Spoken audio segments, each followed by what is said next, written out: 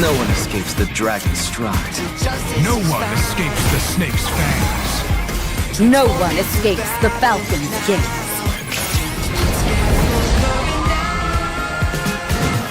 Fighting for the righteous justice, fighting for the priceless truth, blurring all the lines between the bad and the good. Fighting for the justice, no matter what we do. Three perspectives, sharing one objective, Everybody's fighting for the truth.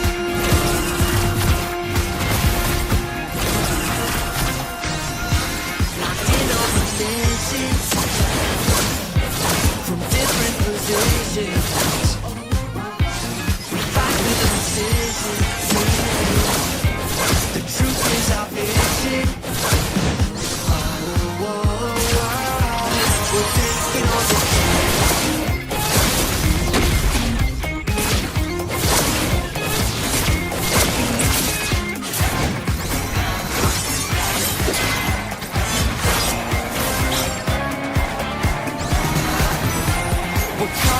justice on the battleground. We're not stopping till it's found. Nobody can judge our passionate actions. The gavel's coming down. Fighting for the righteous justice, fighting for the priceless truth, blurring all the lines between the bad and the good.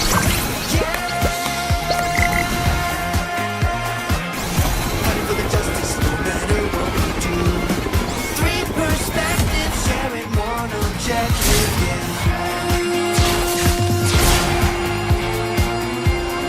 Justice calls!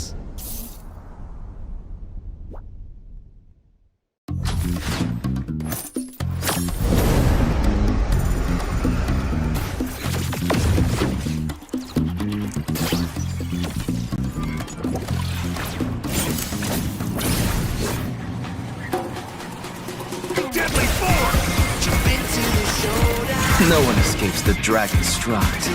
No one escapes the snake's fangs. No one escapes the falcon's gaze.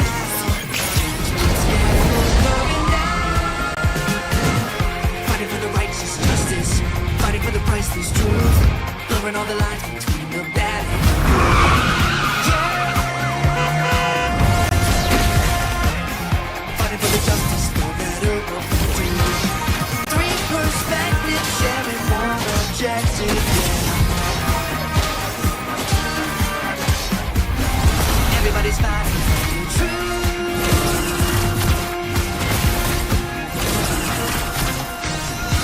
Locked in on the missions from different positions. We fight with precision. The truth is our vision. We're taking on the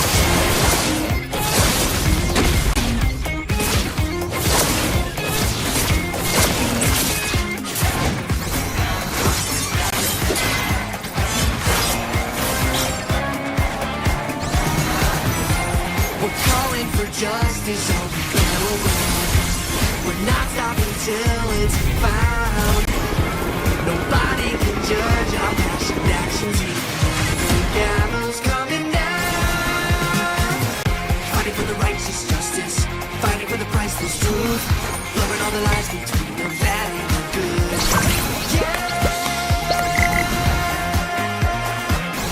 Fighting for the justice, no matter what we do. Perspective, sharing one objective,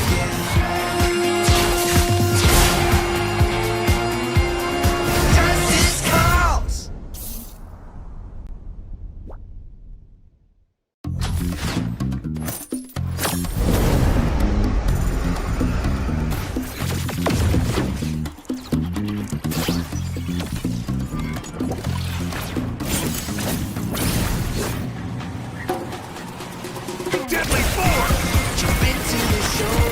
No one escapes the dragon's stride.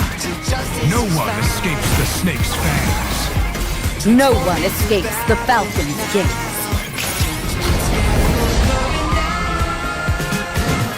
Fighting for the righteous justice, priceless truth, blurring all the lines between the bad and the good.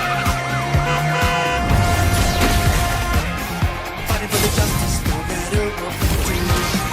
Three perspectives, sharing one objective. Everybody's fighting for the truth.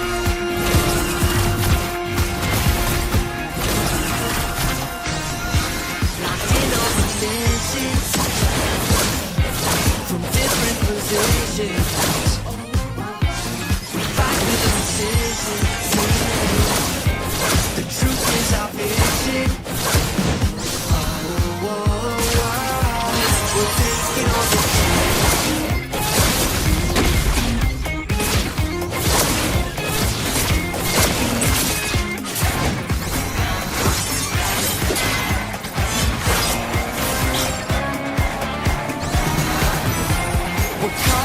justice all we battle with. We're not stopping till it's found. Nobody can judge our passion actions. The gallows coming down. Fighting for the righteous justice, fighting for the priceless truth, blurring all the lies between the bad and the good. Yeah. Fighting for the justice, no matter what we do. Perspective, sharing one objective, yeah.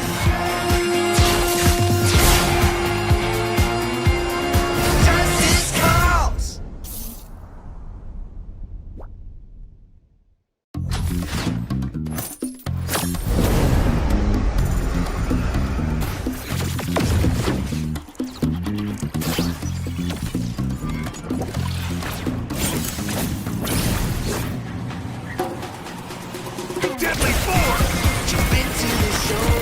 No one escapes the dragon's stride. No one escapes the snake's fangs. No one escapes the falcon's gaze.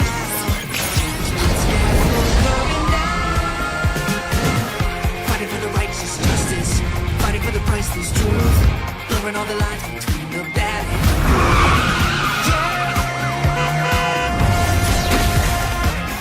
Fighting for the justice, no matter what we do.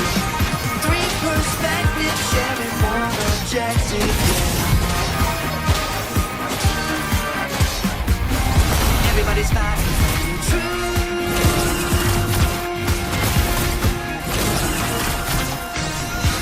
Locked in on missions, from different positions. We fight with precision. The truth is our vision. We're taking on the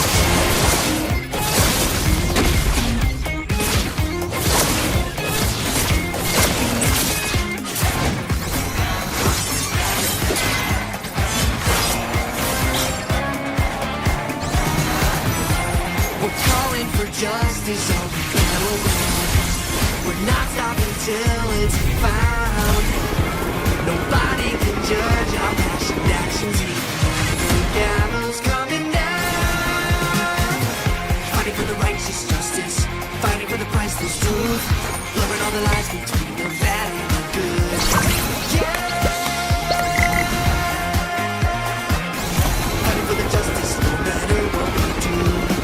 Three perspectives, sharing one objective, yeah.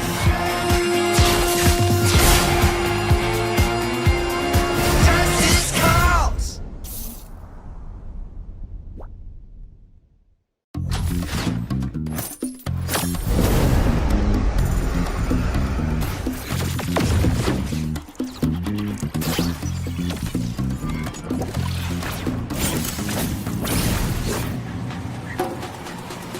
Deadly force! Jump into the showdown. No one escapes the dragon's stride. Justice No is one found. escapes the snake's fangs. No one escapes the falcon's gaze.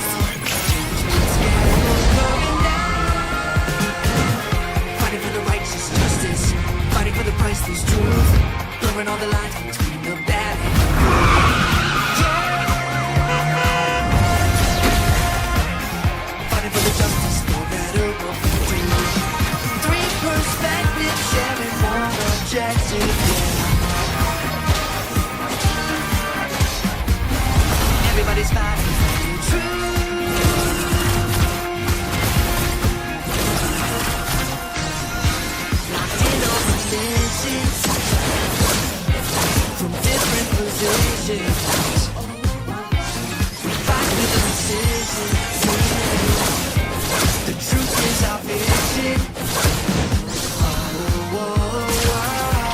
We're taking on the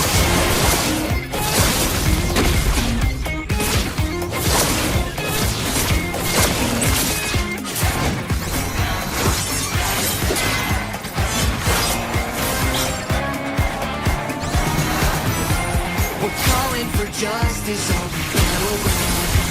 We're not stopping till it's found. Nobody can judge our passion actions. The gallows coming down. Fighting for the righteous justice. Fighting for the priceless truth. Blurring all the lies between the bad and the good. Yeah. Fighting for the justice no matter what we do. Three perspectives sharing one objective, yeah.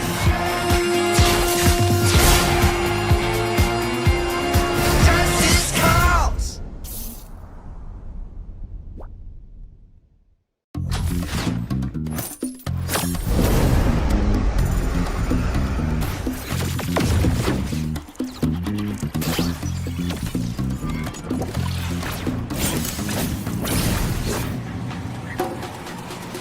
Deadly force! Jump into the showdown. No one escapes the dragon's stride. Till justice No is one found. escapes the snake's fangs. No one escapes the falcon's gaze. Fighting for the righteous justice. Fighting for the priceless truth. Blurring all the lines between the bad and the good. Yeah. Fighting for the justice no matter what we do. Three perspectives sharing one objective, yeah. Everybody's fighting for the truth.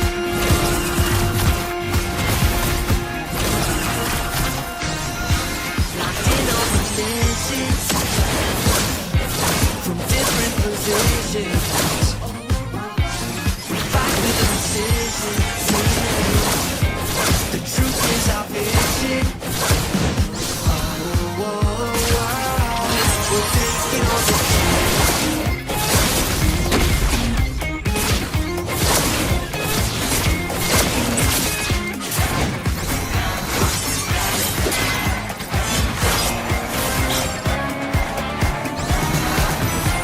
We're calling for justice on the battleground.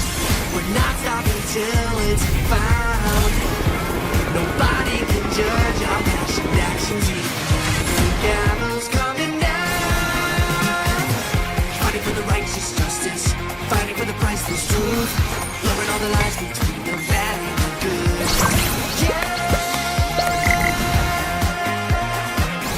Fighting for the justice no matter what we do. Three perspectives sharing one objective, yeah.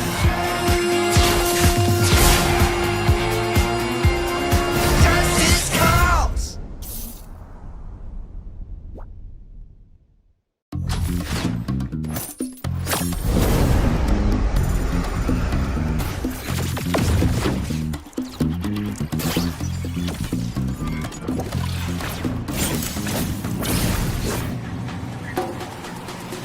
Deadly force! Jump into the showdown. No one escapes the dragon's stride. Till justice No is one found. escapes the snake's fangs. No one escapes the falcon's gaze. Fighting for the righteous justice. Fighting for the priceless truth. Blurring all the lines between the bad and the good. Yeah. Fighting for the justice no matter what we do. Three perspectives sharing one objective, yeah. Everybody's fighting for the truth.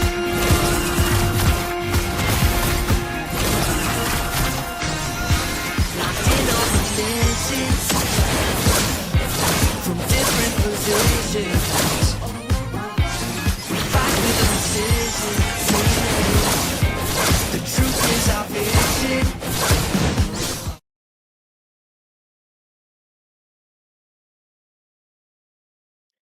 After a gruesome Swiss stages, we're going to be heading into the main events of the Northeast Underdog Tournament 2.0, presented by your one and only WarDrum Games. And what an exciting Swiss stages they were, but of course, it's already been in the past, and what we need to focus is on the present and the future. And the future is going to be, of course, the grand prize, but of course, tonight's event is the first day of the playoffs, and we're going to be seeing few teams rise up to the occasions. Of course, our schedules are stacked. We're going to be seeing all the top teams from the Northeast. Of course, the top dogs fighting for the toppest of position, I would say. But anyways, of course, I would introduce myself first. I am your caster and your anchor for tonight. At the beginning, I am Ray, and joining me is, of course, our beloved CEO, Fredo himself. Hello, you don't have to introduce me like that. I'm just a caster, just like you, Just Mr. a Ray. caster We are today, here. of course. The Yes, of course, just a CEO, caster. the CEO in C, the CEO, C in CEO stands for caster. Yeah, But yeah, caster, jokes of aside, course. of course, Fredo, nice to have you. Yep, we are here today to cast the first game of the night, which is going to be between Team DNS and Team MAF. Of course, Team MAF, they have definitely been a team to look forward to because, I mean, in the first tournament, they did perform well, but, not up to the level where we would have expected out of them. But this time, damn, they have really surprised us with the plays.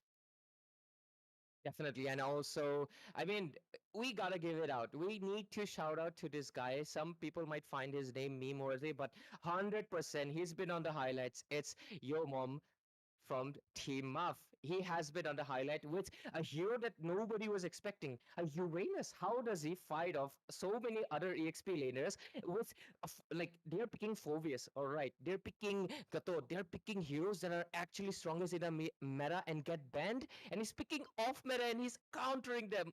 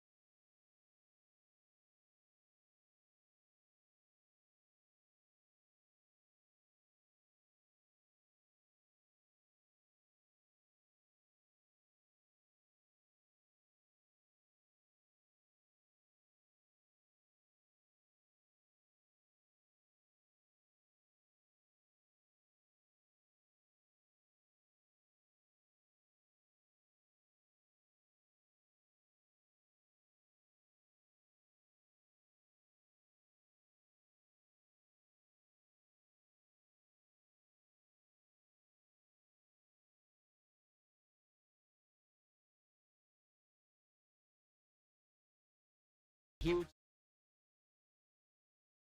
My gosh, what is this? WarDrum Games, leveling up their production, leveling up the intro. Because, ladies and gentlemen, welcome to the land of dawn. This is the first day of the playoff stages. Screen is right in front of you. This is Dark Season 2. And we're going to be kicking things off with spicy Game 1 best of 3 double elimination between Team DNS and Team MAF. Huge credits to the production team in WarDrum Games. And of course, onto the casting desk. It's me, Ray, and joining me is Fredo.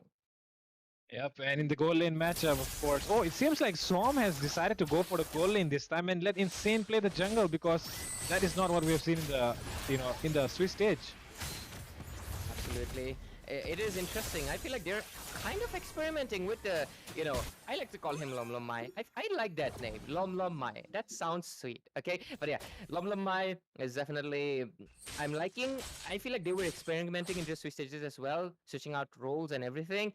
But let's see how good it works out. But yep, no first blood being drawn yet, just poke left and right. But Insane being on his special lane, I would say, because he has been playing jungle for the longest in Team DNS. So I feel like maybe that's his comfort spot, but that is the 15-second clock the turtle is going to be coming in.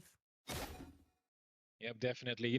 I mean, at this point, where you are in the playoffs, you cannot really afford to make mistakes. Even if the draft of Team DNS looks like it's experimental, but the lineup is definitely not, because, I mean, you trust Carp more because you know that this guy has been the one who's carried DNS in those situations where we have never imagined, right? So yeah, that's why. DNS going back to the basics. Let's see though, turtle fight already happening. Turtle fight, and there's the engage coming in. Fredo, look at that. Insane gets the turtle and secures a kill as well. Yeah, this guy, first blood. Oh, wants to go in for more, it seems, but oh, Duba does come. Okay, seems like they're trying to double lane duo bar right now, so, trying to get those stacks as quick as they can. Makes sense though, but did that tornado I save him or not? Because I feel like Array was so prepared to toad Duba. He doesn't even have the flicker, but Insane, he's looking for a target. Is it gonna be there or not? But I don't think so. First blood already been drawn, and also turtle into the hands of DNS. Despite having what you'd say a very unorthodox mid lane, they somehow still have the early lead. Yep, and look at that. They're melting down the high loss actually, and that just speaks for itself that these people, they know the draft, they know the game, and that's the reason why they went for this Gordon Lela despite everything that anyone might say, right?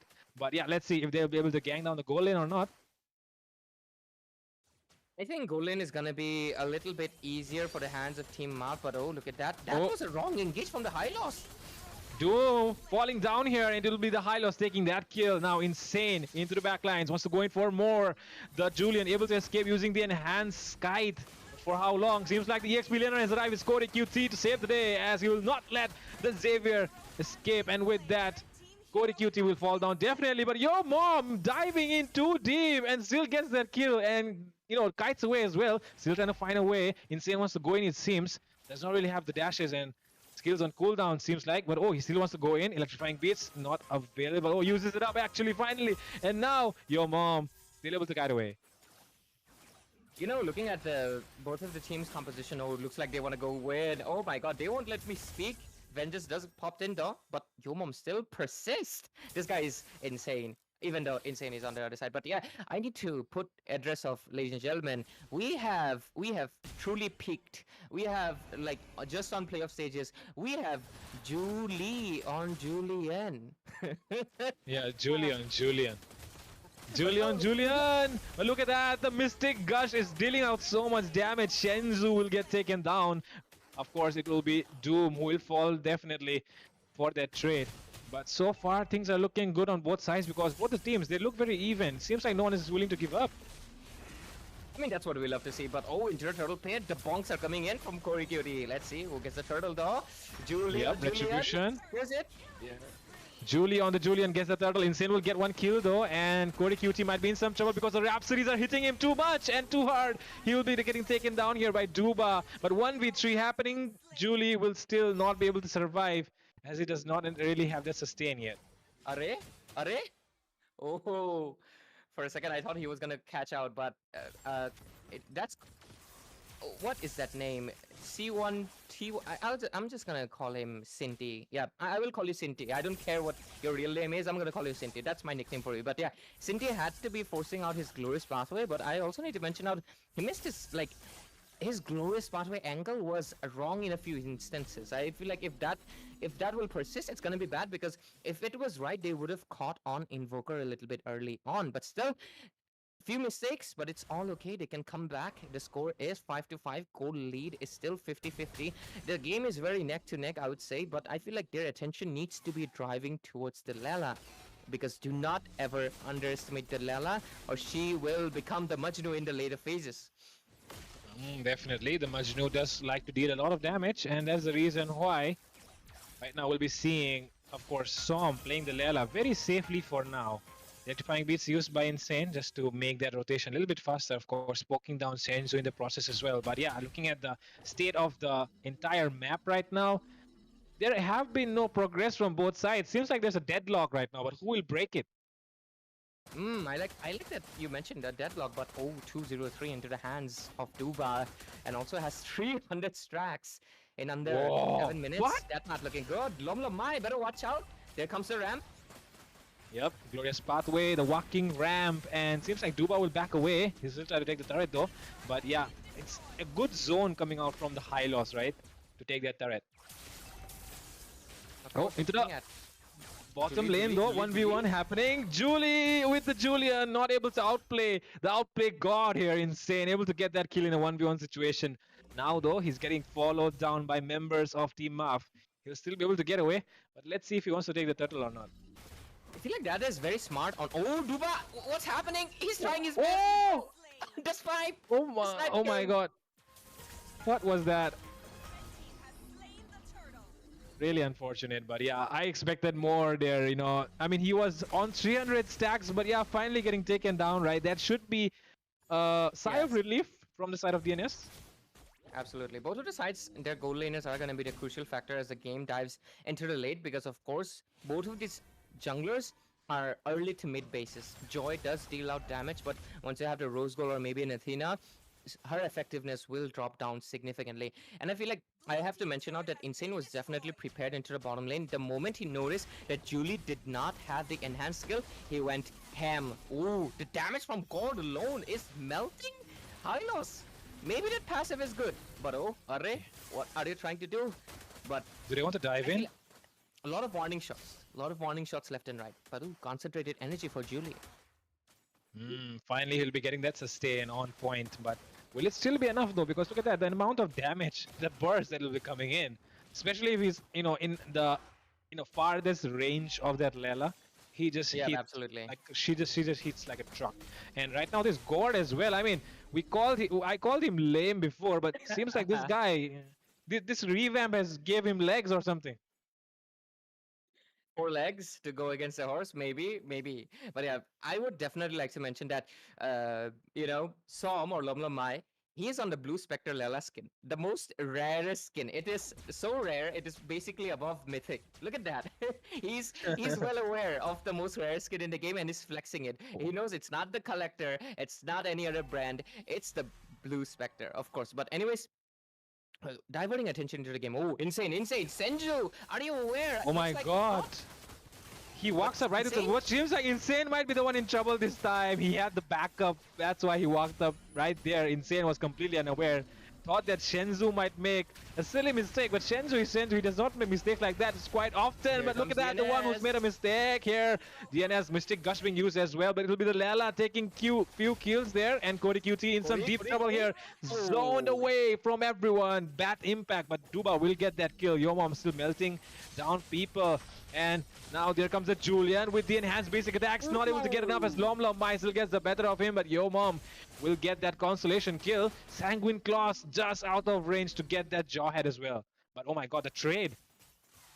You know, trades have been made a lot in this game, and I'm really loving it. It's gonna be 10 minutes. Insane is so hungry, but I feel like there was some hesitation into the top lane. He was confused. He was like, do I kill Senju or not? And in that split second where he was contemplating, he got taken down.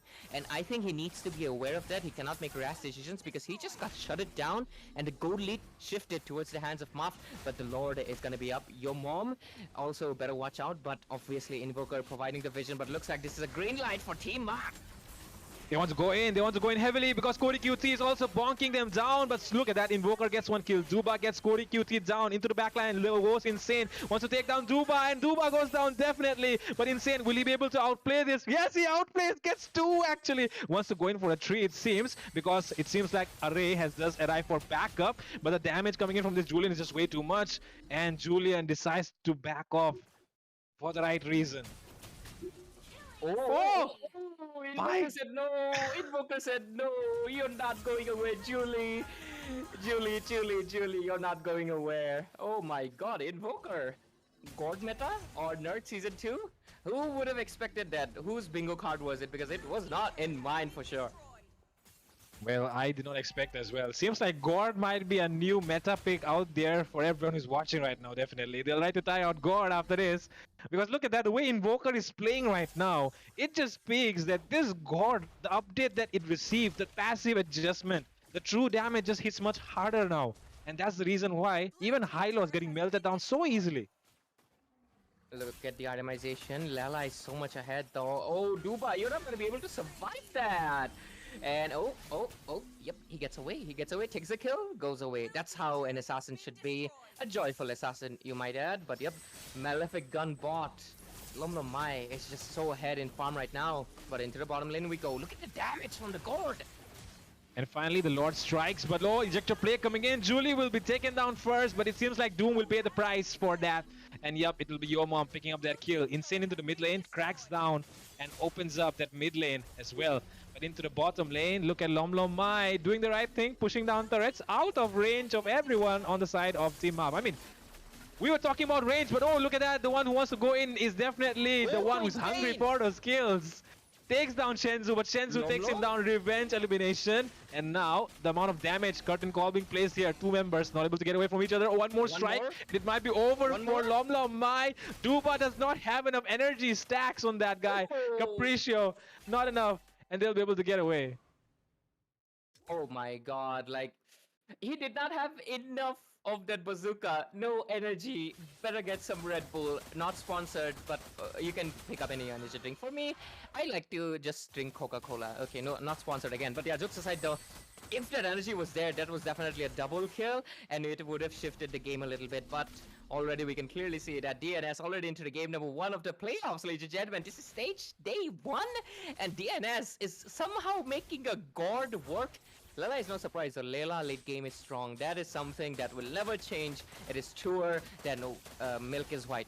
Okay, but the Gord, 100% unexpected. It was not in my bingo card at all, but 13 minutes in, there is a 3,000 goal lead. Maf has plain discipline, but definitely DNS tonight has been showing a really good form. They're making good use of the new patch note and really showing a lot of advancement. There is also the rose goal, so just in case there's a burst coming in from the hands of either Julie or Duba, don't get one-shotted, but Lomlo Mai, better watch out. Yo, Mom, do you have any decision to make? Let's see.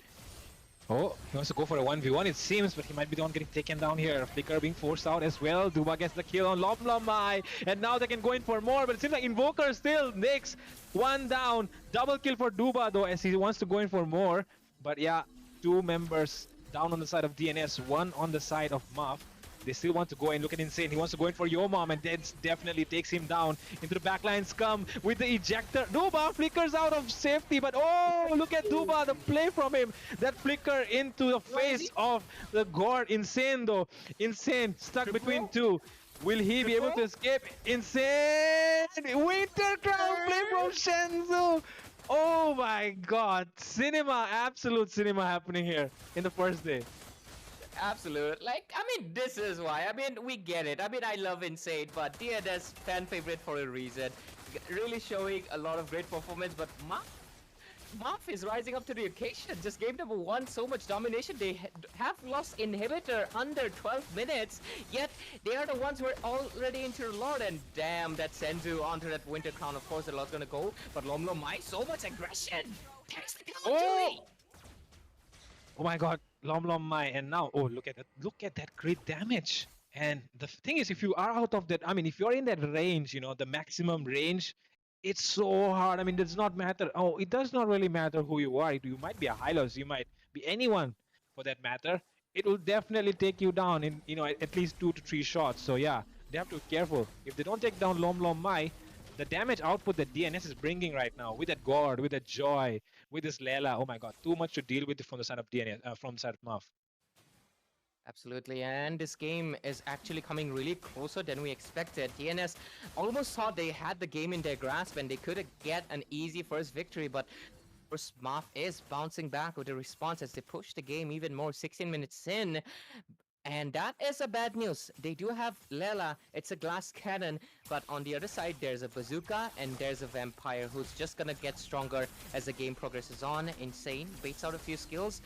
Warning shots left here and right, few resources being baited out as well. Mid lane defended, for how long is gonna be the question. Team Marv trying to gain a little bit of map control, trying to get what's lost, but let's see, the bot lane, the Lord does look healthy, but for how long the turret is gonna go down. Look at that. And Mystic Gush to zone them away. I mean, who really does that? Invoker himself.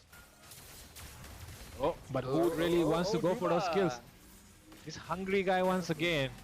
Feed insane! But oh, look at that. Seems like the ones who wants to go in for Duba is definitely Doom, but Doom might get taken down here. Will surely be getting down here by Duba. And you know that they are trying to hunt down Duba. The fact is they cannot keep doing this all the time. But oh, Shenzhou comes in with the Winter Crown play once again to save the day. Cody QT taking a lot of damage. Mystic Gush being used. They're outside the range. Cody QT definitely taken down. And now, Lom Mai, of course, they'll be depending a lot on him. But the thing is, if they get out of his range, he does not really have enough mobility to catch up. And we better have to highlight the item swap that came for Dubai. Even if Jawhead took him down there, he swapped out the immortality immediately when he was in midair. Duba, fast heads. Like, I think this guy could be maybe he's a part-time assassin player and we don't know because that was insane. Oh, War-X into a Granger. And not a lot of people prefer it, but it is a good option for the sustain because look at that. He's able to heal up in team fights. Really good decision because of course he's also going in with the killing spree. 59 stacks on the Skypiercer and 700 under 17 minutes. That is very good.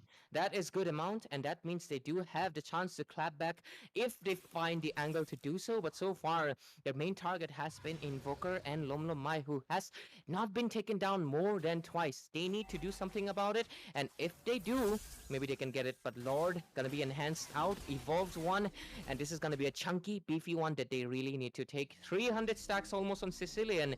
One-shot capabilities really good on both hands. One side Layla, one side Sicilian, and of course we have the Bazooka Man, the Granger. Definitely. Game is progressing further, and we definitely knew for sure that Insane definitely wants to go in for the kill there. Mystic Gush being used as well. Glorious pathway has been placed. The angle is not right once again. Shutdown coming in from Lom Mai. It will be Duba getting taken down finally, and Lom Mai gets a double. Wants to go in, it seems. Cody QT going all alone on Shenzhou. Winter Crown play coming in. Reverse clap back, but no, it will definitely be Julie getting that kill, and now seems like Doom might be in some trouble. Ejector play coming in. Lom Mai gets one more down with this Lela pick. DNS and oh my god, these people, Gord and Lela, I mean, I can't believe this.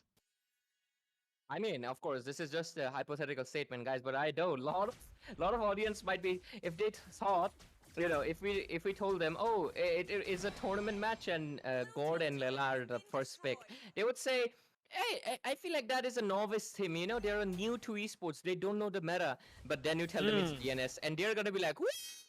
How does that even make sense? It doesn't make sense at all, but they're making it sense extremely. The Lela is obviously coming up to shine, but I'm actually really surprised. The main highlight factor is definitely the fact that the Sicilian, despite having 300 stacks, of course he has the damage. Senju is not underperforming at all. It's just that DNS has been finding the right angles to make sure his utilization is bad, but look at Insane. He wants to go in. Lord walks in on the base. The aura of Insane just too much because look at that. They move away when he comes in. Oh, once again, Glorious Pathway. Oh, my God. Flickers! Mystic Gush, and he takes down Duba out of nowhere. Insane with a double kill. Wants to go in for everyone. Wiped out finally. Even with the immortality swap, it's not enough. And DNS will take that first game. Ooh, okay, okay. We're seeing new stuff. This was new to me. I did not expect we would see, the animation again. But of course, it is a welcome one. But this was definitely a very, what do you say? This was an exciting game for to kick off the playoff stages. This was an interesting match, a match that was something you could not expect because Invoker and Lomlo Mai picking up that Lela and Gord was definitely not in people's list. But honestly, gotta give it out to the hands of Team Moth. There was lot of bounce back, lot of moments that they had. Like it felt like they could have the game in their grasp because definitely Duba with the outplays 100%. This guy deserving of the MVP, but of course, few things came short, and I feel like it's not Julie, it's Julie N. It's just that I feel like the Julian was just not the best pick here, and of course, it was underutilized. But at the same time, let's see because it's still a best of three series, and this is double elimination. Lower bracket does mean they will have chance for redemption, but still, it's too early to say. Game number two is where the main action is gonna be packing. Yep. And now we'll be looking forward to see if Marv can make a comeback or not because I feel like they did play it right, doing that double lane thing. And after that, as well, the thing is, they were giving so much farm to the marksman, the Granger, getting him all those stacks. And that's the reason why they were, able to snowball basically on top of Duba. But later on, when Lomlomai came online, oh my God, what was that? And after that, oh, did you see that Gord? He flickered forward. Gord flickering forward. Oh my God, that was insane. Absolutely. I mean, it was insane. They have insane in team. They also have Lomlom Mai, one of the highlight players right now into the community. Of course, not just in Northeast, but all of like a whole region of India. And of course, I feel like these players are definitely going to be really shining out throughout the stages. I'm really proud that they've made it to the playoff stages because, of course, I mean, if they would take it out early, I mean, I would not expect it, and of course, they did not disappoint us. They came in into the playoff stages, and this is just day number one, game number one of best of threes, match number one as well. And they've given us a lot of like this is a full-on great meal. But of course, we're gonna be diving straight into game number two immediately. Don't go anywhere, ladies and gentlemen. I mean, we're not taking any break. I'm just reminding you, and of course, we have to highlight also one more factor for anybody who's excited to see the Kimi, Yushin, and Glue to be played by your favorite players. Just for a reminder, ladies and gentlemen, to make sure it is fair play for everyone, new heroes and revamped heroes will be banned for 2 weeks. Just for anyone who's still not aware, of course, if you want to stay up to date, follow WarDrum Games on Instagram as well. We will notify you there immediately first. So yeah, of course, if you have Instagram, follow there, and of course, other links will be in the descriptions given below. But yeah, that's it. Kimi, Yushin, and Glue are banned, and they will not be allowed for 2 weeks. So if you are looking to see them, of course, there are gonna be more matches to come in future, and of course, more tournaments from Modern Games as well. But spoiler territory. But yeah, that is for all. But let's address it. What do you think? I feel like Marv, Julie was not the issue. I feel like the Julian came in a little bit short, and I think we might be entering an era where Julian might not be that viable anymore. Definitely. If you see the side of team, if you see the side of team DNS, they have a Gord, they have a Lela. I feel like as with a Julian, you can only do so much. Like, okay, you might win out, it might be 50-50 in terms of objective fights. But what about taking down those backliners? Because if you're not Exactly. troubling Yeah. them, then like they're going to free hit on you. And if they free hit on you, your frontliners will get melted. And of course, they already have a Gord, which the passive revamp is just too good because it melts down anyone right now. So it's like, Mhm. Lela and Godfrey thing, melting down the frontliners. Now you're left with no one. And like we were talking about, they have this Granger, they have this Sicilian. The range is good enough. And on top of that, you have that high loss in front of you. But if the high loss gets melted, then Sicilian and Granger are basically free food for the joy. And that's exactly what happened. Yeah, and I feel like despite the fact that they picked up a very squishy online, team DNS was able to obviously make it much more better because of the fact you mentioned is that Julian is in a very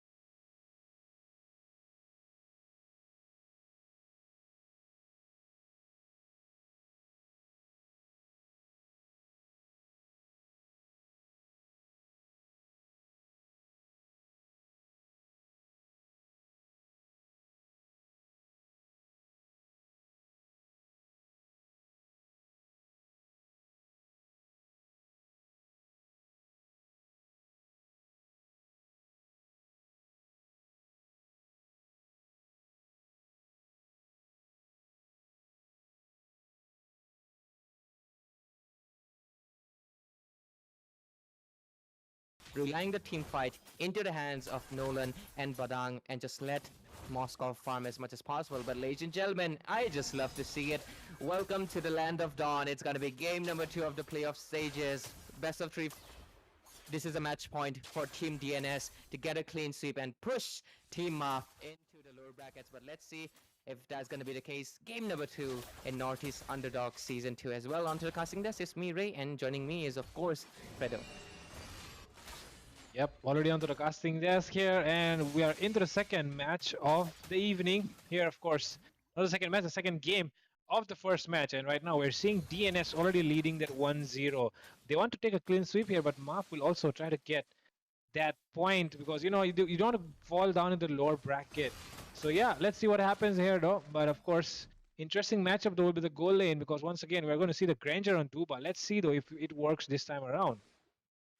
I feel like Duba really did play well. It just feel like there were some mishaps here and there because of the... I mean, Julian was definitely the fact that he was... I mean, despite the jungler struggling, Duba did a really fantastic job. But oh, immediately into the early game. That was close. Senju just barely skipped it off, but yep. Into the early game, Nolan showing his prowess. Let's see. The turtle is going to be coming in quite soon. The goal lane matchup, I would say it's 50-50, but look at that bottom lane. What happened? Insane! We just oh my god away for a second. What happened to you? Oh, it seems like he wanted to go in for the EXP grab, but you know, behind the grab is that bush where you don't really get too much, you know, information unless one of your teammates is there. So yeah, that might probably be the reason. Insane getting caught there in the wrong position. But yeah, look at that. Doom does not want to give away this turtle, right? Because he understands the significance that you have. You know, with the Suyo, you want to get snowball. So they're not allowing Suyo to have that for now. But let's see if Julie will still be able to take it away or not. Absolutely. And oh, already look at that AOG. There is just no... Freezer Glacier coming in as well. And with that Yin Yang reaction, but not really enough done here. Insane, still dealing.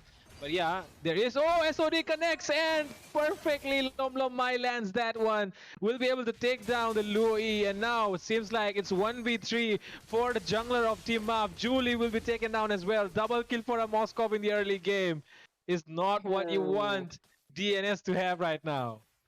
Lom Mai, it's just like it looked like Team MAF had the early lead, but oh, Yo Mom really wants to go in, but of course this hurdle gonna go into the hands of Team DNS, and I feel like Yo Mom, chill, because I feel like he was trying to buy out time, but look at the position of the jungler as well, because Julie is just so far away, so I feel like he should not waste out resources and do not like risk his life, of course, but also gotta give it out to this man, Lom Mai. Like, it was 0 for 2, right? And he came in, took the double kill, all for himself. And right now, he's gonna be leading on for the gold. It's gonna be really interesting. Not much gold gap yet, but you can clearly see the intimidation is there. Second thing, Nolan versus the... Okay, EXP lane, lot of poking. Oh, of course, the 100% win rate holders here, Badang and the Phobius.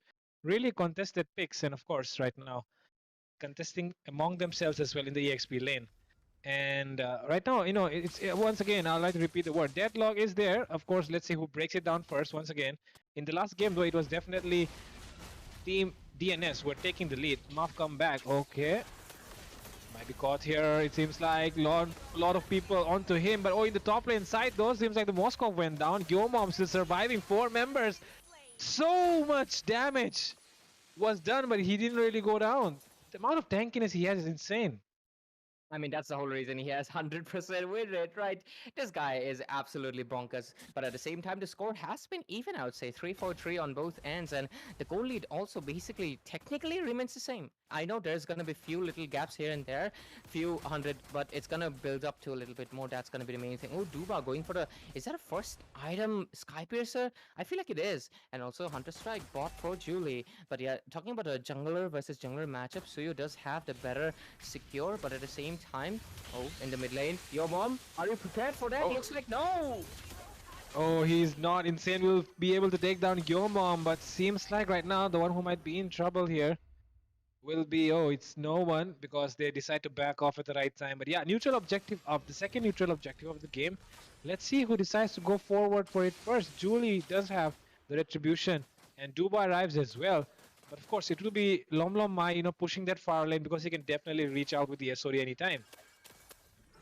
And I feel like, oh, but the response to the SOD, no, they want to go in for Insane? They want to go in for Insane, but he detects it? Is it? Oh yeah, but look at that, they're going in really heavily, and there comes the glorious pathway. The carpet has been there, and now there goes SOD arrives, Insane with a kill on Louis, and with that, the fist crack is also there. Region clear being used does not really connect. AOG lands on no one as well, and Maf, they're wasting a lot of skills at this point, and it's not looking good here. And still Duba will be able to get one, wants to go for two actually. Duba still going in, 4 members onto the Aurora. One more Death Sonata. One more Death Sonata. Flicker from Duba and gets Invoker down. That was really close, but still the game is 50-50 because, ladies and gentlemen, what do we have here? Because Maf and DNS going neck to neck, choke to choke, because 5-for-5 score. This is gonna be interesting, but yeah, the momentum has not been into the hands of any team just yet, but looking at how the turrets have been, oh my god, I just noticed the turrets are also the same. The goal lead is the same, but the score is not. Whoa! Look at Insane, making like, oh, you think the score is the same? Nuh-uh, I'm gonna take down Senju. And I think he needs to watch out. Let's look at the itemization. I feel like Insane. Okay, he has 2 items, and so does Moskov. There's gonna be a lot of attack speed and damage coming in. But at the same time, Duba is catching up to the farm, because look at that 5.5k gold lead instead of Moskov only 4.8. Duba is actually ahead of Team DNS right now, and they need to do something about it. But the position from Duba, man, gotta give it out to him. But yeah, so far, other tanks and mages, I feel like they have similar itemization. Nothing else just yet. The glowing one though, but 300 stacks under 7 minutes. Duba with the consistent stacking on each game. Turtles spawning in 10 seconds. Let's see what's gonna be the response. And I really love how Maf, look at their positioning. They're really covering Duba, making sure there is just no Nolan. But Insane! Oh, SOD does connect onto Duba. Duba with the attack speed. He wants to go in. Momlom my 1 HP. The regen helps him get more out of it. And yeah, he'll be able to survive. But it will be Cody QT getting taken down. Insane wants to go in, it seems. Able to dash away, but it will be Invoker taken down instead. Corey QT comes in with a glorious pathway. And there goes Lom Mai. Still dishing out damage. But PD will decide to AOG away from everything. But diversion play coming in, it seems. But they won't like to commit because of course there's no one to back it up right now. And with that, Insane aware Duba able to dash away using the Rondo, but it's still not enough. Lom Mai getting chased down. Yomom as well, look at that, he's chasing down Insane, 1 HP, able to survive. But my goodness, that was so close. The Rondo was on point. That was definitely on close, because I feel like oh my god, this guy, they are not leaving Duba.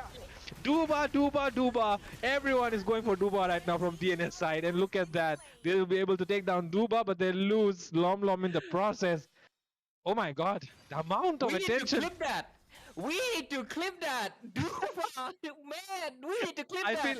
Clippers, you gotta clip that. Duba's who is doing his absolute best, but oh my god, Lom Mai says the most biggest oh my ever. god.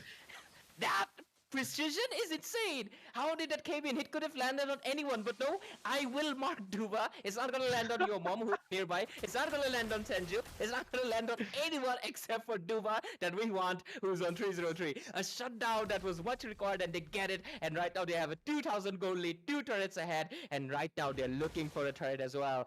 Team DNS and gotta get like this game highlight. Lom Mai. Can we pay respects to Duba right now, because I feel really bad for this guy. Honestly, I mean, I feel really bad. Yeah, like look at him. He's trying his best. He's able to Rondo. He's able to flicker. Everything is trying, but it's not working, because like when you have 3 or 4 people on you, what can you do? Even your frontliners don't really have enough, right? Because they are getting melted. So it's like Duba has no choice. But yeah, for now though, DNS onto the neutral objective, of course, the first lot of the match, and there seems to be no contest. And look at that SOD, man. Lom Mai with the SOD is something to be talked about. Into a lot fight though. Look at that, Fredo. So much damage this time around. Yes. Maf and with back. that, Lord might be getting resetted here. Insane as well. very low right now, and Duba is very healthy. Oh, it seems like there is a diversion play coming in, and Insane will definitely be aware of the situation. But let's see if he's able to get the retribution right or not. Insane with the retribution. No, it's Duba who takes that Lord and shut down secured here by the Phobias. And now they want to go in, chase down members. Wall comes in, still, and will be able to get away. No, he not. Because Corey QT will fall down. But look at the attack speed of this Moskov. Wants to go in for the... Oh, he wants to go in for 3, it seems. But no, Lom Lom Mai will be getting taken down with that Rhapsody from Duba. And my goodness, what a game it has been. This has been an exhilarating and a full-on neck-to-neck competition. It just keeps on going back and forth, and gotta give it out to both of these goal laners. But I feel like in this team fight, of course, Duba was the one that came out on top. It's not because he won out the 1 versus 1. I feel like there was a slight miscommunication from the hands of Team DNS because, you know, Lom Lom Mai did not come in into the team fight, and not having Lom Lom Mai really made them lose out the competition, even though when he came back, he was found in the midst of a little bit of a bad position. And look at that, so much damage into the hands of Duba. There's a questionable ramp being used, but it's all okay. Right now though, DNS, they're really getting pushed back. Oh, there's an AOG as well, but so far a lot of resources being baited out just to take down the map control. 11-12 score, under 12 minutes in. The goal lead is similar, but of course Maf is definitely showing they're in here for the competition. They're not gonna go to lower brackets that easy. Definitely, of course, you know, you came here, you know, going through everything in the Swiss stage, and now if you go back, of course, you do not want that to happen, right? So look at that, Maf putting up a really good fight in this match. Of course, Duba always, you know, being hunted down by members of DNS, but he's able to survive still, and his teammates have been so good as well. I mean, Maf is moving like a unit. There seems to be no lack of synergy from their side. Definitely, I feel like they're really making good use of the fact that they have the 5-man composition with the diversions, and they're also making sure that the diversions are baited out if there's any chance. But okay, let's look at the itemization. Moskov just needs that wind of nature to have that upper hand over Duba, but Duba is aware. But oh, there's a diversion cooking up. 5-man ultimate. Oh my god! Oh my god! He was not prepared. He was just not prepared for that. He got baited out, detected out, whatever term you want to use, but not having the jungler, 30 seconds in, he's going to be coming back in 20. I feel like Team DNS can still commit to the Lord because they still have time. Yep. But will they be able to fight though? Because look at, I mean, even though you have a goal laner, I mean, see, on the side of Team Maf, their goal laner is always there for the fights, dishing out the damage. But when it comes to Lom Lom Mai, he's not there for the fights, he's there for the split push. And he arrives as a finisher. So it's more like they're depending on his teammates to do the damage. But meanwhile, oh, another diversion play coming in. Seems like they wanted to go for the Moscow, but Lom Lom Mai is one step ahead.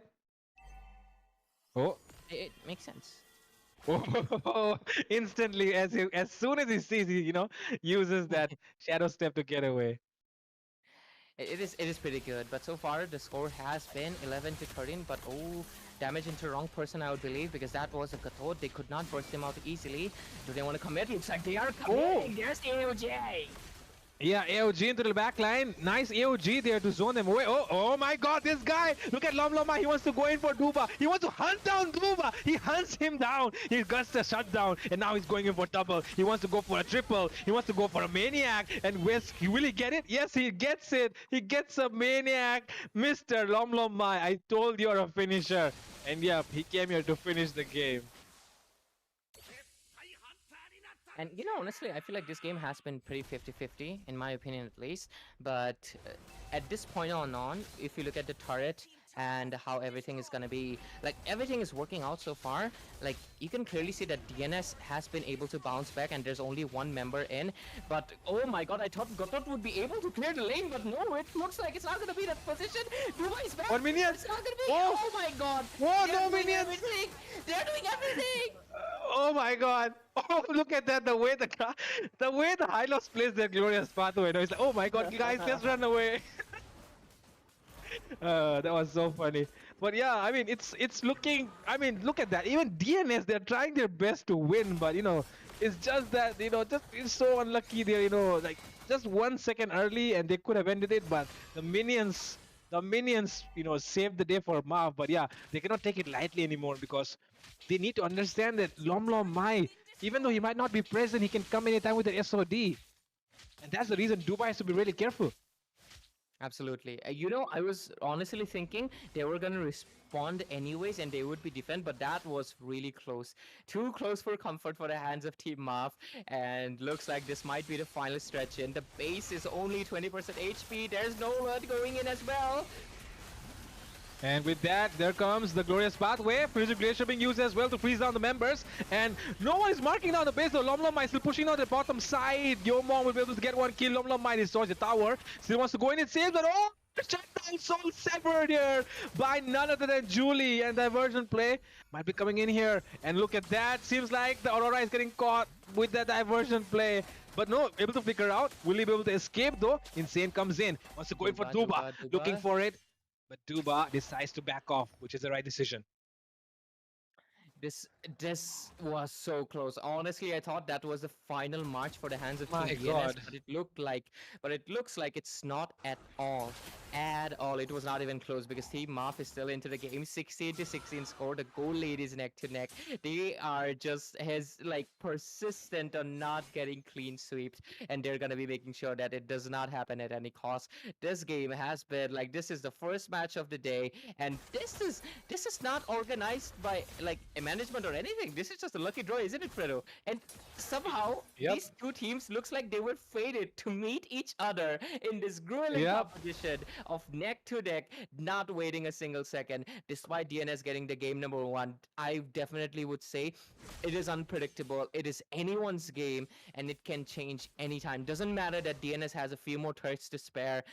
One wipeout, game over for hands of DNS, and they need to make sure it doesn't happen.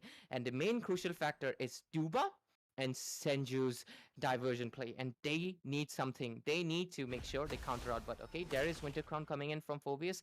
Wind of Nature on both marksmen, so the outplay is gonna be there. And Suyo is making sure that there is no sneaky Moskov trying to look at Phobius as well. Yoma making sure that there is no sneaky Moskov trying to push out the base. But Lord comes in 5 seconds. How do they respond back? Let's say. Yep, right now, Team Maf, they are trying their best to protect Duba, right? And we understand that while they are trying to do that, it still seems like Lomlomai finds that SOD's angle somehow, always lands on Duba and goes in. And that's the reason why every time, Duba appears on the map, the side of Team Maf, they become extra careful that an SOD might land. I mean, that is the main risk factor right now for them, and I feel like it is really the driving force that is separating them from the fact that they really want to commit to a team fight, but how can they do it? For a simple reason, they cannot do so. The main reason is, of course, what we're seeing right now is that the SOD, there's a diversion. Both of the teams, they're playing, making sure to check every bush as much as possible, but let's just see how much it, look at the positioning of, Lomlomai. He has been there for almost a solid minute right now, because I last saw him at 17 minutes 40 seconds. He has not moved. He is waiting for Duba to leave that lane. He is waiting for Team Maf to commit to the Lord, because that is a green light for this guy to backdoor. And Dubai, is he trying to bait out? Because Senju is waiting as well. Will an SOD be coming in? Lord dance going on as well. Things are looking really tense here. Because both the sides, they understand just one mistake is all it takes, because even though you see that DNS does have turrets, does have inhibitors, it's still possible for them. But if they're wiped out, it might be an end. Oh, absolutely. Wow, comes in. Oh, Senju. What is that? No, bait. All warning shots. They are trying to bait out resources right now. They are aware that fully committing is going to be dangerous, because this is 20 minutes into the mark of the game, and they cannot take any stupid risk to throw the game away. Perhaps throw the chance to make a clean sweep for the hands of DNS, and for Team Maf throwing the chance to be forcing a game number 3. And because of it, I feel like we are seeing some hesitance, but it's all okay. This is discipline, and this is good. Yo, mom, better watch out. On the other hand, I love Lomlomai. He is not gonna be moving away from the bottom lane. He has decided to set up his house, camp up there, and he's also... Oh, okay. Louis. It is 50-50. This is 50-50. Yep. Oh, okay. They're looking with the diversion play as well. They know that they also have diversion. On the other side, they have the Moskov. So, and look at Lomloma. He knows Duba won't be roaming around here alone. I know someone is there. But okay, Oh, diversion play backdoor. coming into a. Duba, Do they Duba. want Do they want to? They want to take the Lomlomai? Do they want to take the Lomlomai? Lomlomai? Do they say Lom him? Lom? Lom Lom? Lom Lomlomai. Lom? No. Lom Lom? You Yes, did not know. oh my god, that was such a nice play from none other than I Senju, mean, yeah. okay, we would have said Invoker usually, but no, it's Senju this time who makes that play. And with that, the main member down, I feel like Maf can definitely have control without worrying about that far lane pushing in. Oh, looks like they want to commit in. Look at Batang.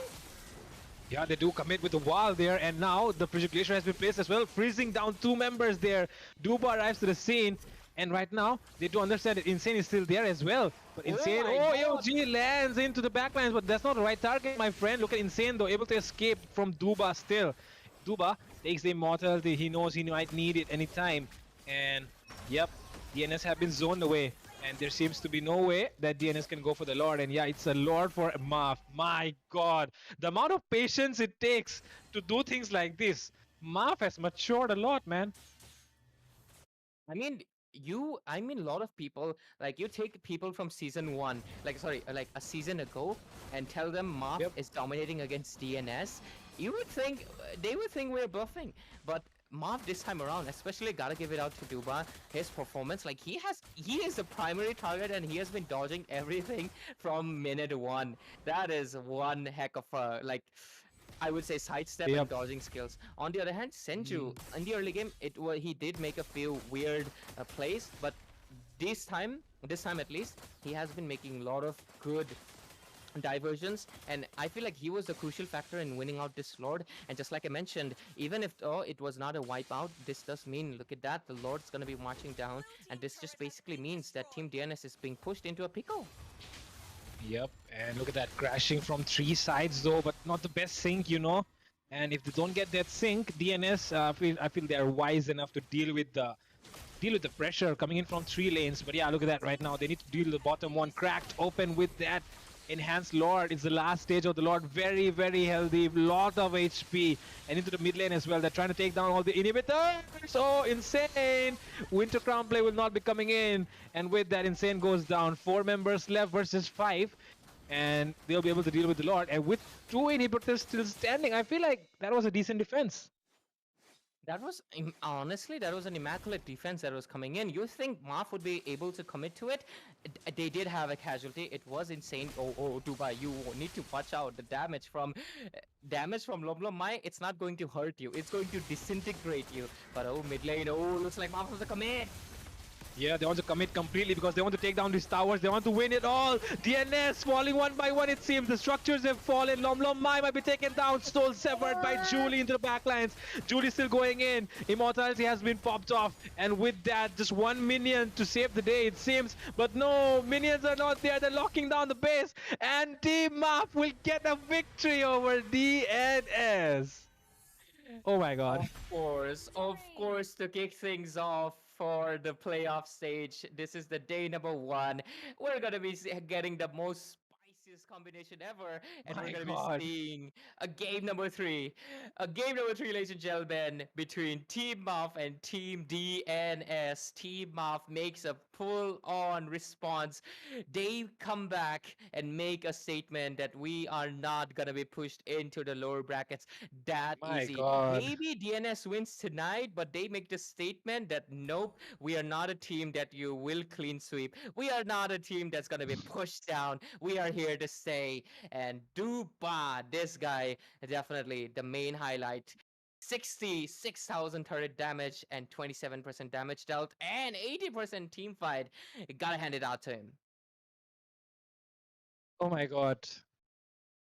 Duba, I respect this guy, man. I mean, if I was in his place till now, I mean, my heart would have come out from my mouth, But yeah, this guy, man, he has balls of steel, basically, because even after everything that happened, he is still here and he's the MVP. He took, I mean, we don't expect the Granger to push. Of course, we expect the Moskov to push. But look at Duba. He pushed down the turrets as well. That's not what you expect. But this guy, man, this guy, gotta give respect. Gotta give credit to Duba this time.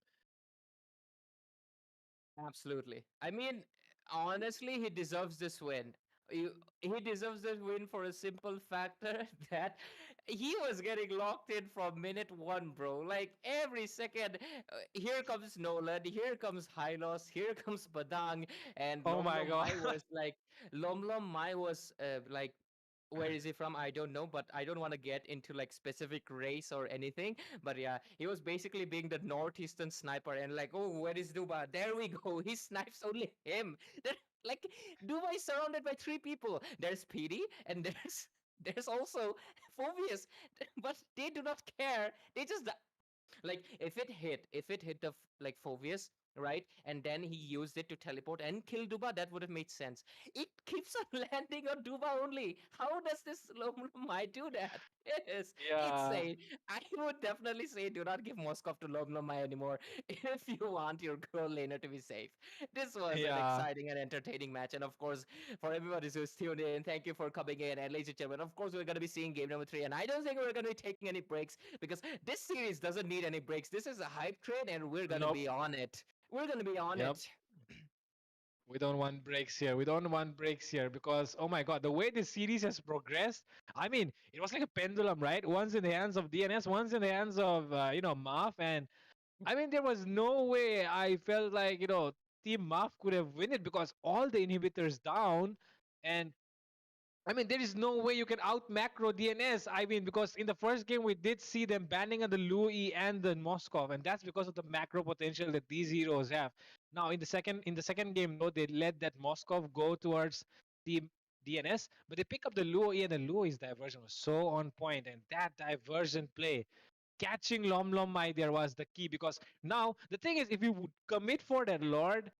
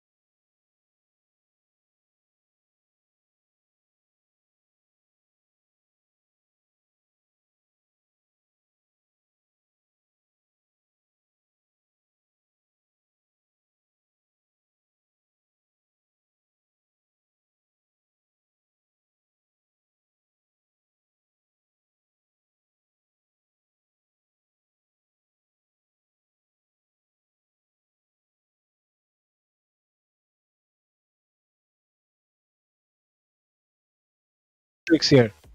Intentional, unintentional, we don't care. I just love Beatrix because she's also a waifu. Jokes aside, though, Yep. Beatrix is.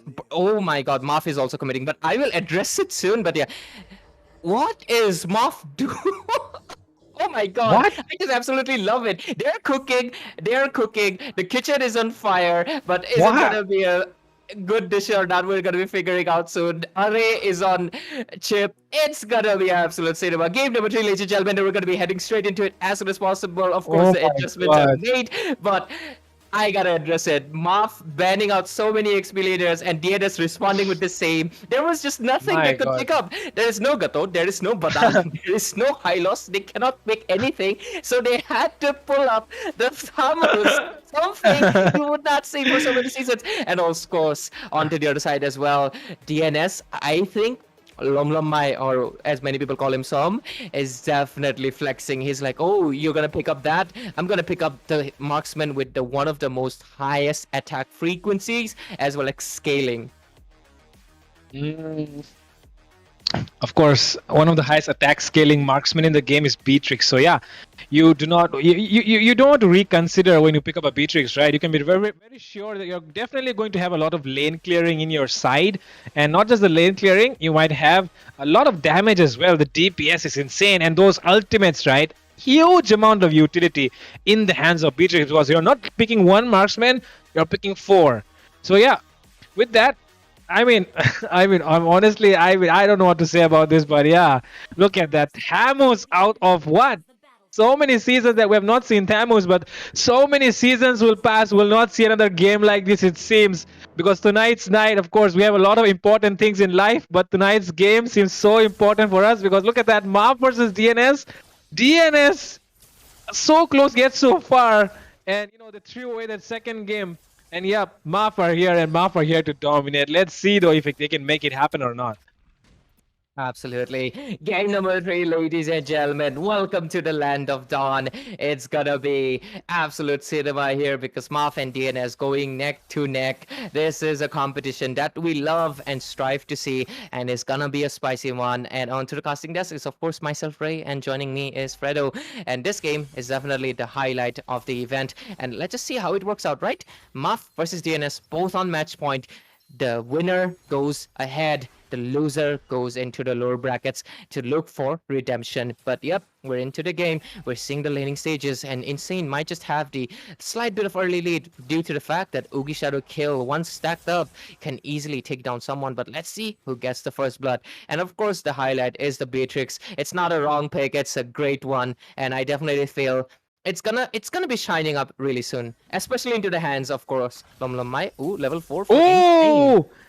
Yeah, he gets that level 4. He had the retribution, so he used that shadow to go in. Yeah, that was smart from Insane. But for how long though? It seems like Julie wants to go in as well. Does not go in completely though. Yeah, doesn't want to commit yet. But yeah, seems like Insane does still have that Oogie Shadow kill. He's keeping it for the right moment. He does not really want to waste it too early. But yeah, Thamus, right? Thamus, out of all EXP laners, I think they could have went for a Chow as well. What do you think? I do think so. They could have went in for that, but I understand. I feel like, you know, of course, rivalry is here, and DNS wants to respond back with a teleportation as well, because I definitely think they want to make good use of that simple fact. But let's just see. Let's just see. Oh. Yo mom on Thamus. I think he's going to be facing a little bit of a trouble, of course, from the Zushin, because he only has one dash, and after it, he's going to be really facing trouble. But at the same time, he can also take a lot of damage. But oh, look at that, the Kalia! Yeah, Tsunami Slam coming in, as well as another M has been used. Electrifying base trying to target the backline, and with that, Cody QT falls down. The one who initiate the fight goes down first. Double kill for the Faramis here. Such a awesome gameplay coming in from Marth. The punishment because of the Netherrealm. They disable everything. But, oh my god, late TP coming in from Cody QT. That was into a turtle pit, Insane. Joy, who gets it? It will be Insane who will get that one. And with that, Julie coming in with electrifying bits. And with that, Tsunami Slam once again, it seems that Cody QT will take down a double kill actually out of nowhere. We might go in for a triple right now. Shenzhou, the only one surviving. Shenzhou does pull Insane. Insane with Yugi Shadow kill. Finish it out, Sanju. And now everything has been, turned around. completely turn around, and the score is 2-4. DNS being themselves and having that early lead consecutively for 3 games overall, but each time Maf has responded back, and Maf was able to come back onto the previous game as well. So let's see if we're going to be seeing a deja vu or we're going to be seeing something else tonight, because DNS is of course the fan favorites. Ladies and gentlemen, do not worry. I mean, we both love these teams, and that's why it's this double elimination. Nobody's getting eliminated tonight, but bottom lane, yo. Oh my god, Avengers assemble! And with that, oh my god, still sustaining everything though. My god. Yo mom, the perfect example of an EX player. Baited out so many things there. But yeah, he'll be taken on surely. But yeah, a brave soldier indeed. Yo mom, we'll respect your sacrifice. I mean, that is classic Thamos, honestly. Like, I mean, if you guys remember, I used to be a kind of a Thamos main, like season 22, where like that guy could basically 1v5. Before he could buy the dominance ice, there is no one that can stop you. So it is understandable. Of course, the anti-heal is not on the table yet. Invoker, as well as I feel like Kalia or maybe the Array is going to be prioritizing it as soon as possible. But till then, we'll have to wait out and see. But look at the poke coming in from Invoker as well. The turtle is going to be coming in 15 seconds though. So far, DNS has been getting the trades. I feel like it's mostly due to Array. But at the same time, let's just see what happens, because yeah, they wanted to use a TP, right? Array was waiting for the right moment, but seems like he won't be finding that for now. And of course, look at that. Insane able to get a purple before he's waiting, but yeah, seems like Yo Mom is already starting the turtle and he does not want to miss out on the turtle. So yeah, he's arriving for the turtle, but let's see who gets the retribution. Seems like Array does put out the teleportation, and with that, Tsunami Slam coming in as well. Lom might rise to the seed, uses the Nibiru's ultimate, Nibiru's passion. But yeah, turtle. Oh, SOD misses out. Shenzu goes down. Invoker as well. Getting chased down here. Insane is 1 HP. Yeah. Oh my god. Will he take the... Oh my god. I thought he... Yeah. Will he take the turtle or will the turtle take him? I mean, insane. I mean, he's definitely insane. Like, he wanted the turtle soup, but if it wasn't for his team, he would have become soup himself. You don't want ninja soup, okay? It's not good. I've never tried, but onto the bottom lane. Yo, mom, what's gonna happen? Is he gonna get taken down? Oh, Invoker gets him there. Of course, you said that, you know, the Zushin will create problems for Samus. And that is exactly what happened. Okay, a pause being requested here by one of the sides. Of course, the referee making sure that, you know, both the sides do not have any problems while they are playing. But yeah, meanwhile, this pause, you know, just while this pause is going on, the Thamos, man, he's doing really great. But the thing is, you cannot really do much with a Thamos when you have a Zushin on the other side, right? Yeah, absolutely. I feel like that is why they came into a pickle. I feel like DNS responding back with their own EXP lane bans was the cherry on top. They already knew they had Korikuti on the Kalia, so they did not have to worry about the EXP lane picks. But the fact that Team Math tried to choke out DNS from a little bit more of an initiator and front line, DNS decided we're going to make sure that you choke out yourself too. And because of it, they did not have many variable options.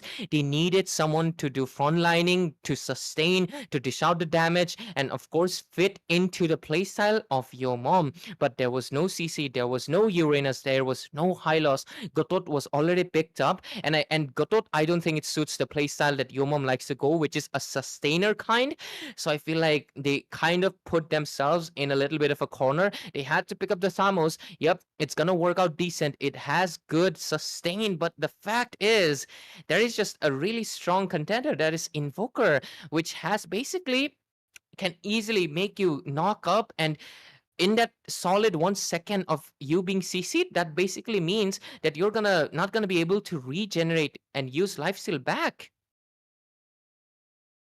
Yep, definitely. You're not going to be able to do that, right? Able to generate the lifesteal, because yeah, you will, if you don't do those basic attacks, if you cannot land them, then you cannot really regenerate, right? So yeah, with that being said, Thamos really going to suffer this match. Marf in terms of draft, of course, but I feel like the Faramis pick was really good though, because they understand that, you know, when you have a tsunami slam coming in on one of your members, you cannot really protect them. There is no way, right?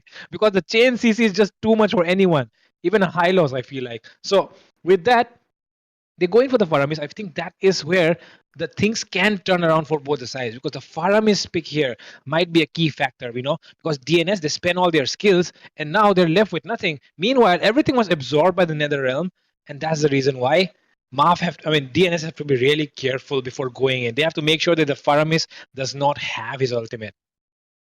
Absolutely. And this game, honestly, it so far feels like it's going to be favoring DNS extremely well because, of course, they were able to choke out on the possibility of the EXP lane, which is, of course, your mom. But okay, here we go, resuming the match.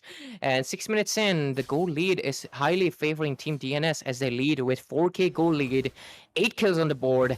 And they also have the bot lane turret getting taken down. Yep, there we go, bottom lane. And right now, their priority is going to be switching to stealing more resources from the hands of Julie, as well as perhaps lock on. Oh, look at the mid lane. Oh, there's the Oh, Tsunami Slam, Shenzu. Did catch the guy who can save others. My goodness. That was close. That was close, but at the same time, I feel like they could have. Oh, there is the Katot. I feel like they're trying to commit to saving their lanes, but at the same time, look at the bottom lane. Chip is right there, waiting for Moskov to show up, but at the same time, Duba is not a fool. He is aware there is something fishy, pun intended, because there's Kalia waiting for him. Yep. But that just means that they're going to lose out the lane on the top lane as well. 2 turrets, 2 structure objectives for the hands of Team DNS to be gaining 2 for 9 score, and it's going to be shifting to the 10 minutes. But oh, look at that, into the mid lane though. Oh, seems like someone is in trouble here, getting pulled all away, and with that, Avengers assemble. Crimson Beacon rise as well. D8 will be Duba, the guy will be taken down first this time around. And oh my god, the damage coming in from the Wishing Lantern show is also good enough right now. With that, forcing a recall out of a Gatot Kacha, that just shows that Zushin is not a hero that you want to leave out. Absolutely. And oh, Julie was just not prepared to be dealing with all of that. But okay, so far, your mom. I feel like their jungle getting taken down so many times. Their Joy has just. I feel like it was a very confident and a little bit. Oh, Duba. There's another pause coming in. They probably are facing some issues, but it will be fixed soon. Do not worry. Our team will be getting to it, making sure the teams have fair play. But yep, getting back to my point, I feel like the Joy was picked, of course, as a rivalry, as a response to the hands of Insane. But so far, it's not really working out well. I don't think it's Julie's issue. I feel like it's just that their draft is coming out a little bit short because they did give out the Zushin. And I feel like that previous game was a mind game that Team DNS done. They did not pick Kalia. They did not ban Kalia. So Kalia was completely out of their minds. But right now, Kalia is there. She's creating the impact. And of course, it's Corey Cutie who's definitely creating the impact. But yeah, honestly speaking, man, Corey Cutie, this guy, him and your mom, I mean, they have been the one being respected, right, in this match. But of course, Corey Cutie did get a good pick in his hands, which is the Kalia. Meanwhile, your mom, he's made to play with Thamus, and I mean, he's trying his best, but you can only do so much with the Thamus. So yeah, going to be really interesting to see if your mom can pull this off or not. But of course, a very good game so far coming in from both sides. Of course, once again, we'll resume it. And here we go, 3, 2, 1, and it's resumed. But 1v1 situation! And with the Oogie Shadow kill, Duba goes down. And oh my god, I'll ask you one question, Ray. Do you think Duba picked up this Moskov? Was it an ego pick? I definitely think Maf is in a little bit of a taunting mood because the Moskov. Are that you're getting a little bit too close to comfort, but it does get taken down before using the teleportation. There's the whole Avengers assemble, but your mom might be the first one to fall off or not. He dashes out right on time, but look at that, onto the top lane. They lose out so many turrets. There's only the inhibitors left onto the top lane. Yep, and now we do need to see what they're planning right now, because it seems like Insane is looking for an angle, to place that shadow and take down someone. But yeah, he's not getting that right now. But yeah, they can definitely go for this early Lord here, because there seems to be there's no way they can go for more structures. They do not have the minions pushing in. So yeah, go for the Lord. But let's see if Maf will try and contest it or not, because they will not, because of course their jungler down bottom there And yeah, I think Maf are trying to go for the late game once again. But oh, this time around, your mom will fall surely. Once again, I feel bad for Yomaf this time because he's on a Thamus out of all those picks. What do you think would have been a better pick here, Ray? I mean, that's the whole thing, right? DNS played with, basically they played with their minds, right? Mind games were done for a simple reason of the fact that DNS was able to choke down. It was, sorry, it was able to choke down EXP lane options so much that they did not have anything. I know they could push Gatot into the EXP lane, but do they want to after there's a Zushin? They could not do that. Oh, look at the damage from Lom Lom Lai. It looks like they want to commit to it because they do have the Lantern Flare being initiated as well, Crimson Beacon, but no. Oh, look at the mid lane. A lot of resources left and right being used, but a lot. Oh, Julie gets taken down as I speak. And who's going to be the next into the list? Lord marching down from the top lane. Yep, bottom side as well. 3 minions, of course, will be taken down very easily. Oh, gets taunted with the unbreakable, insane. Still able to escape though. And a SOD connects as well from Duba. But yeah, I really wanted to see, Duba landing his SODs on Lom Lom Mai, but it has not happened so far. Oh, the knock-up coming in from Cody Cutie. Tsunami slam. PD goes down. Shenzhou falls down as well. They know how to target the right person, man. But yeah, honestly, it's just draft. It's just draft at this point. It's not even the fact that Maf are not playing good. It's just the draft. It's not favoring them at all. Definitely. And into the bottom lane. Oh He's my doing god. his absolute best, but Duba, you cannot defend against a full 5-man onslaught. Yo mom, right now. Oh, what's gonna happen? Looks like 4-man pull, but it's not gonna be enough. AOG. And AOG lands It's not gonna be. 2 members. They do have the unbreakable. Still not enough. 1 member standing. And your mom understands it's over because... Okay, insane. Okay, but whatever. Okay. But yeah, Team Maf not able to get that victory. DNS will win this series 2-1. And yeah, Maf is not out yet because of course they still have to play in the lower brackets. But yeah, that's the second chance that you do not want to make any mistakes in. Absolutely. Roja. Anyways, what I was mentioning is that I feel like this match though, this was much more into the hands of Team DNS because of course they had the picks that they wanted, they had the picks that they really needed, and they really made the best use of it. And I also need to mention the fact I feel like Team Maf played it on a little bit of ego, and they also played with a little bit of their. I mean, they made decisions based on their emotions. I feel like because the joy was a response to insane, the Duba picking up the Moscow was a response to insane.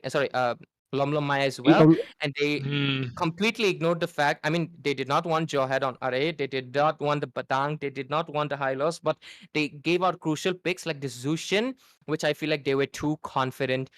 They thought they could counter, but they were not able to ultimately. So yeah, I feel like at least the game number 3, the draft came up short, giving the complete snowball into the hands of Team Dads and Sons, and hence they were able to get the victory really fast, really clean. This did not go into 20 minutes, and they were able to get the victory that they were long desiring for from literally game number 1. It felt like DNS would be clean sweeping, but Maf were able to come back with a great response. But honestly, the first 2 games were definitely the highlight.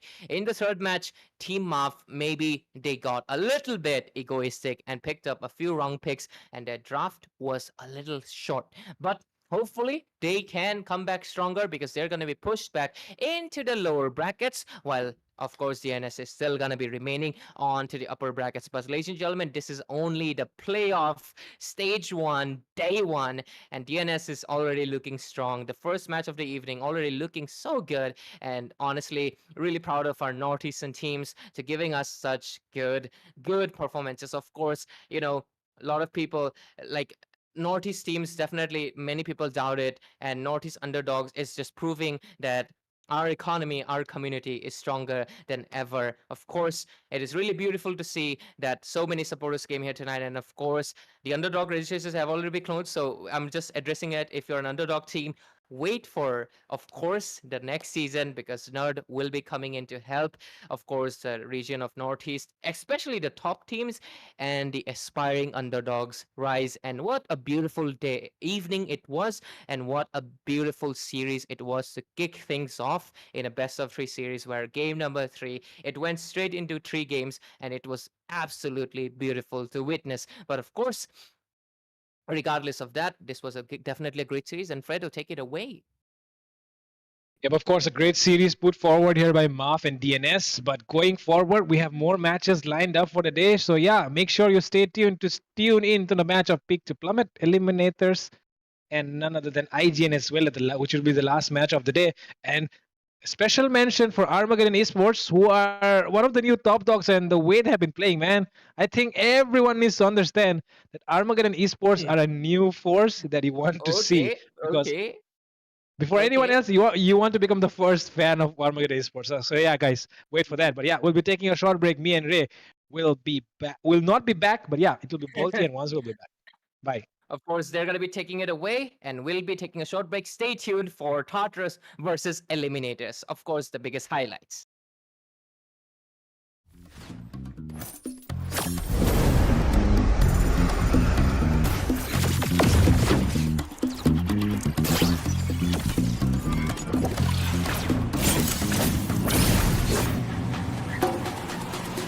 Deadly force! No one escapes the dragon's stride. No one escapes the snake's fangs. No one escapes the falcon's gaze.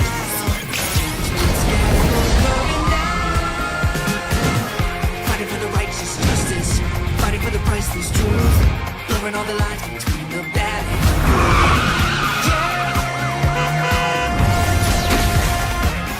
Fighting for the justice, no matter what we do. Three perspectives, sharing one objective. Everybody's fighting for the truth.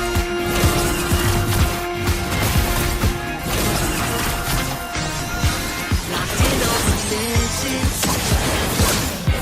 from different positions. We fight with precision. The truth is our vision. We're taking on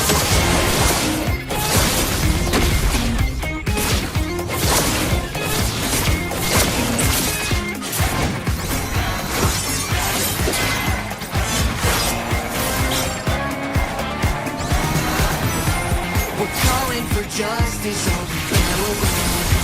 We're not stopping till it's found. Nobody can judge our passion actions. The gallows coming down. Fighting for the righteous justice, fighting for the priceless truth, blurring all the lines between the bad and the good.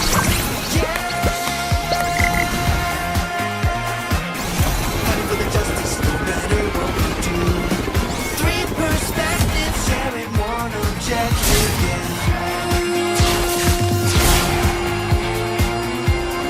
Justice calls.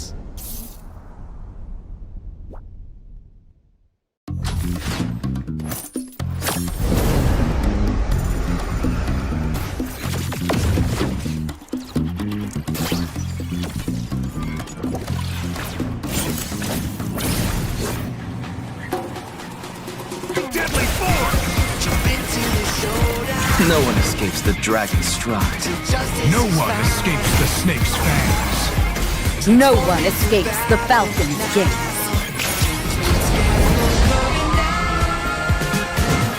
Fighting for the righteous justice, fighting for the priceless truth, blurring all the lines between the bad and the good. Fighting for the justice, no matter what we do. Three perspectives, sharing one objective, yeah. Everybody's fighting for the truth.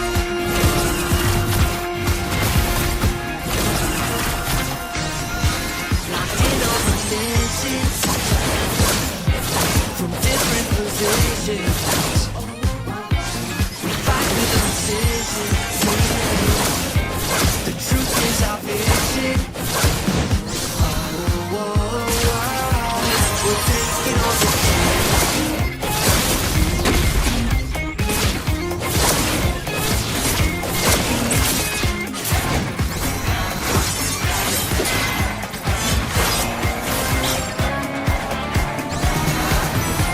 We're calling for justice all around. We're not stopping until it's found. Nobody can judge our passion actions. The gavel's coming down. Fighting for the righteous justice, fighting for the priceless truth, blurring all the lines between the bad and the good. Yeah.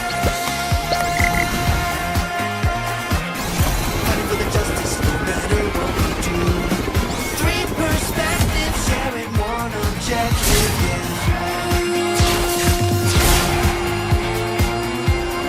Justice calls.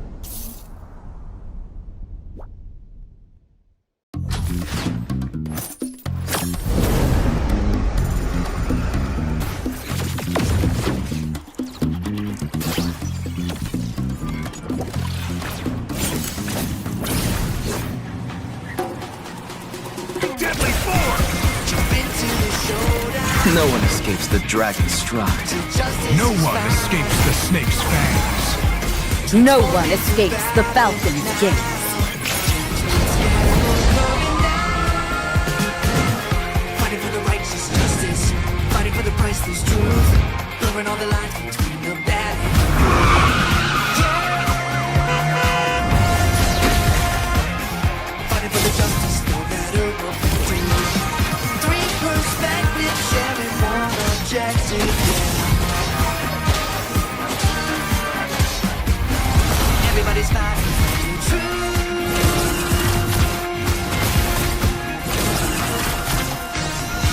Locked in on the missions from different positions.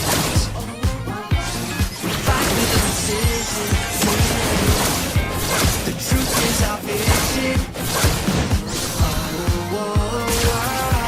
We're taking on the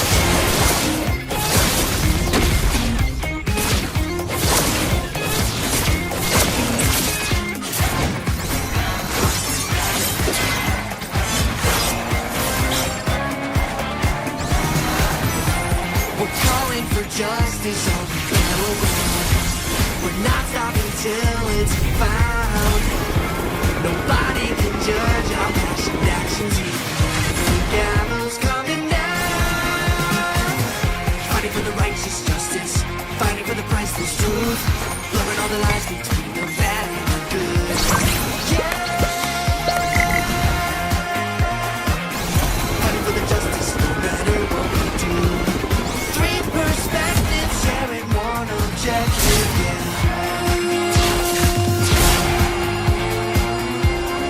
Justice calls.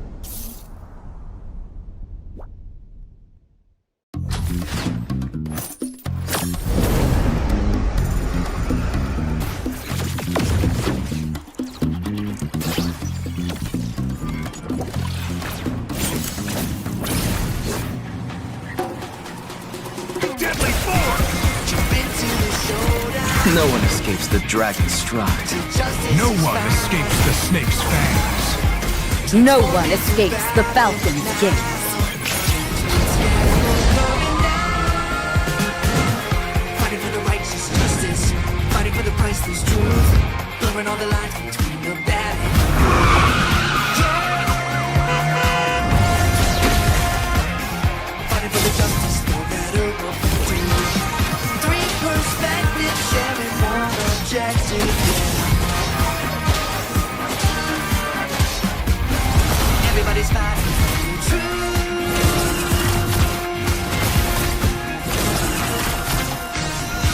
Locked in on the missions from different positions.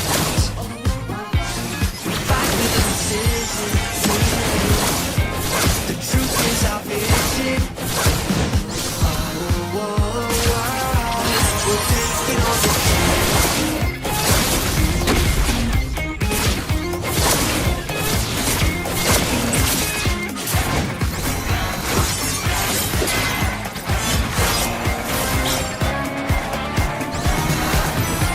We're calling for justice on the battleground. We're not stopping till it's found. Nobody can judge our passion actions. The gavel's coming down. Fighting for the righteous justice, fighting for the priceless truth, blurring all the lies.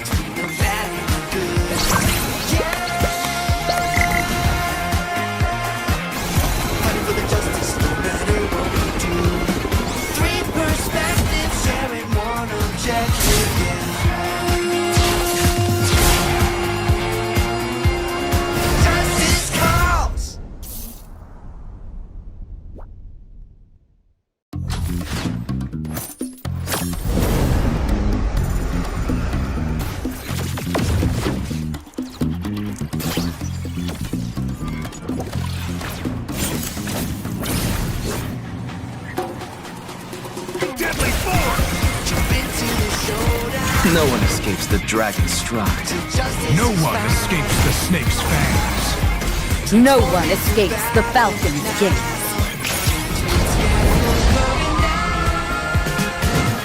Fighting for the righteous justice, fighting for the priceless truth, blurring all the lines between the bad and the good. Fighting for the justice, no matter what we do. Three perspectives, sharing one objective.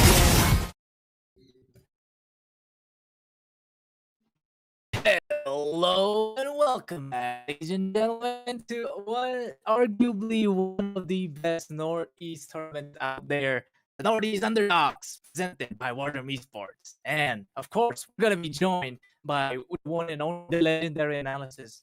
That is gonna be my boy Juan right here. And with that being said, Juan, how are you feeling tonight? Really excited. Oh my god, after the last game, man. I'm totally hyped up, to get for Tatras and Eliminators. So yeah, I'm pretty hyped up for tonight's game. What are you, Bolty? How are you feeling? Yeah, we're pretty hyped up, right? Look at our drip as well. We're stacked up because we want to pay respect to our legendary winners of the WFA. That is Tartars. Don't forget Eliminators because they're pretty good and they're going to be, triumphing against Tartarus right now. But last match, woo, DNS versus Mav, man. I'm pretty sure you were in the chat as well. We were all in the chat as well. And definitely congrats to DNS for moving up. But talking about the second game, though, Wans, what do you feel about the second game where DNS trolled? I mean, talking about the second game, they, kind of trolled off a bit, and that did force a game number 3. But I feel like, where the breaking point was definitely the Beatrix pick, because after that pick, man, everything went wrong. So yeah, that's definitely something you guys have to look out for. The root of all evil, like Fredo said, right? The root Yeah. of all evil. That comment was crazy. Yeah. And anyways, guys, Tartarus versus ET right now. The champions of the one of the bigger ones tournaments out there, and also ET as well. You guys can see in the poll that maybe if you voted for ET, it's gonna be Zewo Super Messy, which is very very nice to ring to itself. But I'm pretty sure Tartars are gonna have the audience vote as well. But this is where I feel like ET will come back and prove themselves to be actually maybe Sarar gapping Joseph in the process, or is Joseph still gonna be that favorite, that crazy jungler that even Gosu General and Hoon themselves, praised so once? Well, what do you feel is gonna happen in this coming draft? I mean, Tatras, like, they're like one of the best teams, man. They are like, I dare say, that they are the only team, that have given ABM the biggest competition. If not for them, there won't be even any competition for ABM. So they're really like, what? Literally, it's gonna be like a child's play for them, to play against other teams. But here we have Tatras, putting up a big competition for these huge mainland teams as well. So for ET, to go up against Tatras here, it is gonna be a huge thing, because Tatras is the best team as of now in the entire Northeast, and they have proven themselves, again and again. So I'm just on the edge of my seat to see how this is gonna turn out. It is a best of 3, and it is Tatras versus ET. So is it gonna be like a clean sweep from the side of Tatras? We don't know yet, but there is a very high possibility. So I am, looking forward to it. What about you, Bolty? What predictions do you have for this upcoming match?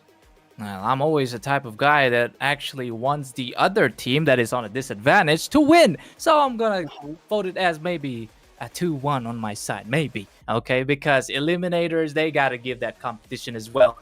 Now, ladies and gentlemen, we're in the drafting phase. Or first pick is gonna go to the Eliminators, and on the other side is gonna be Protest. And with that being said, look at the respect bank coming straight for Joseph on the side of Eliminators. There goes the fanny band. Yeah, I mean, man, you do not want to open Joseph Fanny, right? We have to see Joseph create entire massacre in the battlefield with Fanny. And, to be one of the top teams. Your heroes, your mains, your every hero that you play is just going to be out there, in the screen for everyone to watch, look out for. So That it's pretty obvious, like they're gonna ban off your main heroes, and here comes, the respect bans from the side of eliminators. The Fanny, they're just gonna pick it off right off the bat. But then again, here, look at that. Touchers as well. They know that they know that ET have the first, pick. So they're just like gonna be banning away the Fusion, not gonna allow ET to get the hands on that mage, So it is just a pretty simple draft as of now. Nothing too much out of the extraordinary. Yeah, absolutely. And with that being said as well, I feel like the new patch just dropped this. I'm pretty sure this morning, right? And where we got the Kimi revamp as well. But unfortunately, I'm pretty sure Kimi and Glue, two revamp heroes, are not going to be making a debut just yet in the tournament because they're going to be broken, hella broken actually, onto like the ranked matches as well. We have tried, but those guys are going to be tied up for at least like a week or so. So right now, though, we still got adjustments on, different marksmen. I'm pretty sure Nathan will be back into the meta just yet. It's just that Tartarus, they haven't adjusted to like what draft is going to be good for the Nathan, right? So I feel like they're not actually picking. Instead, they're going for the good bands. Like Harriet actually is kind of nerfed in this current patch, right? I believe once, but this time they're still banning out just to make sure. I mean, talking about the bans coming up from the side of ET, though, we have already seen they're coming up with a lot of respect bans. Two heroes that Joseph plays, which is the Lucas and the Fanny, already being taken out. And on top of that, they have even taken out the Hylas of Kimi. And Hylas, and Gaton are like one of the main heroes, Kimi, that he likes to play. So they are taking out the Hylas as well. So, there's like still Gatot and Matilda left on the plate for Kimi to play, because these are like the heroes that he mostly feels comfortable to play with. So they are, making sure that even Kimi does not have like a entire platter where he can choose his heroes from. So they are, keeping him in the consideration as well and banning out his Hylas as well. That is very much true. You don't want to give Mr. Kimi like his comfort picks. But on the other side of Eliminators going for another comfort, I'm pretty sure as Art as their roamer with a Matilda pick on their side. So that's the first, pick or ban situation. But this is interesting because Tartarus lately, Mr. Appraiser, has been banned. I mean, not banned, but buffed. So Joseph, this time around, going for the Fedrin right here. And look at that, 67 win rate onto the Kalia. This time is like the 3x picks on the side of Tartarus. They're going for possibly a roam, or could be an EXP on the side of Tartarus to kind of pick off and then, clashes with the Fedrin as well. I mean, the Kalia is such a solid hero. She is like, basically a Cho. She goes and picks hero for, picks the enemy for your team to finish off, and that's it. You're just like totally vulnerable to it unless you have a Purify. So keeping that in mind, that they have a clear, and these tsunami slams as well, it's gonna hit really hard. So you have to make sure that you have to pick that Purify, or else if you're caught in her ult, it is basically a kill. Oh what? Did you see man, the debut of the buff Gord here? there I'm are not like sure if it's a buff one, but man, the ticks definitely there on the second skill. But if Eliminators could kind of use this, because I'm pretty sure the preview of the first skill, the Mystic Projectile, is like foreseen to actually where it's gonna land. So this is actually kind of good for Fedrin, especially like this tanky pick, because the true damage of what does a Gore do, that is true damage, right? So this could be a draft that actually kind of work against Arcturus. I mean, they have a really tanky frontline, a jungler, which is Fredrin. So picking a hero like God, that can consistently deal true damage to chunk down that tanky hero would be really good. And man, tonight we're seeing a lot of God. We have seen like a God, in the previous games as well. So that is something which we have to look out for, because the God, he's recently been adjusted. His passive, it's way more easier to trigger, so it will be, dealing way more true damage as well on those tanky heroes especially. So yeah, the God is pretty solid, to melt down with his true damage as well. Yeah, that's true. But look at this ban coming in the side of Tartars. A Claude ban, actually. Claude wasn't touched by any patch, but especially if you have rewatched the FAS tournament before, Radiant B playing on the Claude was actually good. That it kind of give a little bit of a PTSD maybe to the side of Tartarus on Kyle. This time around, they're banning that out because maybe that could be a problem for their complete lineup. But for sure, they're just, banning out so that... Oh, also the buff. Speaking of that, speaking about the buff Xborg as well. What do you Yeah. think about that one? I feel like the Xbox buff is a pretty good add to to him in the current meta, because we are seeing that other heroes are getting a lot of love from the developers. They're receiving a lot of buff, so maybe not to put him in the forgotten section, they're like giving him some love to him as well, and they're like buffing him here and there a bit. And I'd say that these buff that he's receiving, it's not that game changing. It's like just to add up to what we call a buff to a hero. So yeah, that's just like a small touch up that they did on Xbox. Yeah, pretty much true, because it's just a readjustment of the canisters, frequently cast, and at the same time just a little bit of the Firaga armor. Yeah. This time around, Tartarus are coming in with the straight up counter for the side of Eliminators, actually, with them countering the Phobias. And look at the double picks coming in on the side of Eliminators as well. This is looking good, actually, because of course the Matilda, the Alpha, always, good combination from these two. But this time around, against a Moskov, it's a very solid pick. That is the Bruno. Oh yeah, the Bruno, man.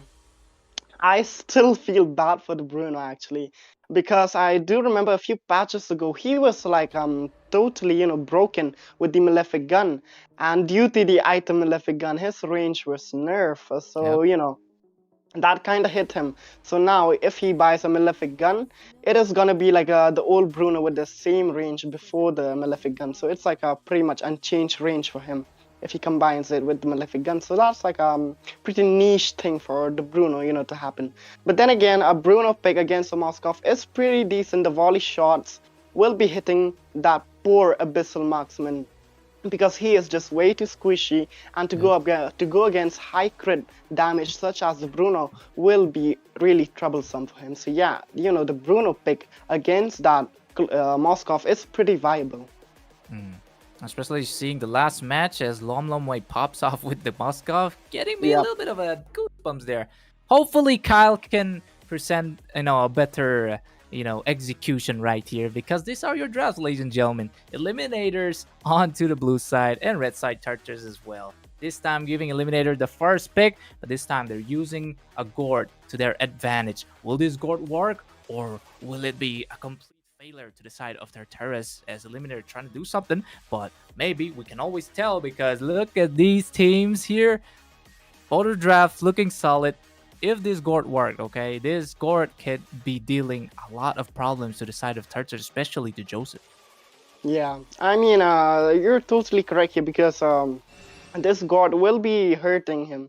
So yeah, just look at that bolty, man. I really love this WarDrum, man. W production, man. This is just absolutely mesmerizing to look at.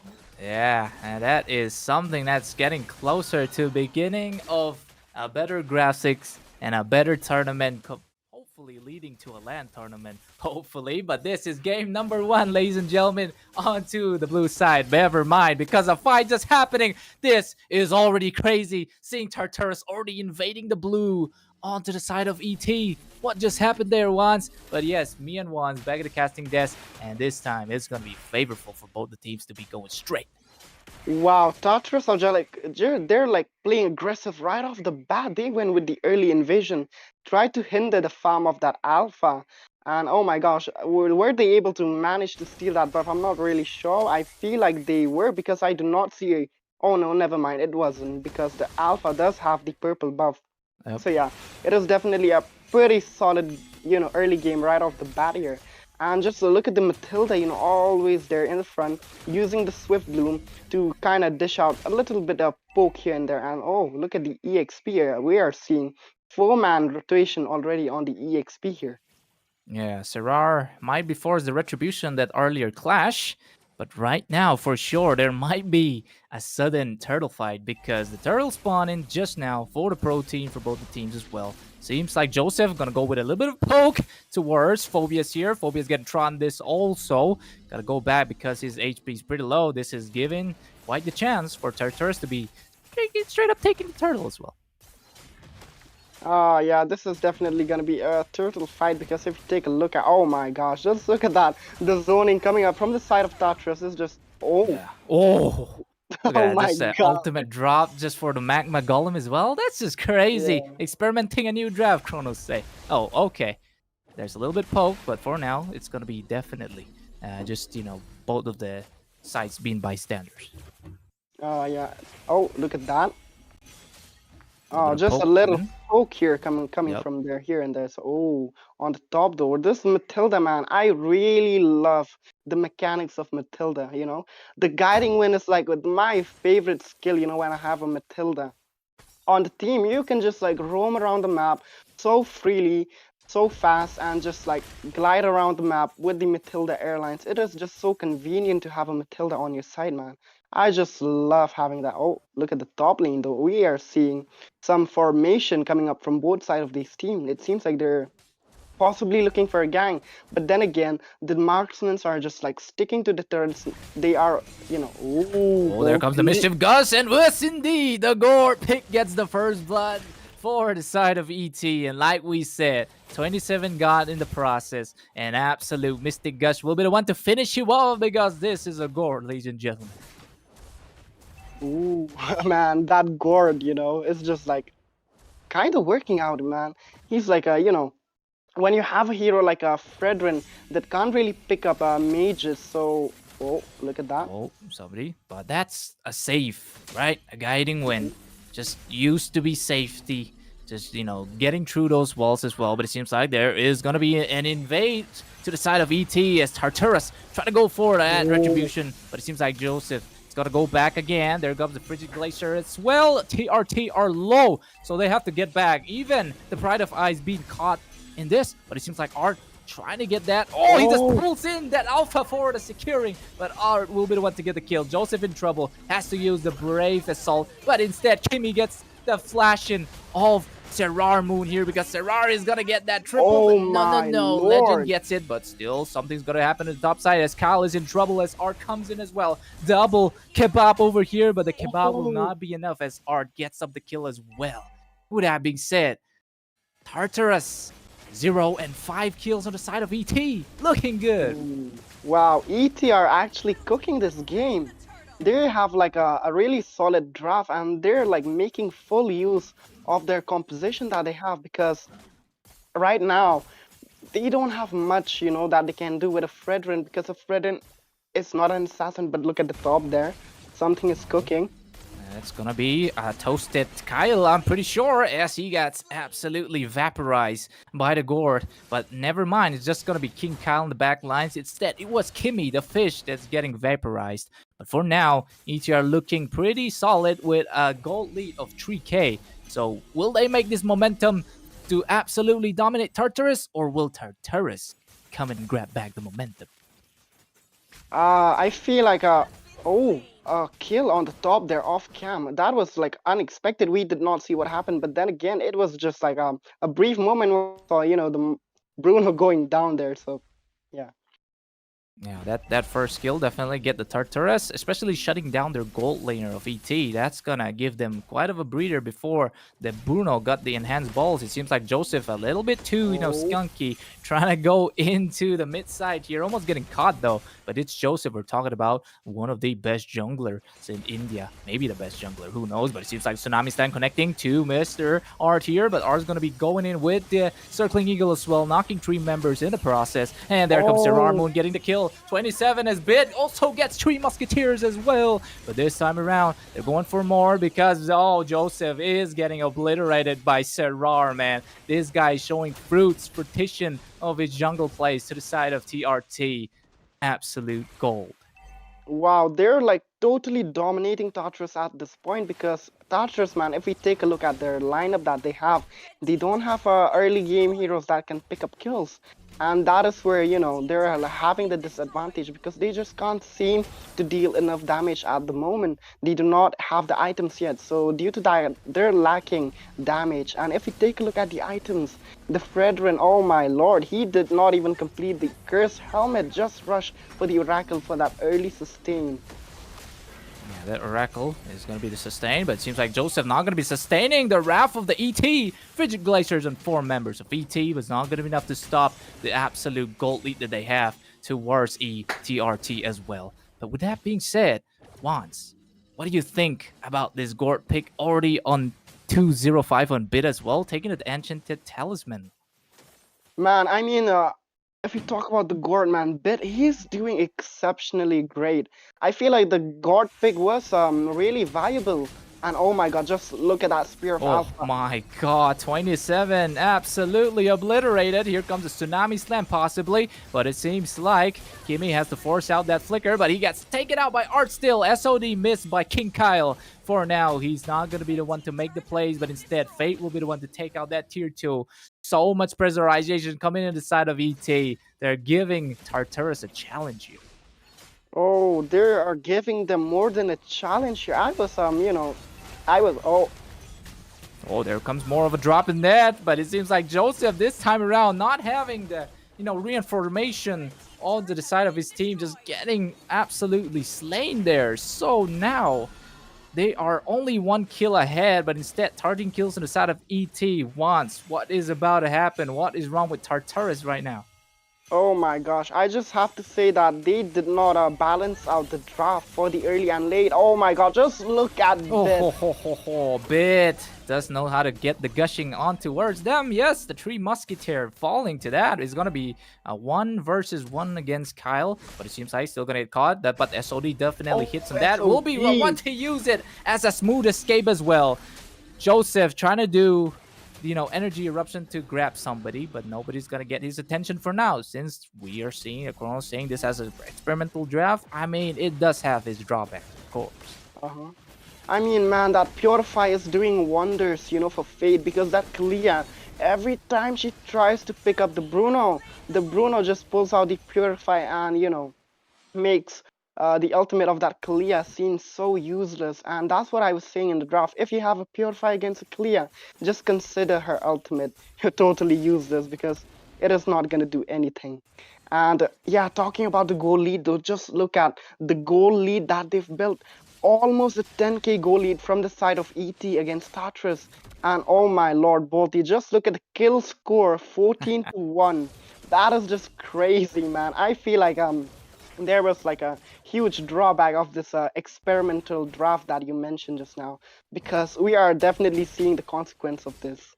Yeah, I feel like Tartarus are not, really looking forward to the Gord pick because Bit is doing an absolute bidding to the side of TRT, actually paying off with a bit as well. But it seems like this coming to trash with, but oh, look at that! Serrar Moon goes in as well, but you know what falls? That's a 3 Musketeer once again as Fate grabs that inhibitor, and also this time around, the Phobia is down as well, but it's only a matter of fact that Serrar Moon gets the kill on Kyle. But Joseph, though, he is in trouble. And at the same time, Kimmy also paying his, farewell. And also, this time around, this could be game number 1 onto the side of ET. But they still want to pressurize the champions of FAS. But it seems like this time around, the game number 1 goes to the hands of the Eliminators. Eliminating TRT in that. Damn, man. I mean, wow. ET, you proved me wrong. I was like, saying that it's gonna be like a clean sweep for the side of Tatris. Maybe I was just like over glazing on Tatris a bit after, the WFA win. So yeah. But then again, talking about Tatris, they did not balance out the draft because their picks were like totally, dependent on the late phases of the game. They had a Moskov. That is like a late game hero. And if you talk about their jungler, which was definitely Joseph on a Fredrin, it didn't quite work out because you need those heroes that can pick up early kills early on, right off the game.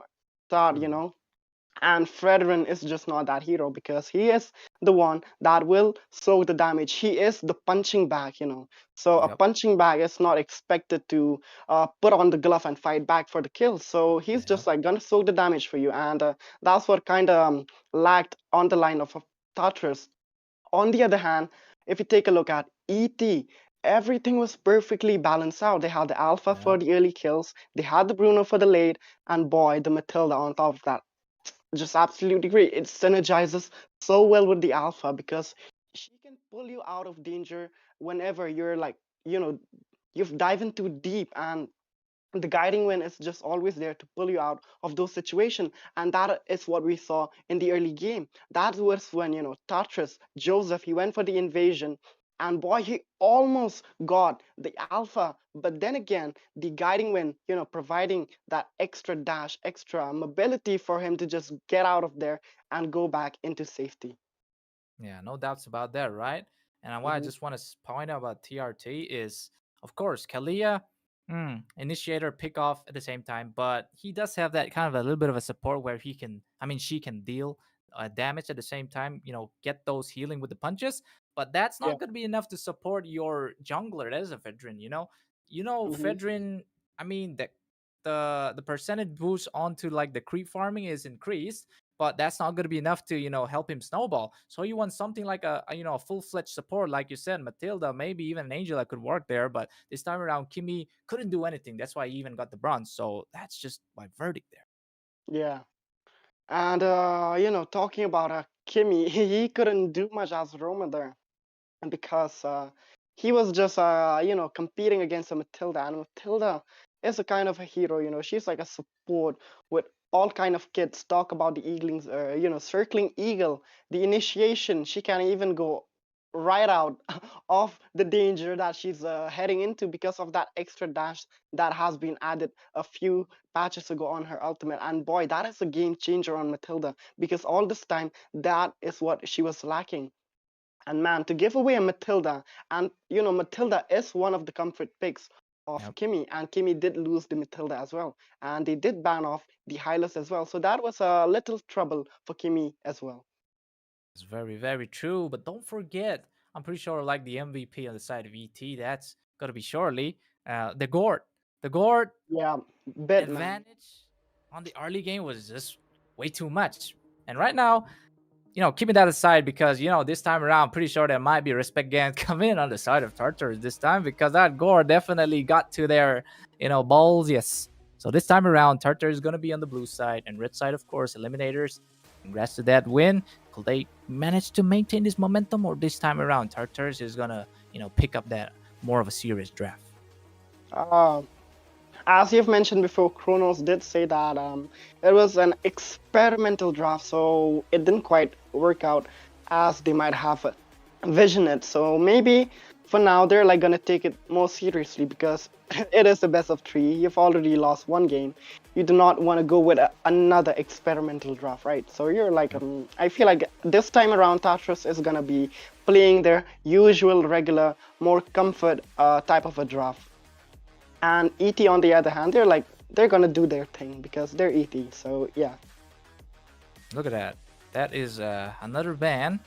Definitely straight toward art as well, but this time they're not respecting too much yet as Tartarus is going for that classic Hylos ban. This Hylos, this Centaur is literally like in every corner, every pinch of salt of any tournament. So this guy is the Yeah. staple of ban or actually pick. But he actually does maintain a lot of assistance toward your teammates, mobility and tankiness. That's just crazy. So right Yeah. now, it seems like Eliminator is going to go for the standard ban like we've seen the previous ban. You either pick a Jujin or you either, ban it away. Yeah.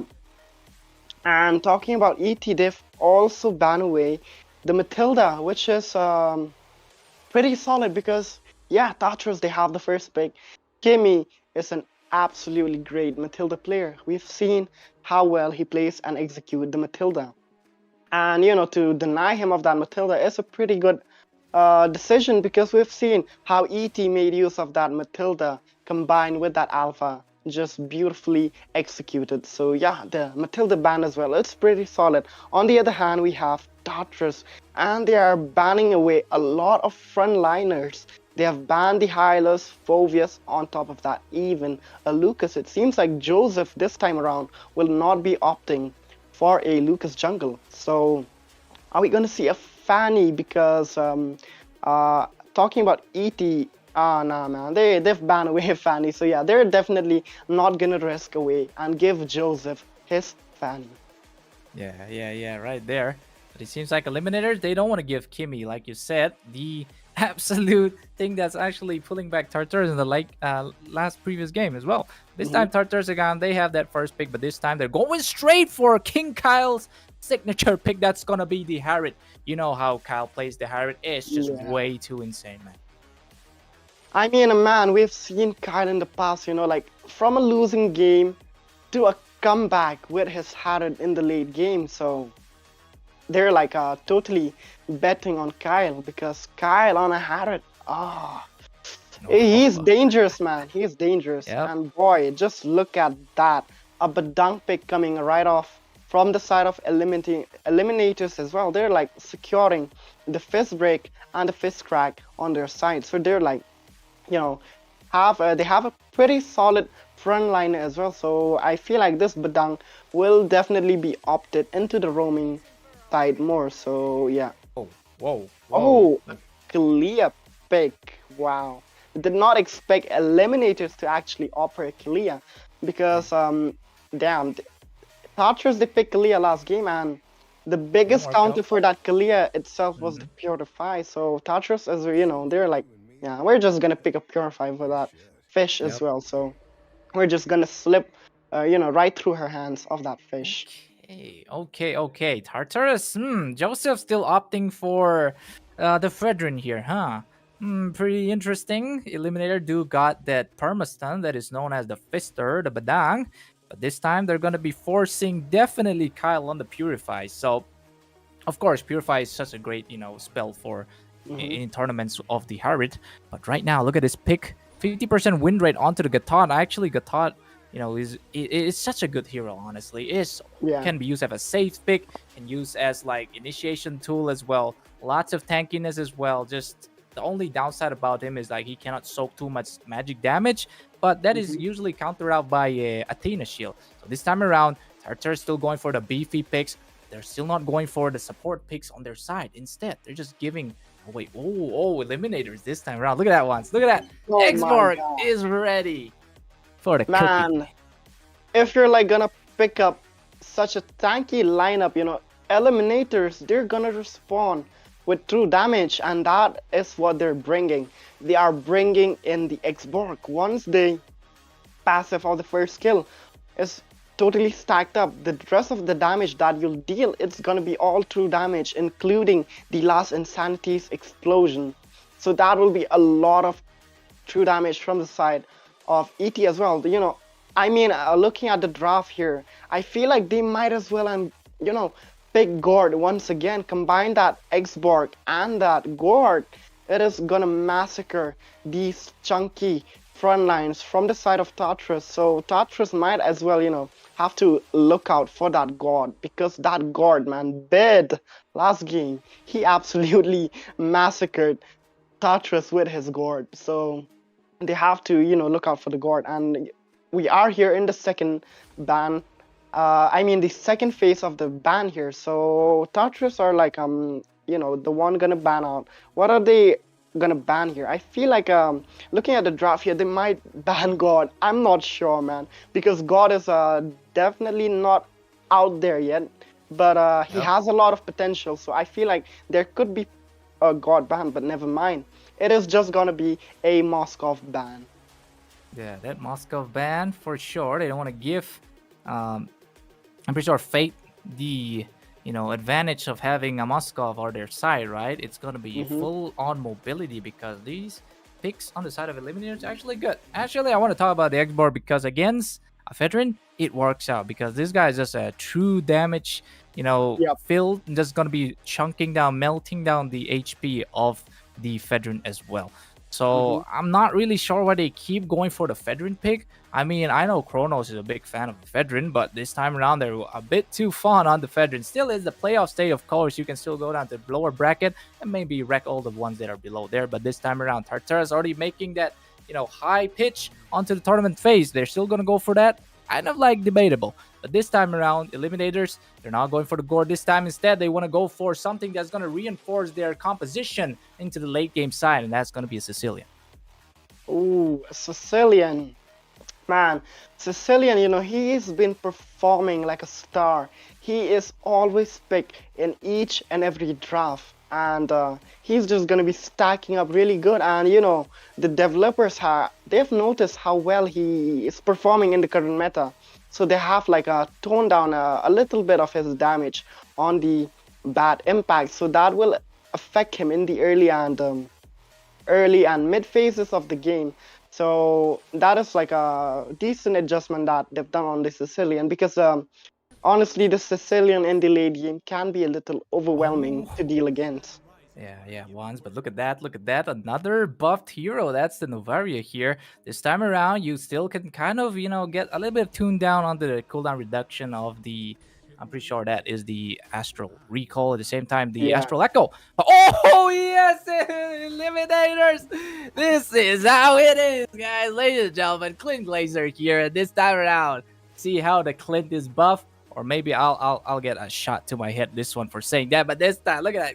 Look at that, Watts. Take it away, Watts. Take it away. I'm too excited. Oh, man. That is like, I think like they're like picking this Clint definitely for you, because you've been glazing Clint after this patch. You're like, he got a buff. He should be out there, And boy, here comes ET with the beautiful Clint, I'd say. And boy, he did get a pretty good adjustment, because now he can like stack his ultimate really fast. So that he will be, spamming his ultimates more frequently. And that buff is kind of good, to provide more passive poke from the side of that Clint. So that is pretty good, I'd say. Not a game-changing buff, but a little good touch-up, add up to that Clint. So yeah, we're just gonna be heading right into the draft in in like a second here, and we're just gonna take a look at the picks from the side of both of these teams that we have on the screen. We have Tartarus and Eliminators, and it was definitely Eliminators who took the first game. So this time around, if Tartarus they don't come back from here, it is gonna be a clean sweep. So yeah. Look at that. Good graphics once again. W graphics in the chat possibly, guys, because we're back into the scene where we're getting excited because new heroes are making their debuts into the tournament of the Northeast Underdogs, presented by our one and only WarDrum squad. And with that being said, there's going to be game 2 like the screen says. And look at that lazy boy.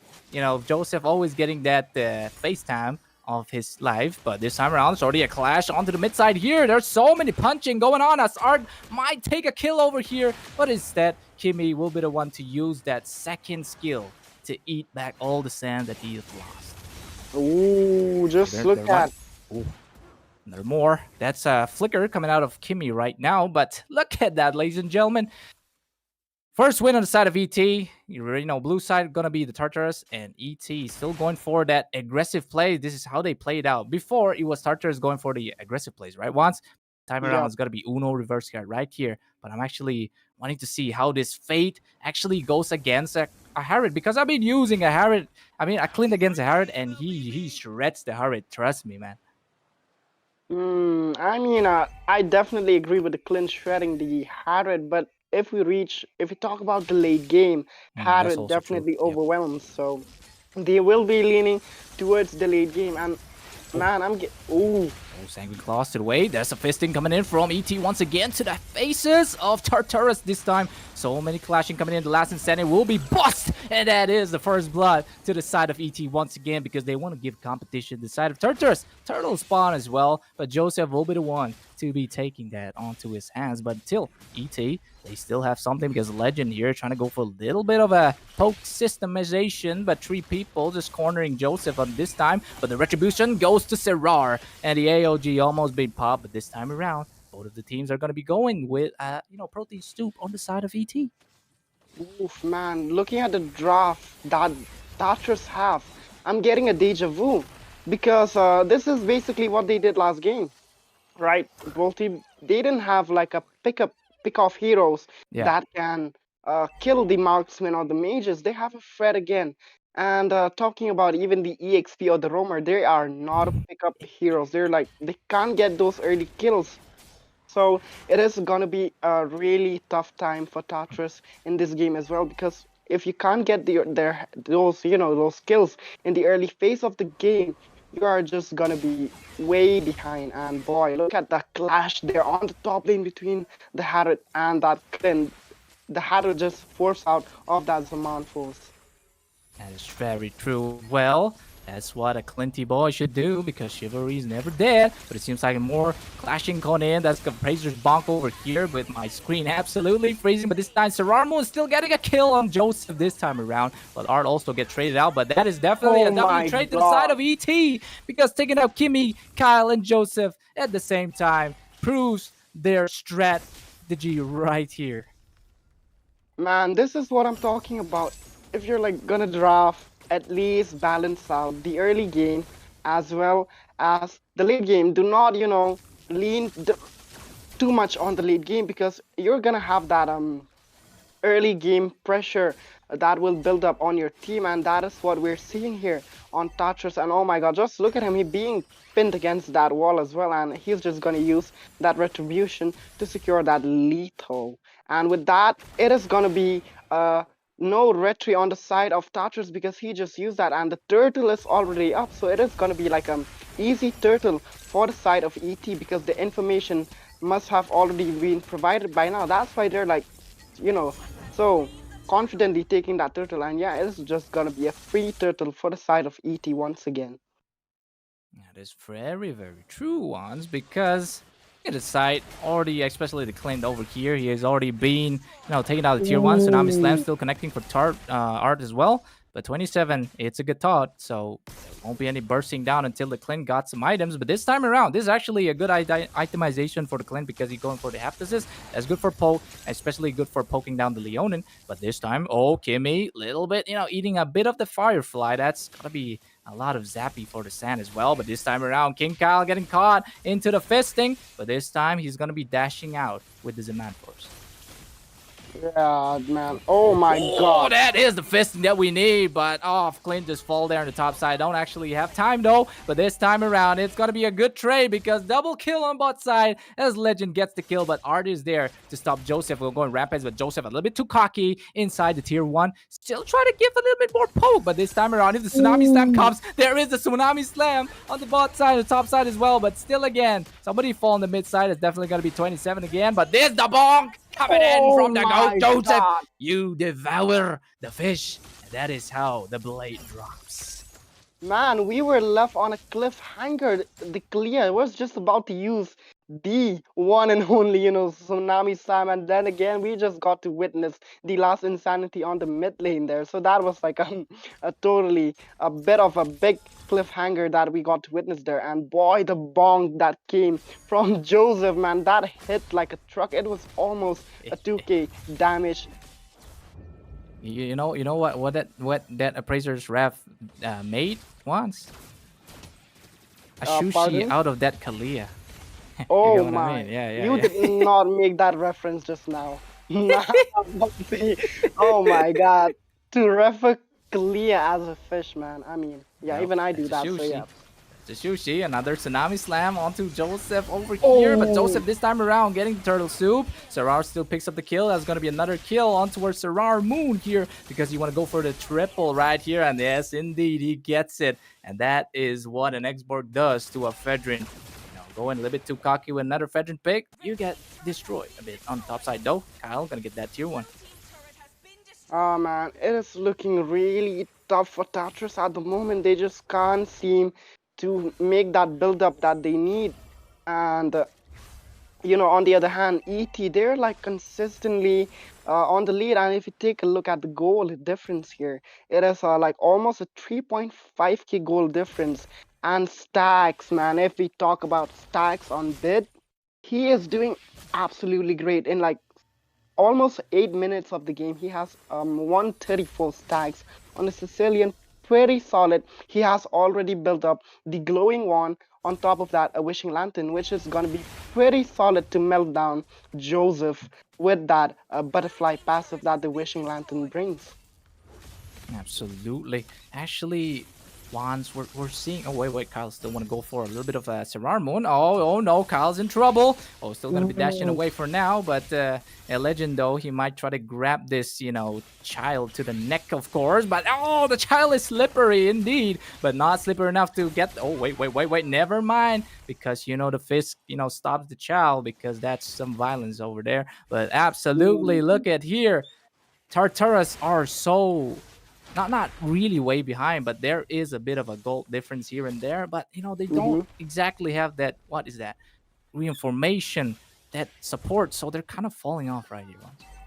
Oh yeah, they are definitely falling off. But man, just look at fist, and to the breaking as well as 27 still trying to be a little bit on towards that, but it seems like Kimmy's gonna go in with that sanding. Oh, the triple W AOG. Will it be enough for ET to fall to that? But no, Bit still gets a kill on 27 because this time around ET are so far ahead that even a good AOG like that couldn't stop the wrath of the Eliminators. Oh, once again, top side 1v1 towards both of the junglers here. But you know who's gonna win. But never mind, it's gonna be Joseph this time around, taking a kill. A shutdown for Joseph on Serrar Moon as well. But the fisting coming in the backside. But Joseph, he is the boss over here, getting a double kill on Fate as well. But look at the Sanguine Claws missing on Joseph as Joseph is dodging everything at this point. Joseph. What is he? Neo from the Matrix? He gets Lord. the triple there with a shutdown as well, and he's going for more. Is it gonna be a maniac? The Savage or the Maniac? We never know. At the Tsunami Slam, grabbing Joseph onto the legs, but the legs will not be the one to be, aimed, because you gotta aim for the head, right? If you want to take out the Thanos as well. But this time around, that is a W play as the diversion bot side. Tartara's gonna get that, and Joseph is still in there. He gets the shutdown on Bidas once again, but he is still there. But this time around, Fate will be the one, or never mind, it's gonna be Serrar Moon stopping the tyranny of the Joseph. Oh my god, Bolty. Joseph was on another level on that top lane. Bro was aura farming with one hand in his pocket, picking up a triple kill. Oh my lord, that was just one heck of a movie there to witness. And the way he was, stalling the members of ET and managed, allowed his team to secure the Lord.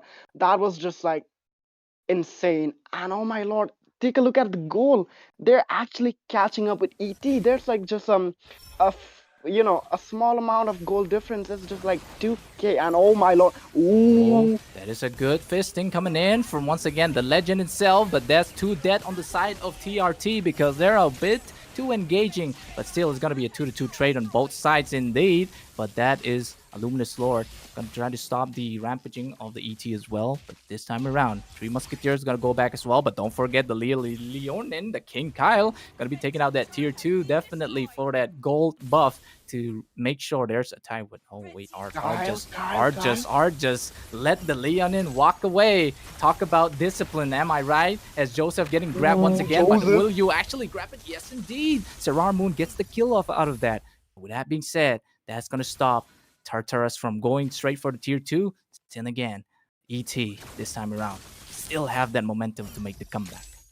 Man, I'd say that was a really good play coming up from the side of Art.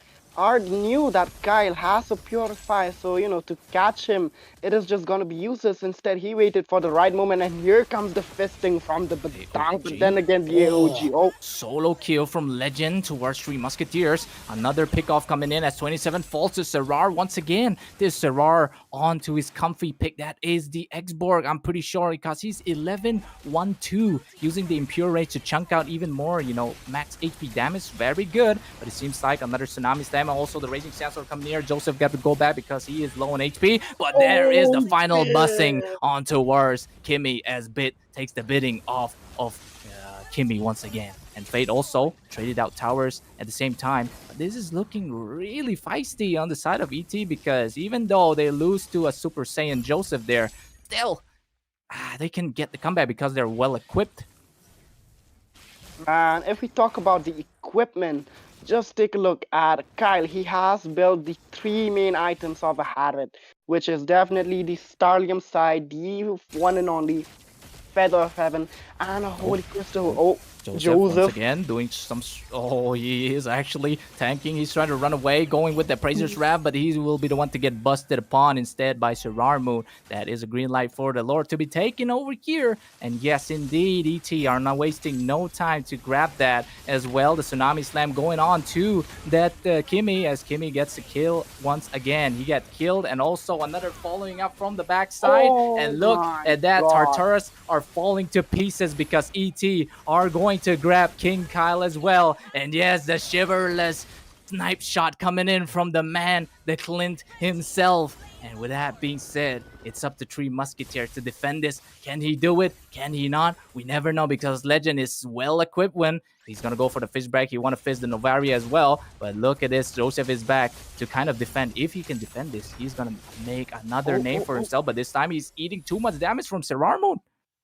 Man, Joseph, man, he's just like that previous fight. He went in all alone.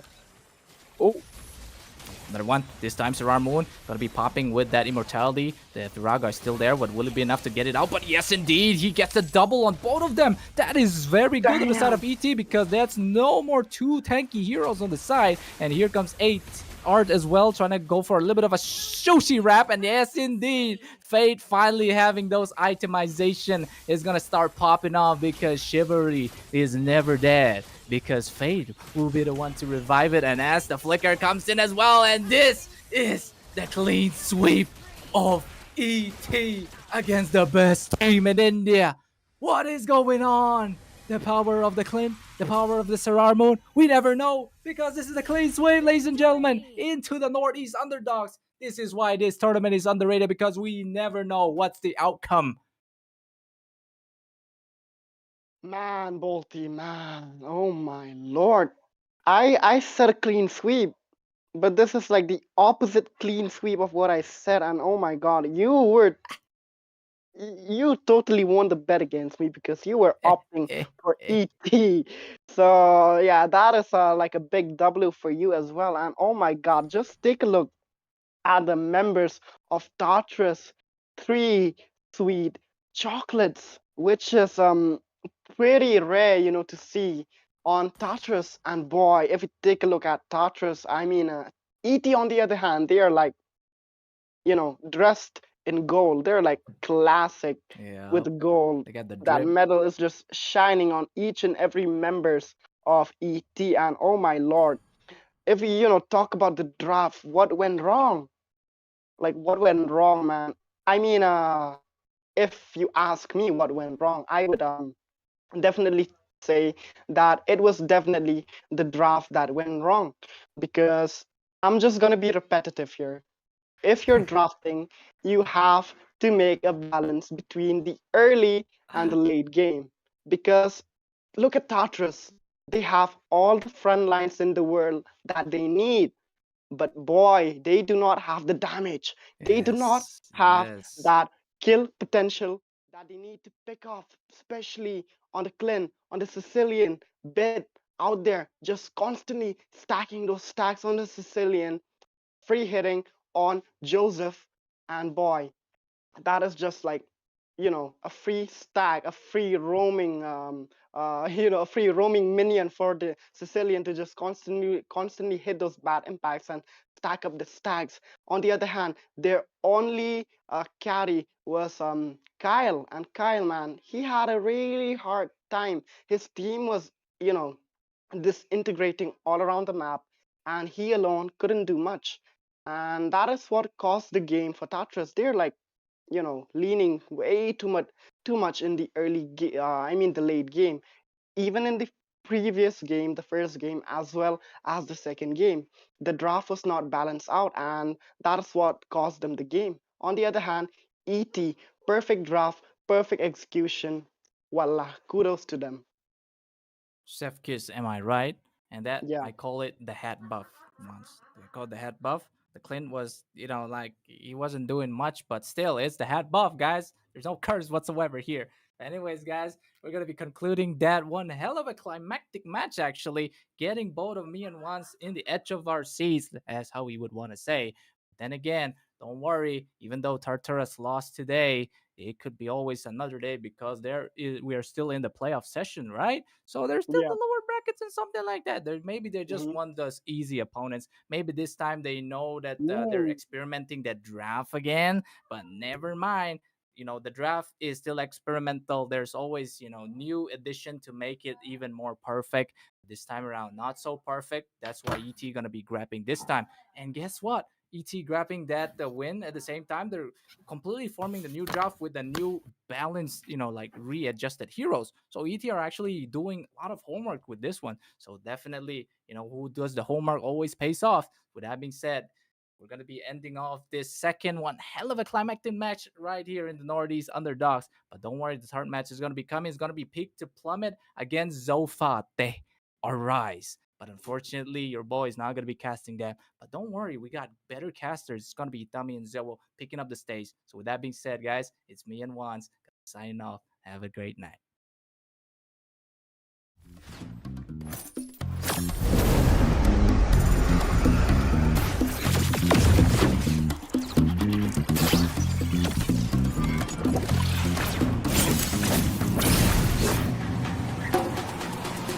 Deadly form! Jump into the showdown. No one escapes the dragon's stride. Justice No is one found. escapes the snake's fangs. No one escapes the falcon's gaze.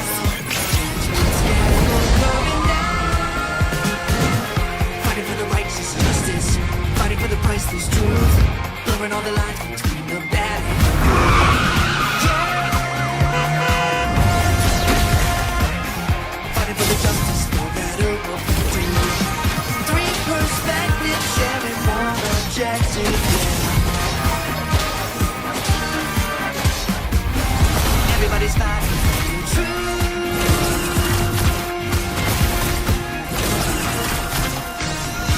Locked in on positions from different positions. We fight with precision. The truth is our vision. We're taking on the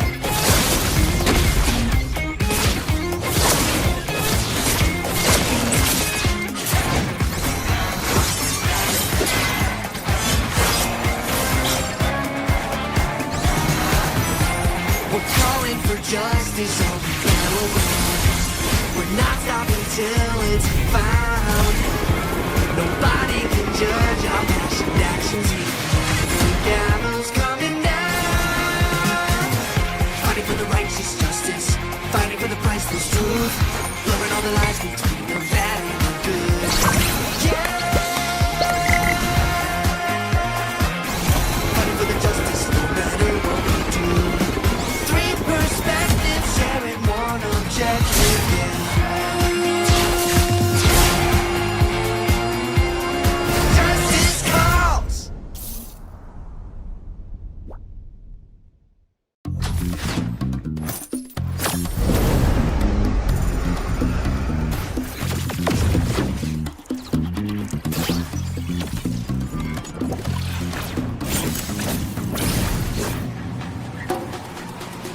Deadly form! Jump into the showdown. No one escapes the dragon's stride. Justice No is one found. escapes the snake's fangs. No one escapes the falcon's gaze.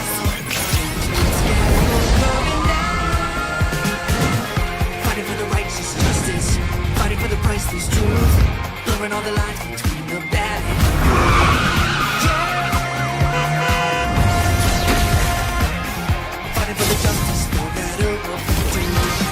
Three perspectives, sharing one objective, yeah. Everybody's fighting for the truth.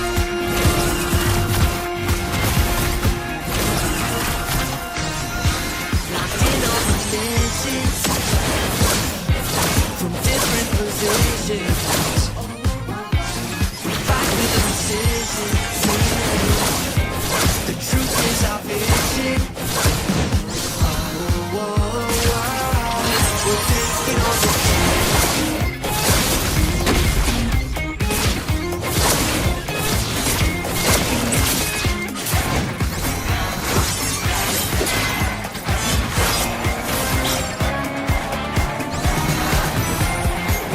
calling for justice on the battleground. We're not stopping till it's found. Nobody can judge our passionate actions. The gavel's coming down. Fighting for the righteous justice, fighting for the priceless truth, blurring all the lines between the bad and the good. Yeah. Fighting for the justice, no matter what we do. Three perspectives sharing one objective. Yeah. Justice calls.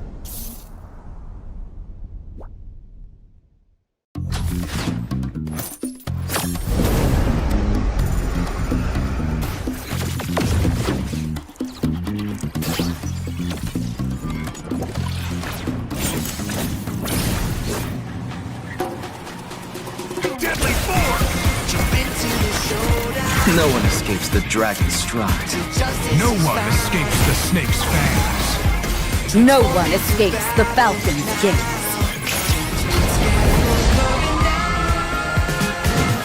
Fighting for the righteous justice, fighting for the priceless truth, blurring all the lines between the bad and the good. Fighting for the justice, no matter what we do. Three perspectives sharing one objective. Yeah.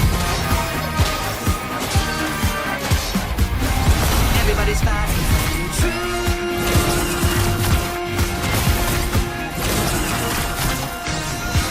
Locked in on missions from different positions. We fight with precision. The truth is our vision. We're taking on the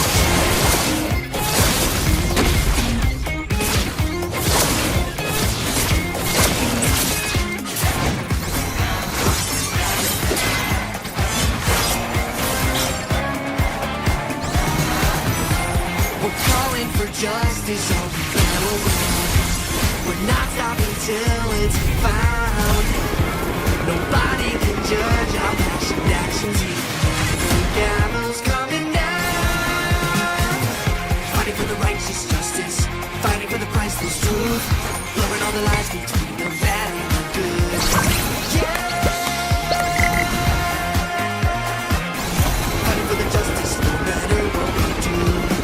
Three perspectives sharing one objective. Yeah. Justice calls.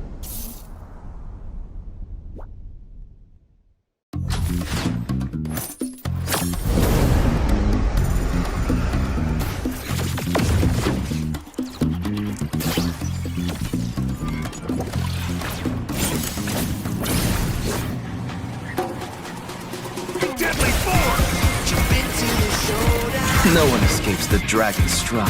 Justice No is one found. escapes the snake's fangs. No one escapes the falcon's gaze.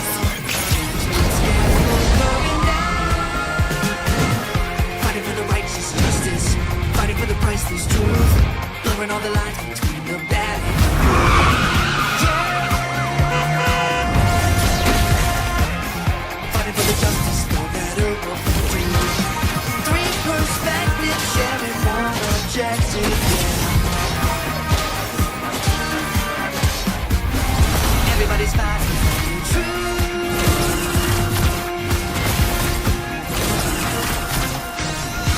Locked in on missions from different positions. We fight with precision. The truth is our vision. We're taking on the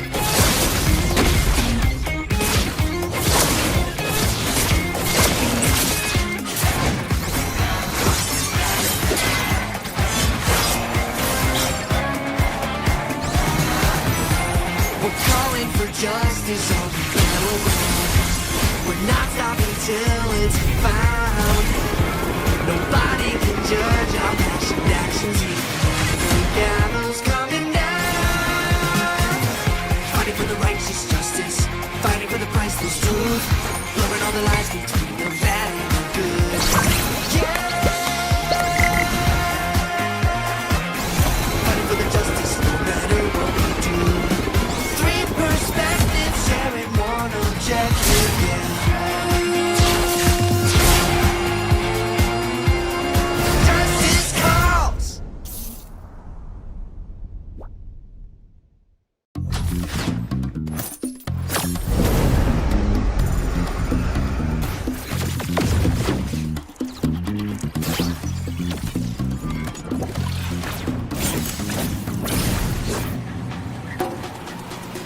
Deadly form! Jump into the showdown. No one escapes the dragon's stride. Till justice No is one found. escapes the snake's fangs. No one escapes the falcon's gaze.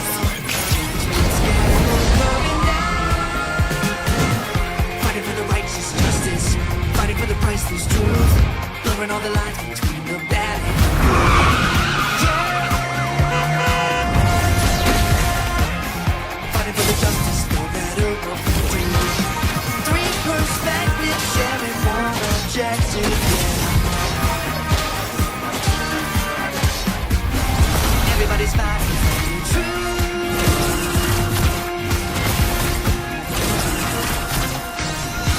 Locked in on positions from different positions. We fight with precision. The truth is our vision. Oh, oh, oh. We're taking on the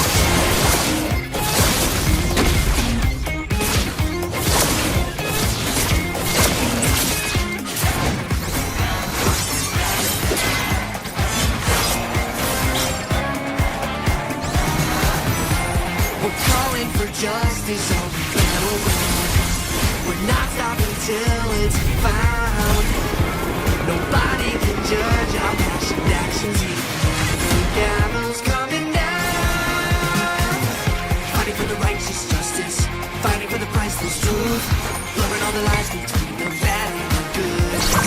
Yeah! Fighting for the justice, no matter what we do. Three perspectives, sharing one objective, yeah. Justice calls!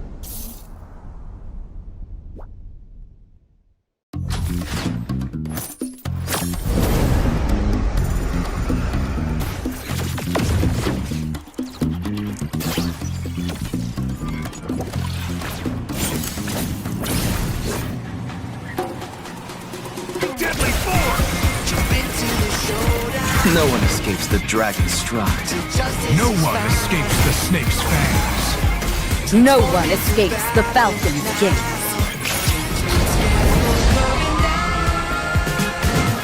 Fighting for the righteous justice, fighting for the priceless truth, blurring all the lines between the bad and the good. Yeah!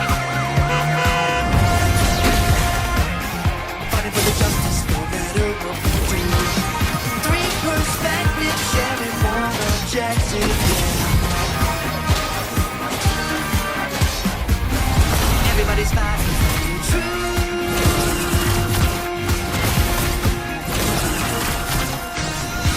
Locked in on positions from different positions.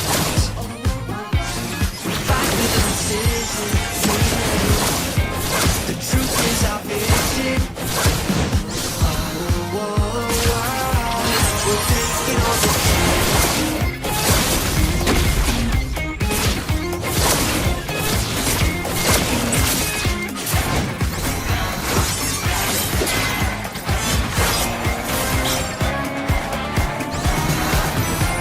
We're calling for justice on the battleground. We're not stopping till it's found. Nobody can judge our passionate actions. The gallows coming down. Fighting for the righteous justice, fighting for the priceless truth, blurring all the lines between the bad and the good. Yeah! Fighting for the justice, no matter what we do. Three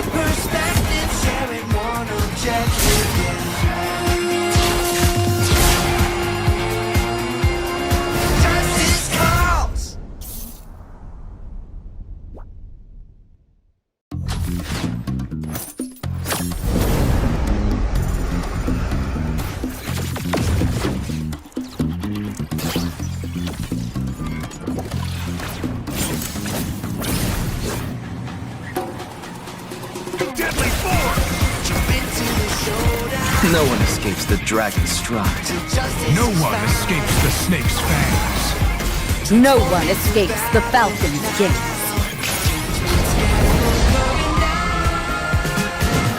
Fighting for the righteous justice, fighting for the priceless truth, blurring all the lines between the bad and the good. Fighting for the justice, no matter what we do. Three perspectives sharing one objective. Everybody's fighting for the truth.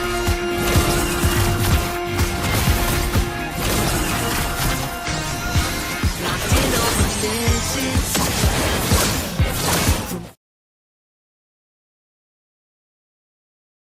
Good evening, ladies and gentlemen, and welcome to WarDrum Games. This is Nerd 2.0 presented by WarDrum Games right now, and a third match happening between Team Zohunt and Team Peak to Plummet. And seems like there are a lot of lineup changes, but before we get to that, onto the caster's desk. This is your girl Zio, and of course, joined by me, my fellow caster Itami. Hello, Zevo, and hello, everyone. We are quite excited for this series because, as Zevo mentioned, there are some adjustments, and hopefully, Zohunt as well as Team Peak to Plummet, they have came up with some lineup changes as we have already mentioned. So, hopefully, they will be bringing up a lot of competition onto this battlefield. But the question is, with the lineup change, will the synergy match up or not? That is going to be the main issue here. Like, not the main issue exactly, but it will be the main question out to here. So for the twist, I would say King Blade has joined Zohunt as the jungler. And guess what, guys? Peak to Plummet are having two former Evil Esports members onto their team. So it is going to be quite exciting, knowing the fact how well Evil Esports have made their name onto the Northeast community as well as onto the global leaderboards, way past onto 2020. So, one thing that is going to be questionable here is, are they still able, like, will they be still be able to keep up with the competition that's been having or like arising onto the MOBA 5v5 scene will be answered onto this match? Yep, definitely. We are going to be seeing the answers, but it will take quite a long time because this is going to be a best of 3 series. And both the teams, even though it's a double elimination, both the teams are going to be trying their best to stay up in the upper brackets, right? Because you've got the advantage there. But yes, looking at the current draft right now, Peak to Plummet onto the blue side having the first pick in their hands. And seems like both the teams are going to be banning out the teacher and the student combo that we are seeing, because both of them, they have been quite annoying in the current meta right now, and of course banning it out is quite the safe option. Exactly. And one thing I would like to highlight is we are hopefully not going to be seeing the same kind of bans that we are seeing onto the previous days, because we recently, like today morning, we got the patch adjustments. There are some buffs, there are some nerfs, there are adjustment onto the heroes as well. We did see a Clint debut by Team Eliminators onto the previous match, and it worked out wonders against that Harith. So the question is going to be, it's not just only the Clint that has been adjusted. There are other heroes as well who have been doing quite well onto this patch, and hopefully, it will be an experiment kind of a thing as well, because the patch notes have been dropped recently. So how well they will be adapting onto this thing will be the main question here.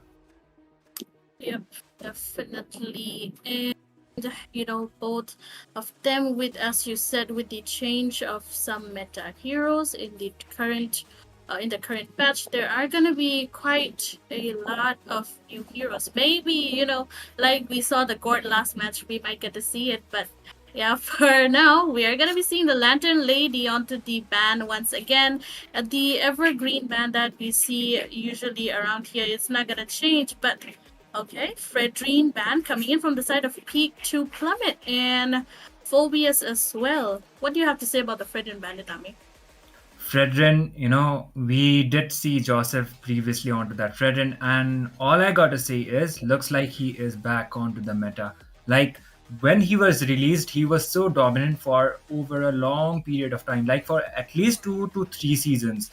After the Skypiercer as well as the Assassin meta came back onto the spotlight, he kind of lost his recognition. But looks like they will be respecting the Fredrin and they will just be banning it out. Hayabusa is also a um, considerable ban, considering the fact he is a really good jungler onto the clearing phase, as well as his jungling speed is way too high. If those Ogi shadow kills as well as the shadows connect, it would be a massive game changer kind of a thing for his heroes. And in terms of objectives too, he is, his shadows would have been coming up quite handy in order to clear it out. But Peak to Plummet, they got the first pick advantage, and most of the teams, they like to go out with a flex pick as their first pick, and apparently Peak to Plummet are doing the same thing. They got the Lucas, it can go on onto the EXP as well as onto the jungle. But Zohunt, they have decided to respond with 2 strong picks already. Yep, definitely two of the most agile heroes onto the play right now. Picking up the Matilda and the Joy all together. The dashes are gonna be insane, Itami. And it's gonna be quite hard for Team Peak to Plummet to catch up on Zohan, given that they already have the Matilda. And she's gonna be guiding around with her guiding wind, and not to mention her suckling eagle is quite hurts as well. So they still gotta watch out for the Matilda. Can go for there we go. Fanny pass open gets picked up from the side of Peak to Plummet. Now we have not seen Fanny for quite a long time, and it's gonna be really, really interesting. Interesting, exactly. Fanny, she got some nerves actually this morning. So Yep. it will be quite questionable how she is going to be working out. But if they are so confident with the Fanny pick, it's definitely, they should probably be having the strategies that they want. Zohan, they will be proceeding with another pick, and most probably they might go out with another flex, or maybe they might be locking out the mid laner as well. And speak of the devil, the Valentina comes up in order to counter out that Lucas. She doesn't have that much of an ultimate cooldown when she copies the beast form, and she could be a lot contributing onto the team fights as well. Because Lucas, he is an early game kind of a hero, and Valentina, as soon as she gets her ultimate, she can do the exact same thing the Lucas does. Maybe the sustainability will not be that high, but still she will be quite a menace onto the battlefield. Yep, certainly. And Joy really makes up for the fact that Valentina does not have enough magic damage, so she can definitely just target Hylos and Lucas with their ult, and it would be most preferably Lucas and his ult getting taken away by Valentina, because as you said, she does not have much of a cooldown compared to Lucas, so she does utilize his ult better. But then again, they kind of need a frontliner because they already have the Matilda and they have Valentina as well. Even though she will be taking Lucas or Hylos assault, she is still quite squishy because she does not inherit the HPs that they are quite excelling at. So they kind of need a tanky frontliner onto the EXP. And same on the marksman, they kind of need someone to have who have a really good position. But if we look at the bans right now, Louis and Vixana getting banned out, so targeting their mage, it seems. Mid laner priority apparently, and yep, Vexana as well as the Louis, they have a strong early game. Those divergent plays could have been the game changer, but for this match, Louis is getting banned out. So Peak to Plummet, Hilda could have been a lot of, she comes up with a lot of pokes, and her heals are really annoying to be dealing with. Combined with the Revitalize, she could have been quite a nuisance against going up against any of the teams, even if Zohan decided to capitalize with it. But they will be locking in with the Moskov. Moskov, he has been started to get picked a lot apparently, and it is quite understandable because the lane clearing from him comes up, that is pretty fast, as well as one good SOD play, and if he is onto the position to be initiating on time, he can be a complete game changer, man. Yep, certainly. We do have Moscow. Just the backdoor pusher might just get back onto your behind and just nail his spear onto you. But we gotta wait how Moscow does have the advantage here. But okay, there we go. Irrital getting Oh, out since Granger has been nerfed. The next best option would be the Irrital, and okay, a all lot of right, prospects all coming right. in. Oh, the Chow EXP. Okay, we see Zone is cooking something, and I hope it's tasty. But right now, it's not looking that tasty though. Initiations wise, it could be the Matilda as well as the Chow. And Chow, most probably, it will not be onto the damage build. He will go up with the defense items, and yep, onto the EXP lane as well. Chow can actually do wonders, but how well Zohunt will be, able to utilize this Chow will be the main question. But those Way of the Dragon plays as well as those flicker combos will be coming up quite handy, even onto the early phases of the game. And late game wise, I do believe, Peak to Plummet, they will be having quite of an advantage because they got the late game insurance for the side. That is the Sicilian. He is able to stack up and he is able to get those itemizations on time. He could be quite of a nuisance onto the composition that Team Zohunt is bringing up. But okay, this is going to be quite interesting actually, because Peak, they have beefy kind of a composition, and cutting them up will not be quite easy. The Hylos will most probably go onto the room, and Lucas is apparently the EXP laner, considering the fact they have the Fanny for them. Yep, definitely. One team going for the high mobility and pick off heroes, while the other one goes for a beefy composition. So we'll have to see which one of them excels out in this match of best of three. First game happening right now, and oh my goodness, I still can't wrap my hand around the animation effects that we're getting from this game. But yeah, so back to the game Itami, we do see both the teams are gonna be having their laning phases out here and there, and a lot of poking games are gonna be happening because we do know Chow and his mobility is quite a lot, and he is played quite aggressively as well. And for Sicilian, he does not have his Purify, so he gotta watch out for that Chow going in with his Flicker with the Dragon combo, right? Exactly. For now, the poking games are only there, but Leminar, he is trying to, get Dusty Mizo out of the position to be actually last hitting the the orange buff. But for now, they are able to get those objectives. And look at Dusty Mizo playing so offensively quite early. Yep, definitely quite in the offensive, looking for more and more aggression in his side. But Yaifaba on that Fanny King Blade as well. A battle between assassins happening right now, and both of them does get back safe and sound. Yeah, no first bloods drawn, and looks like Skyzen, he needs to be going quite back because Moscow's lane clearance would be quite faster. Okay, there is an Skyzen will be forced to retreat. He is able to retreat it out somehow, but onto the mid, there is some initiations going around, but still, it's just the poking games actually. Yep, definitely. And poor Yaifaba though not getting the blue buff, given that he's a Fanny, but still going for Fade, and he is out of energy. Might be getting taken out. First blood in the hands of Dusty Mizo on to the Chow. Quite unfortunate for Fanny right here, but Kingblade going for another kill. Maybe pops out the electrifying beats onto Lemonnier with the hair high loss, but still quite beefy. He will be able to get back.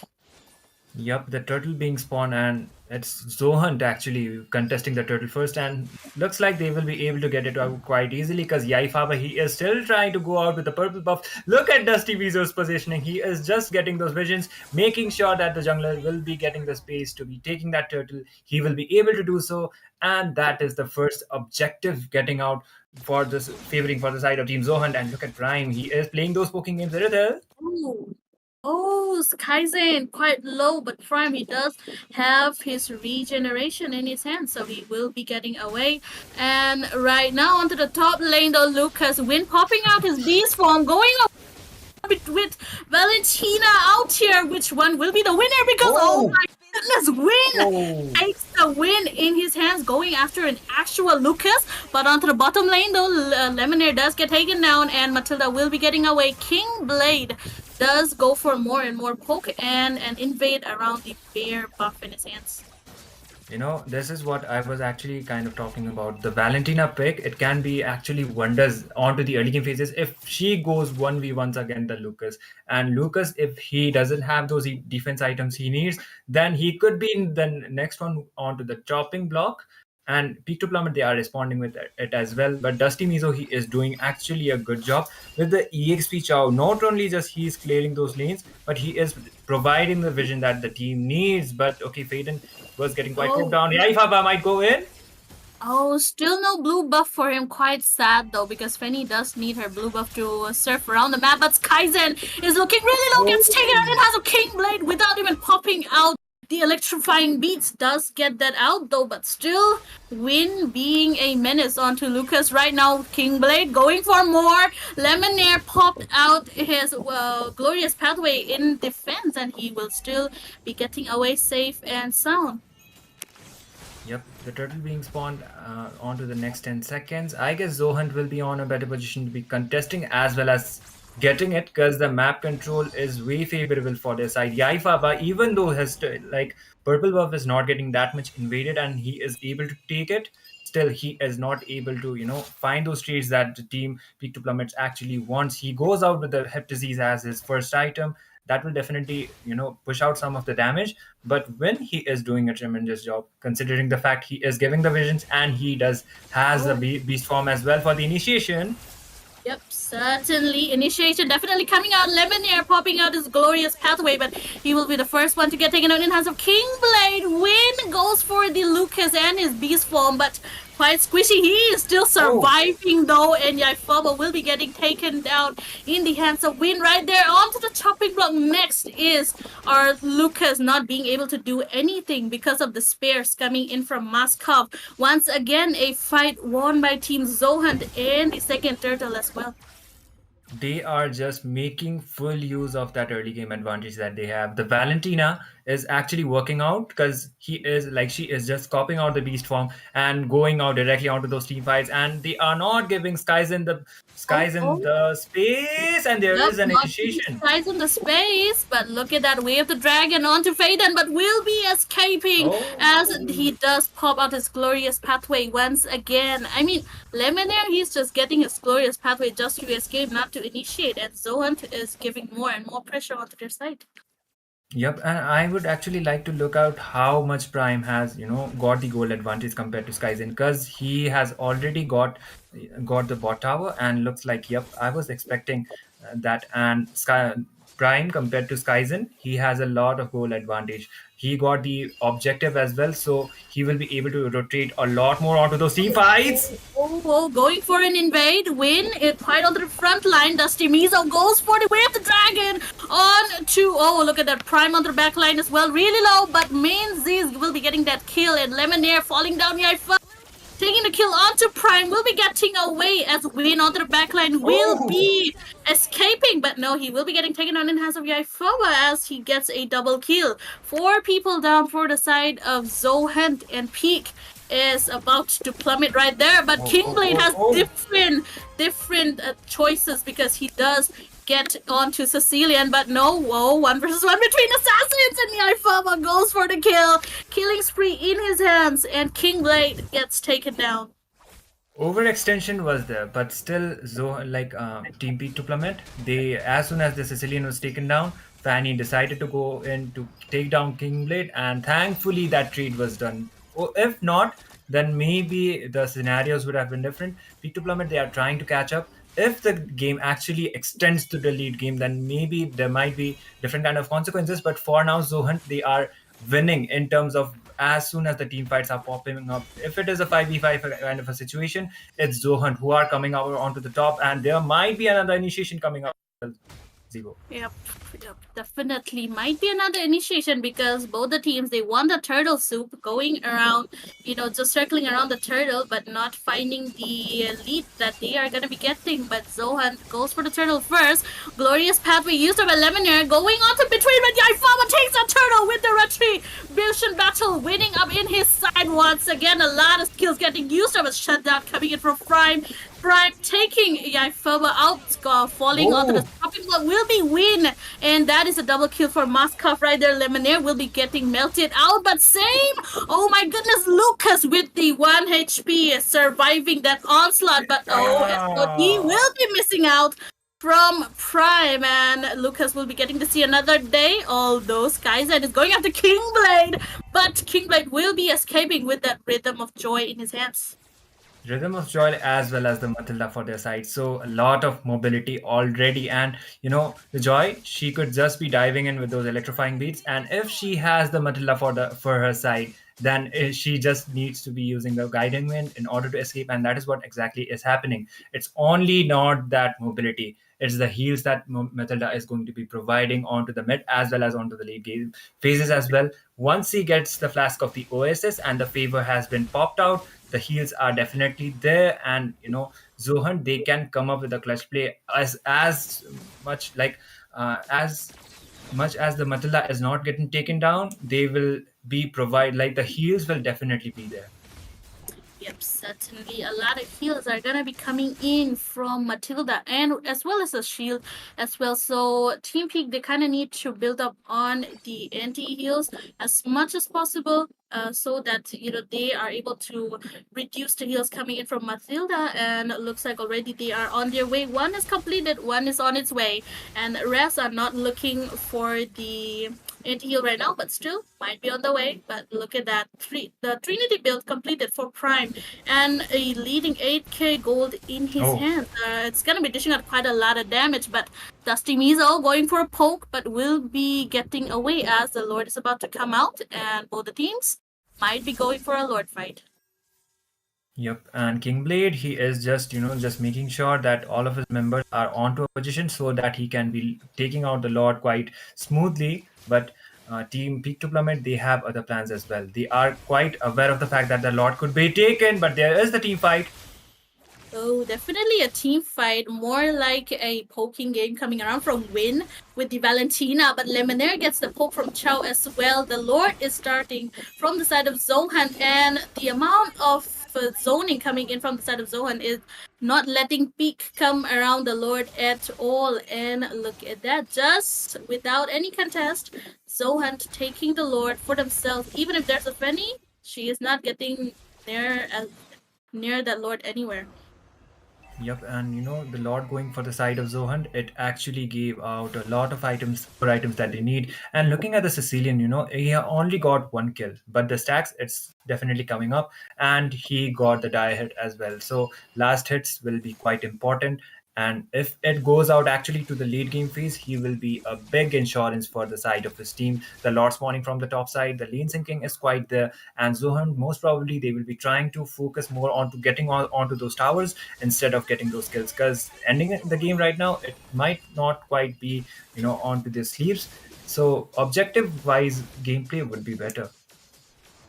Yep, definitely. P kind of needs to focus around the objective because they have not gotten any from the side of the Zulfan, right? Oh, Skyzen gets taken on in hands of Kingblade. Prime taking out one more turret in their hands, going for the second one. Dusty Mizo just out there in the front line, and Faden just with scatting wind and surfing around here and there. And I was quite skeptical because Zohan does not have a good frontliner, but it is working out quite well with Wade onto the EXP side, popping out Lucas, just choking them down here and there and not letting them farm at all. So it is playing out quite well, execution wise as well. But Yaifova trying to go for win with her blades, but she will be getting taken out, getting shoot away back to her own base, and Zohan just moving around all together, safe and sound. She doesn't have a purple buff to be actually, more contributing on those team fights as well. And looking at the itemizations as well as the goal lead, it's definitely, going for the side of Team Zohunt, they have the 5 tower advantage onto their side as well. So only the inhibitors is there. And looking at the itemizations, the Moskov, he has already completed his build, and rest of the members, they are catching up with the Moskov as well. But look at Prime's goal lead compared to Skyzen right now. It's Yep. almost over 5k. So if the Moskov is onto a position to be going out all out, then Zohunt, Peak to Plummet, they might actually face out a potential wipeout as well. But it would be better for the side of Team Zohunt if they try to freeze those lanes, try to not take any unusual team fights, because the Lord will be spawning onto the next 25 seconds. Not actually 25, but it's 15 seconds. 15, yep, definitely. Quite a hard moment for Peak right there, as they are not getting the solid ground that they need, and just getting choked down by Zohan quite a lot, and a lot of aggression coming in from their side. So the Fanny pick, it's not working out quite well because of the way Zohan is playing, choking down the Fanny, preventing her from taking the purple buff, right? So even right now, putting more and more pressure onto the side, the Lord in the hands of Zohan, Fanny trying to go for the blue buff, but failing miserably. But Dusty Mizo with the dragon onto Sicilian will be flickering out. Glorious pathway onto the backline, but Skyzen falls down in the hands of King Blade, followed up by our Blair onto the Lucas. Now 3 members remaining to defend that Lord and win really low, but once again Lemonade falling in the hands of Prime with a lot of damage dishing out. But same Faden gets taken down, but no, the base is wide open, and first game will be going in the hands of Zohunt right here. It is not a complete domination, but GG's to Zohunt as well. And they actually stepped up with the draft. It was, quite kind of similar, but man, that goal lead from that Moskov, Prime definitely got that advantage quite early. So he got the MVP as well. He was contributing onto those team fights too, and the goal lead was massive. They made sure Skyzen doesn't gets the space to be farming, and exactly that is what exactly happened. Zohan found their openings, and as soon as the initiations were there, the trade was more favorable for their side, and they got the game number 1, which means they will be getting the match point, and one more victory they will be getting the series. But the question is, will Peak to Plummet come up with a comeback? Certainly really hoping that Peak goes for a comeback, because best of 3 series, even though the first point went onto the side of Zohan, they still have one more chance at giving their best, and making their way back onto the game. Now the question is, will it be a clean sweep, or is it gonna be a reverse sweep coming in from the side of Peak? But we will have to find out. We will have to find it out a bit later. But looking at the match that we just saw, right? Skyzen was getting choked down by Prime quite a lot, getting all the ganks in his lanes, and Yaifoba as well having a hard time in his jungle, not getting the buffs. Sure, Fenny is quite nimble. Fenny is one of the top assassins we have in the game, but it did not work out well for the side of Peak, as they were just getting invaded here and there with her purple buff. Firstly, getting stolen up by Blair, her own ally. That was kind of where they, where things went wrong. But yeah, mistakes happen here and there for everyone, and the important thing is to look back at their mistakes and learn from your mistakes. It's the small things that leads up to the big consequences, and maybe that could be the case for the side of Team Peak to Plummet. The Fanny didn't work out as they were expected it to work, and as I said before, Fanny got some adjustments onto this patch, so maybe that would have been the case as well.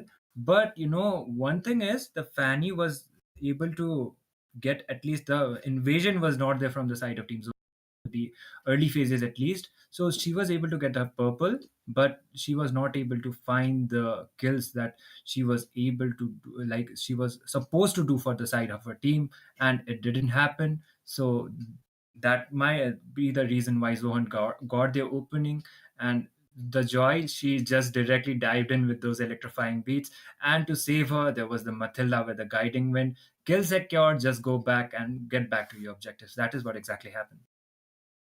Yep, definitely. And Peak would want to focus their attention onto objectives more, as Zohan were the one having the map control in their hands, and having the neutral objectives as well, the retribution plays coming in from both the sides, trying to go, and a lot of zoning coming in from the side of Zohan this time as well. The lineup is looking stronger than ever, and we hope Team Peak to Plummet have a way to clap back Zohan as well, because let's be honest, one-sided match is not as fun as watching a well-balanced match. But yeah, back to the trough. 1 point onto Zohan, just leading for this best of three, and this time they will be having their first pick. Yep. Zohan having the first pick advantage would be, something worth to watch actually, because it was Team Peak to Plummet before, but still Peak to Plummet, they were not able to find that answer. This time, once again, Zohan have decided to go out with the Hayabusa ban. So it is quite, it is quite aware to everyone that Hayabusa, he is still one of the S tier junglers, and Zohan, they are completely avoiding the Hayabusa. It could be, the lineup that might coming up from the side of Team Zohan, it might not be quite good if they go up against a Hayabusa. That would be one of the reasons why they are going to prioritizing the Hayabusa ban. And Peak to Plummet, I'm not seeing a Granger ban anymore. Neither the Granger is getting picked up, and it is quite understandable because Granger, he got some massive nerfs today, and it's the dash as well as the Death Sonata he uses in order to check those bushes. He is not able to get those visions. So Granger, I do believe if he is like going onto the right hands, then maybe it could quite work out, because Team Maf, they went out with the Granger and it worked out for their side onto the second game. But unfortunately, onto the third, it didn't. And Peak to Plummet, they won't be giving out Zohan the Matilda. Faden will not be getting that Matilda. And this Phobius is also getting banned out. So by far, standard bans, I would say, Zibo. Yep, definitely standard bans coming in. And as we're talking about the Granger, right? So a hero definitely depends on the user and the way it is executed. And as you said, the second match of Team DNS versus MAF, it was quite in the right hands. But the question is, will they be going for more Granger? Because the recent buff with Granger was not that favorable. So he will be getting benched out a bit more than and giving more opportunities for the marksman to rise up. But looking at the bans right now, Lucas will be banned out from the side of Peak to Plummet this time, since they don't have the first pick. Same with the Matilda as well, because last match Matilda was giving quite a hard time to Peak. So of course they will be banning him out. But the question is, will they be going for a Joy ban? Because last match, it was quite hard to catch up with that Joy. I do agree. And Peak to Plummet looks like they won't be prioritizing Lucas, considering the fact that Valentina was picked out onto the previous game. And early game wise, the dominance that the Lucas was supposed to be showing, it was shown out by the Valentina. 1v1, the Lucas was not able to find that advantage, and Valentina was the one who was getting a solo kill onto the top side as well against that Lucas. So Peak to Plummet, they won't be giving out the Lucas as well, and they won't be picking out as well for their side too. The Jushin, it is quite understandable. Even after so many adjustments and after so many patches, C is still one of the S tier mages out there. But one thing that kind of surprises me is the Sicilian is not getting banned out. Oh my god, the Kalea is here. So Kalea is a flex pick. She can be going out onto the EXP as well as onto the roam. So Kalea will actually be a good answer. But if they come up with Purifies or the hero which have the cancel kind of skills with the Tsunami Slam, then maybe the Kalea would have a hard time. But that actually might not be the case. Yep, definitely. Oh, there we go. The master getting picked up as well. A master versus a student.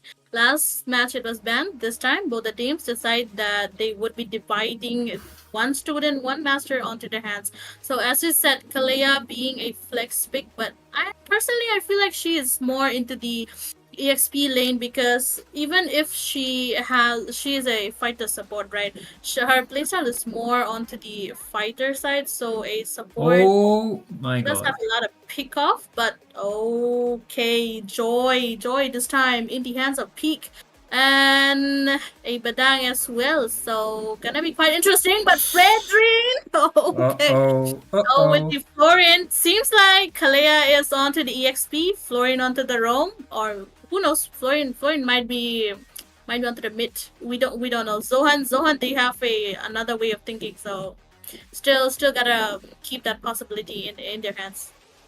I'm quite a fan of Zohan's utility kind of, because previously onto the previous tournaments we did see Dusty Mizo onto the jungling position with the utility junglers, and people kind of doubted that it's only the assassins would have. Oh, I was expecting a Nathan Zevo because he got the buffs and he got the stacks. So it actually can be a good pick against the Fredrin, but they should be knowing the fact that they have the Florin for the side of Team Zohunt as well. If the Fredrin is getting quite melted down, the global heal coming from that Florin, it could be, the game changer, because that heals onto the late game phase as soon as the Flask of the Oasis and the Fever spell has been already acquired. That heals are going to be annoying, and Fredrin is not going to be dying. But if they get the floor in first, then that Nathan can actually be the game changer. Ooh, actually, two healers in the hands of Zohan. Fredrin is gonna be having the time of his life getting healed around the map. He getting healed around the map, but we can't forget about Nathan as well. With the recent buff, he has been quite stronger. So Peak to Plummet are trying to go all out this time, just having their way of going for a reverse sweep in their hands. But if you look at the bans right now, once again, Luoyi ban from the side of Zohan would not be giving out the diversion play onto Peak, and Muskov this time as well, because last match Prime on that Muskov was just too much for them to handle. I agree. And onto the laning phase too, Moss actually a good contender against that Nathan onto the early game phases, because Nathan, he is a poking kind of hero as well as the Moskov. So both are completely item reliant, and Nathan as well as the Moskov, they are completely dependent upon the basic attacks. So basic attack kind of the dependent kind of marksmen, they don't go well against each other. So if it goes out to if it would have been going out onto the late game and Zohunt had the Moskov, the game could have been completely unpredictable. But they decided to ban it out, taking the safer side. And one thing, Team Peak to Plummet, maybe I might be kind of wrong, but a Carmilla can actually be working out too, because they have the Fredrin, they have the Florin, and the mobility is not that high. So if the Curse of Blood connects, then Nathan with his ultimate, the entropy, as well as those basic attacks, it could be quite of a game changer. But I'm no one to decide that, and it will be depending upon their composition. But okay, a setup tank. Daddy Fredrin will be going up against Daddy Tigger. Now Framis, three supports, for Zohan, three supports. Oh, okay. Okay, we got you, Zohan. We got you. Oh my goodness! I mean, the amount of supports that Zohan is gonna be getting right now is insane, because Peak to Plummet, they have a burst. They have a burst combo, and with Framis, it adds a second life to their lineup. And can't forget Florian and her global heals, right? And Kalea as well. She's gonna be healing quite a lot with her punches, gonna be fisting around here and there. Same from Badang as well, but he does not heal, sadly for him. But oh my goodness, the team compositions coming in from both the teams are really, really interesting, because it's been so long we have seen such team comps, but oh my goodness, God. there we go! X-Borg onto the EXP lane, going up against Kalea. Okay, yeah.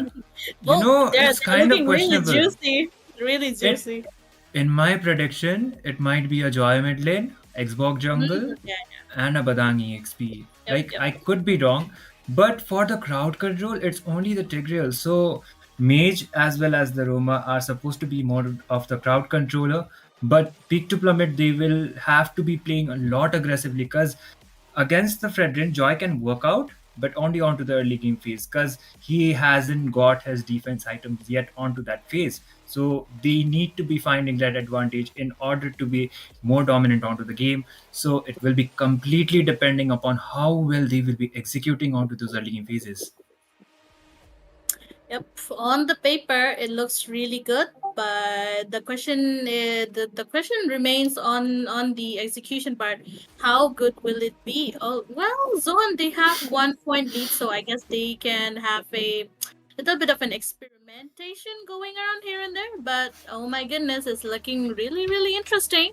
I am curious as to how Zohan and their team composition is gonna work out because for the heals to come in one after another, you kind of need to have a team coordination because you don't want to heal. You don't want to heal right when Frams is having his Nether Realm out, right? So you still got to have a good coordination with your team. But right now, it is looking kind of good. Same from the side of Peak to Plummet as well. But how good will it be compared to the side of Team Zoan?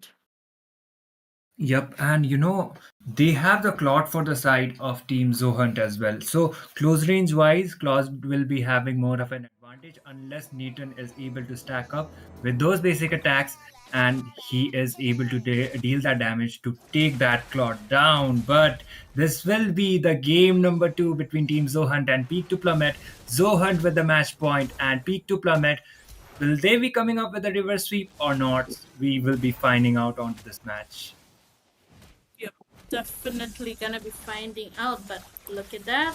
Already a lot of poking and coming in. Prime is really low, but will he be able to carry down? Look at that, just, Minzy is not able to get that kill first, but no for both the teams. And as you said, Itami, it is gonna be a Joy mid lane, and Skyzen as well, looking quite struggling against King Blade on the plot. So both the sides are just winning each other out, but still, it's gonna be quite hard for both of them to have a upper hand.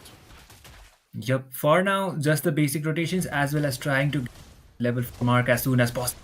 Might be a gank coming up onto the bot side. They are getting onto the position and they are trying to gank it up, but I guess Kaizen is aware of the fact that there might be an initiation. Look at the taunt coming up onto Yaifaba.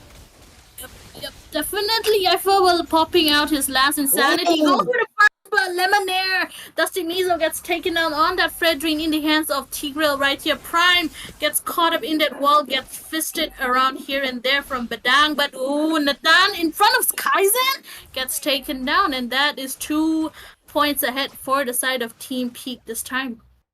This is how they are supposed to be capitalizing on the early game phases, because early game advantage they definitely have it, and if they are not Zohunt, as soon as they get their core items, as soon as the farm is enough, it will, the scenario will be completely different. And Skyzen is actually doing a good job trying to, just keep that Claude onto the lane. There are some rotations as well as folks going around.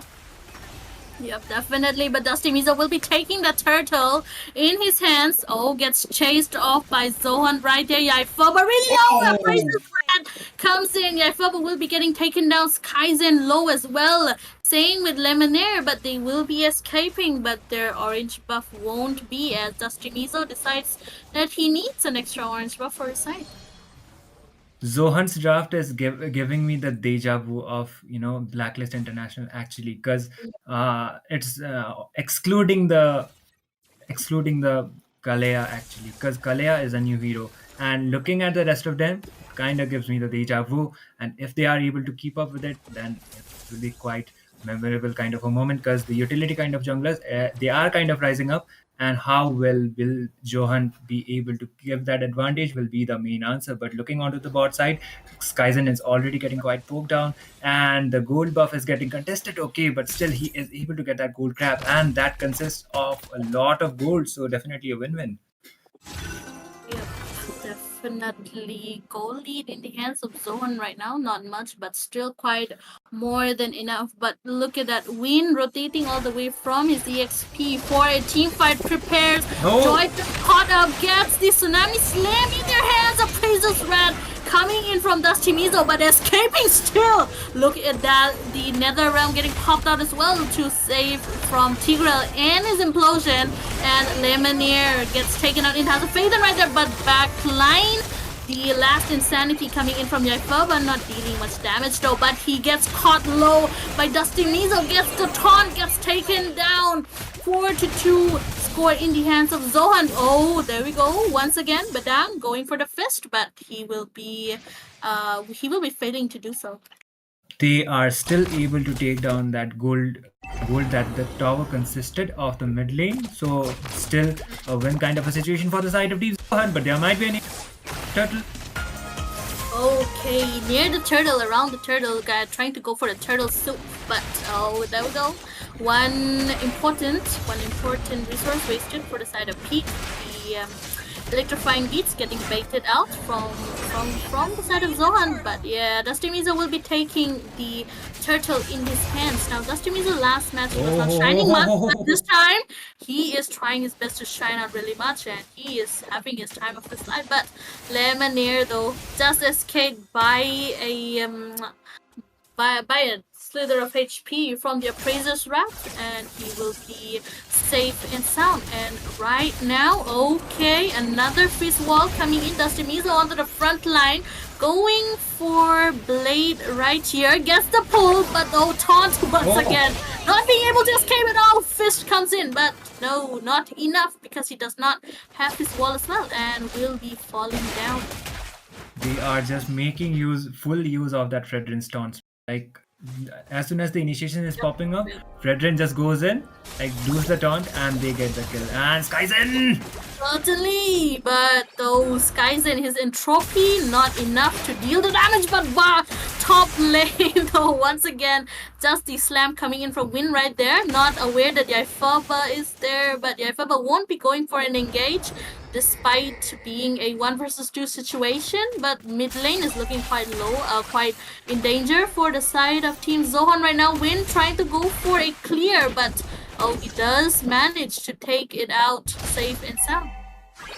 Yep, and another objective will be heading on to the next 30 seconds. Zohan having quite of an advantage in terms of the gold lead as well as just using those grabs from the Faramis, and it is actually working out because Yaifoba is with the X-Board. He is more of a utility against the Fredrin. It should have been working out, but it's not working out as expected. You know, X-Board is actually a good answer because he has the true damage. Those burns can be quite hurting to that Fredrin.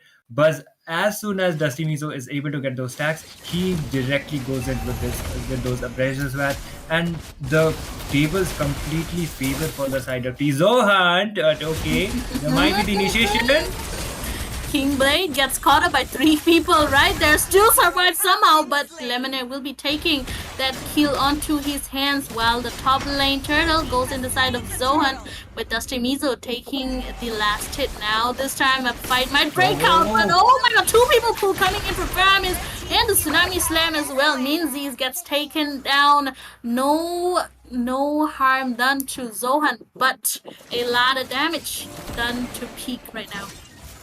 Exactly, and Skyzen, he should be able to focus on to the push as well. But looking at the itemizations as well, Skyzen is able to keep up onto this match, but for how long? Because Zohan, they still have the goal advantage. It's only Skyzen with the goal lead. If he gets taken down, like, he might be the final hope for Team Peak to plummet. And if Nathan doesn't get taken down, and if there is the right initiation, the table might completely turn out for the favor of side Team Peak to plummet. But they have a lot of heal resources. So if a team fight comes up, Zohan, they will be providing those heals to Paramis as well as the Florin, even the Kalea. So it's just the Claude as well as the Fredrin. The Claude is the main damage source. Appraiser's Wrath being used out Last Insanity being used by Yaifaba. Initiation. There comes a slam, but Yaifaba will be escaping, and Trophy gets used by Natan as well. But once again, the other gets captured out. Faden takes the kill onto Blade. There is mega kill coming in from Dusty Mizo, secured 2 people down for the side of Peak right now, and it's not looking great for their side. Still, Dusty going for the chase to Yaifaba, but he decides that he will be getting the purple buff instead. You know, the Faramis with those NetherRealm plays. Oh, the initiation, the Yaifab. Oh my goodness, Yaifaba is not even spared the chance to get back after Princess Rat comes in, but oh my goodness, not enough damage to bonk them out, so we'll be escaping. But once again, Tsunami Slam onto Lemonade, but still goes for it, but quite low, flickers up, but no, Faden takes the last hit onto himself. Electrifying Beats won't be saving as she gets slammed up here and there by Queen, and will be getting taken down as well. Really great initiation coming in from Zohunt, and once again, Peak just getting melted out. Oh, Dusty, look at Dusty playing those slow poking games. He doesn't have the Princess Rat at the heal. Okay, there we go. Heal coming in from Prime was on time though, but Dusty Mizo, he does not have his he's gonna be, you know, quite laying a little bit low because it's time for the Lord, and you do not want to have a you do not want to have your main jungler dying before the Lord comes out, so they're gonna be playing it out quite safe. Yeah, and the gold advantage is once again for the side of Team Zohan, as well as the tower. 2 towers is only the difference, but the fact that Skyzen hasn't been taken down might be the game changer, but maybe no. No. Win gets caught off guard by 3 people, will be getting taken down, but Faden trying to go for the backline. Oh, Yaifaba, escapes with the recall. And say, oh my goodness, King Blade gets taken out in the hands of Nitan right there, 1 versus 1, and he will be escaping as well. Same with Minzies. That was quite a close call, but Dusty trying to go for more engage after Yaifaba. Okay, he does get that orange buff. Lord is there onto the mid lane. Might be going for more charges there. Top lane as well. A lot of damage dishing out. Fist comes in with the wall as well. Implosion. Dusty gets caught up, gets taken inside, but the heal. And the NetherRealm second chance coming in to play, saving him out. And Dusty Mizo escaping, but Faden really low on the electrifying beats. Minzies will be taking that shut down. Faden will be getting taken out. A clapback coming in from Peak right there, but will they be able to escape? Will they be able to have more kills in their hands? I think not. And it's only the inhibitors remaining. So Peak to plummet, the defenses will definitely be tough. And you know, Zohan, the teamwork being done by them is actually tremendous, because the initiations are being done and they are staying on team, and the Faramis is providing those heals as well as the NetherRealm. Oh, the jump from Kalea, implosion coming in once again. NetherRealm popped out, heal as well from Florine, but oh my goodness, they still escape the all of the onslaught though.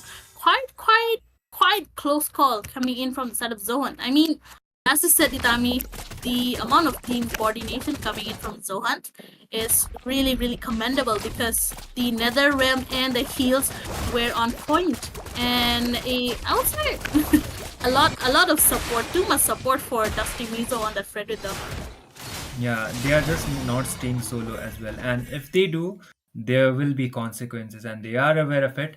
And looks like Zohan, they will be focusing onto that next objective instead of going for more kills. Look at onto the mid side. They are aware of the fact that the Badang might be hiding onto the next push, but they are not over initiating, because Skyzen can come up with the play, and Tigreal, if he lands his implosion, and Faramis as well as the Florent, if they are not able to provide those heals, then there might be consequences. But okay, the Joy will be able to escape somehow. And okay, the Lord being taken, like the Lord has been spawned, and Zohan has decided to contest it out once again.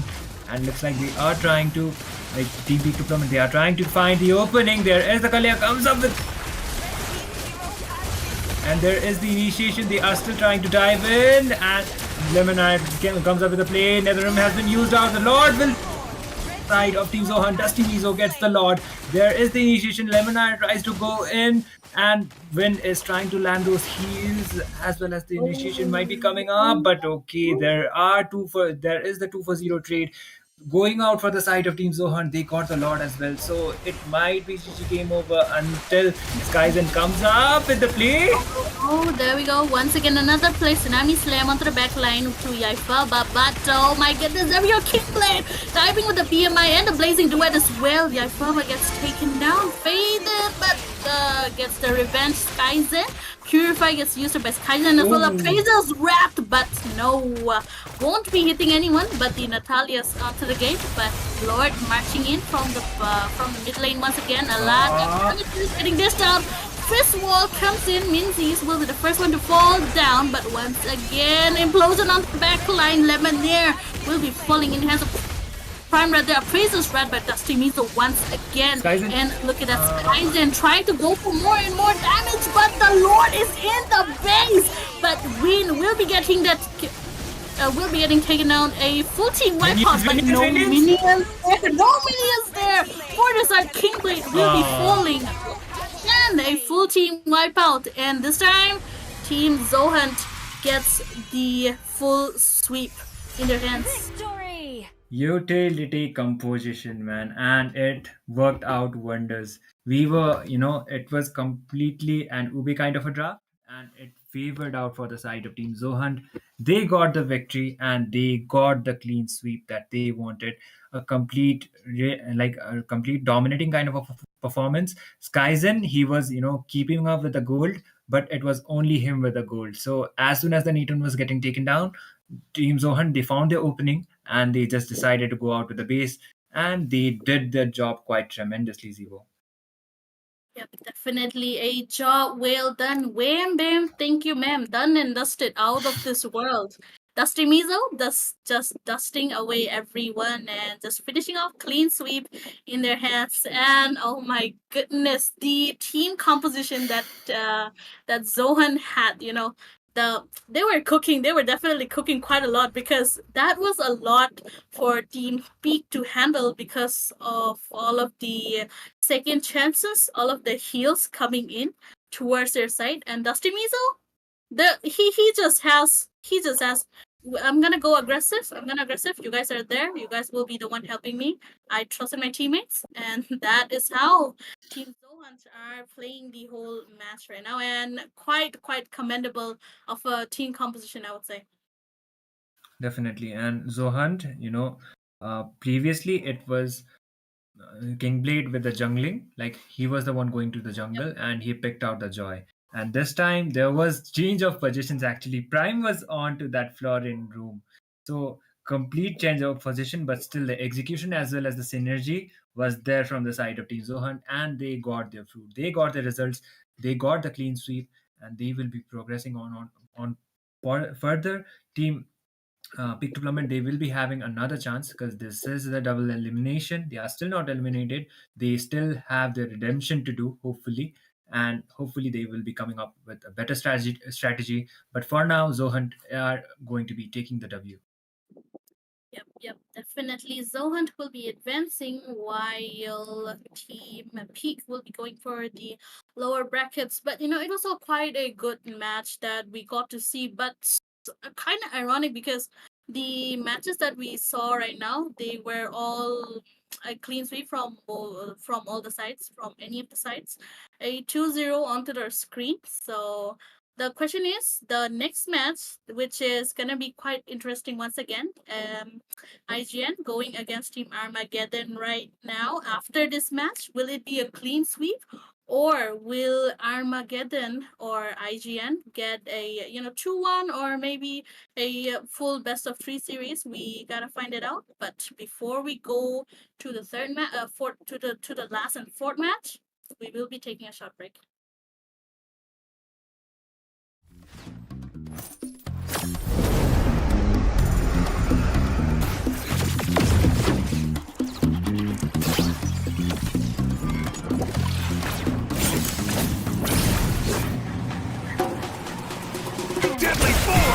Jump into this No one escapes the dragon's stride. No one escapes the snake's fangs. No one escapes the falcon's gaze.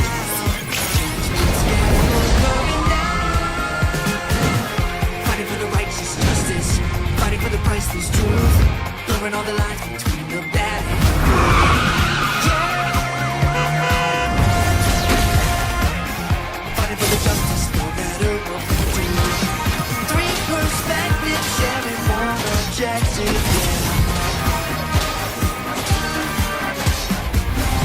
Everybody's fighting for the truth.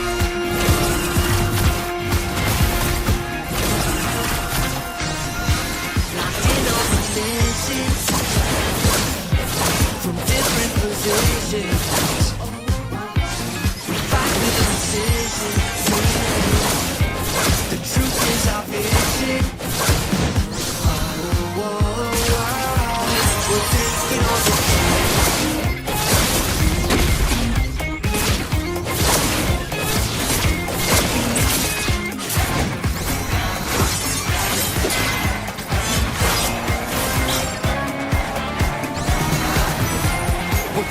for justice on the battleground. We're not stopping till it's found. Nobody can judge our passionate actions. The gallows coming down. Fighting for the righteous justice, fighting for the priceless truth, blurring all the lines between the bad and the good.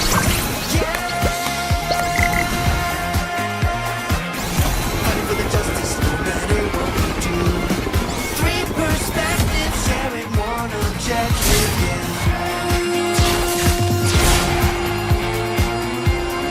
Justice calls!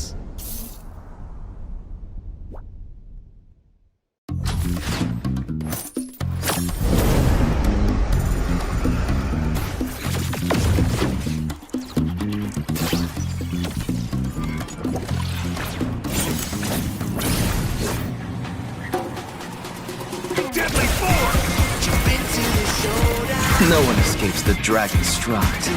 No one escapes the snake's fangs. No one escapes the falcon's gaze.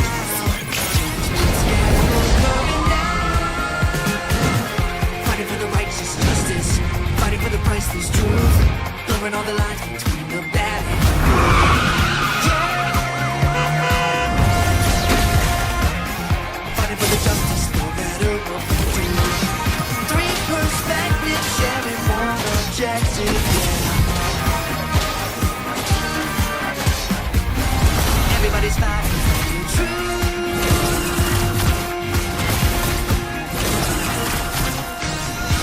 Locked in on positions, from different positions, we fight with precision. The truth is our vision. We're taking on the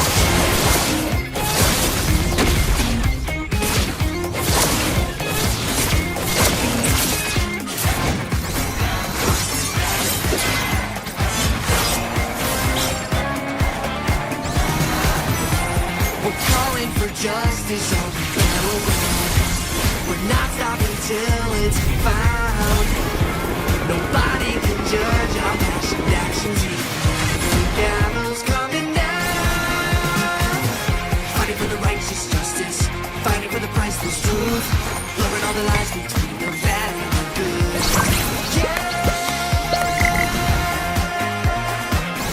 Fighting for the justice, no matter what we do. Perspective, sharing one objective,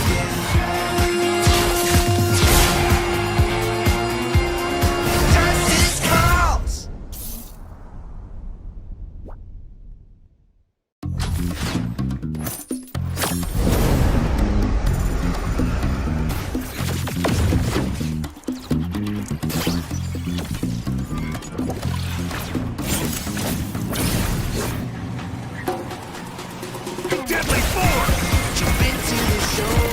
No one escapes the dragon's stride. No one escapes the snake's fangs. No one escapes the falcon's gaze.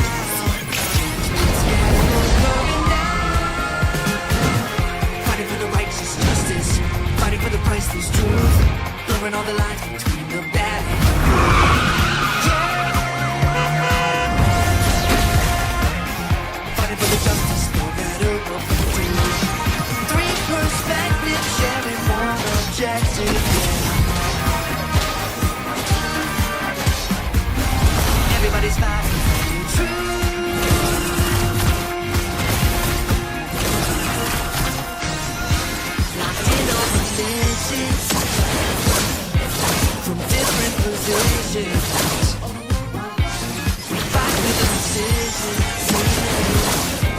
The truth is our vision.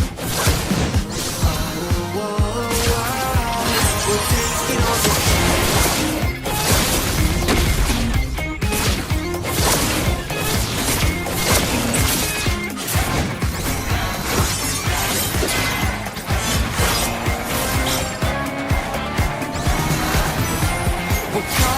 justice on the battleground. We're not stopping till it's found. Nobody can judge our passion actions here. The gavel's coming down. Fighting for the righteous justice, fighting for the priceless truth, blurring all the lines between the bad and the good. Yeah. Fighting for the justice, no matter what we do. Three perspectives sharing one objective, yeah. Justice calls.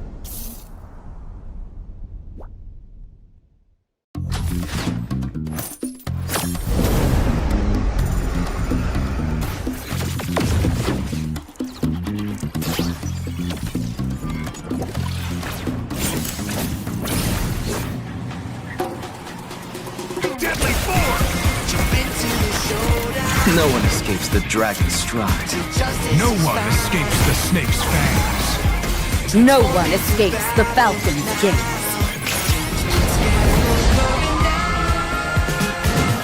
Fighting for the righteous justice, fighting for the priceless truth, blurring all the lines between the bad and the good. Yeah. Fighting for the justice, no matter what we do. Three perspectives sharing one objective, yeah. Everybody's fighting for the truth.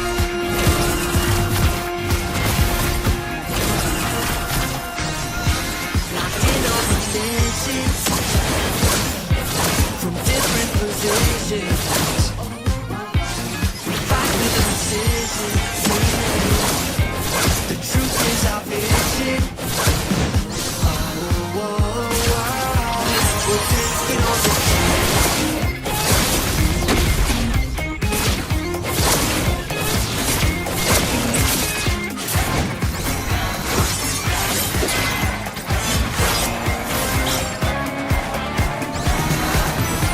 We're calling for justice on the battleground.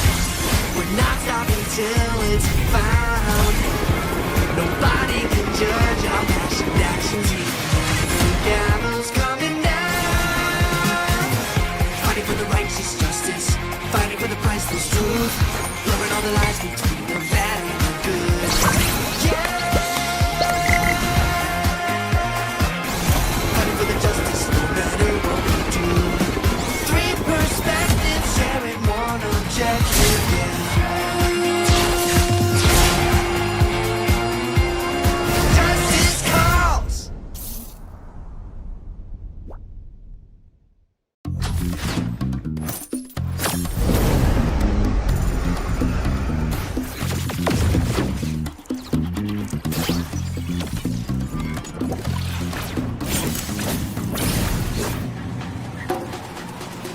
Deadly force! Jump into the showdown. No one escapes the dragon's stride. Till justice No is one found. escapes the snake's fangs. No one escapes the falcon's gaze.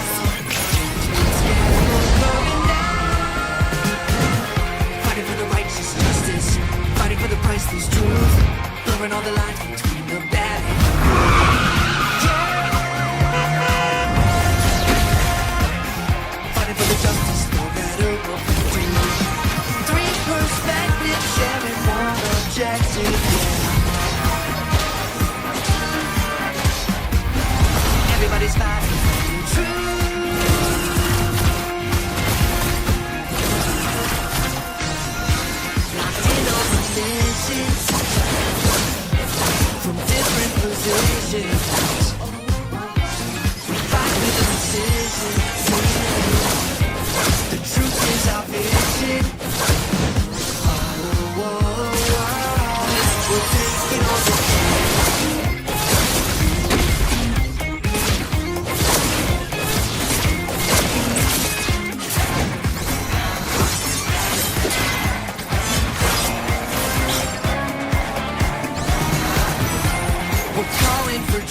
justice on the battleground. We're not stopping till it's found. Nobody can judge our passionate actions here. The gavel's coming down. Fighting for the righteous justice, fighting for the priceless truth, blurring all the lines between the bad and the good. Yeah. Fighting for the justice, no matter what we do. Three perspectives sharing one objective. Yeah.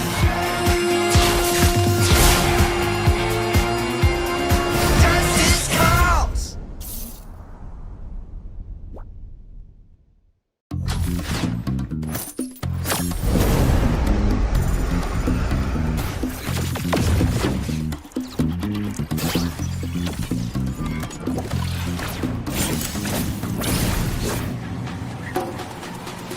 Deadly force! Jump into the showdown. No one escapes the dragon's stride. Justice No is one found. escapes the snake's fangs.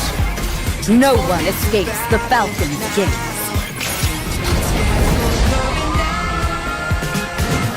Fighting for the righteous justice, fighting for the priceless truth, blurring all the lines between the bad and the good. Yeah. Fighting for the justice, no matter what we do. Three perspectives sharing one objective. Yeah. Everybody's fighting for the truth. Locked in on missions from different positions. We fight with precision. The truth is our vision. Oh, we'll take it on the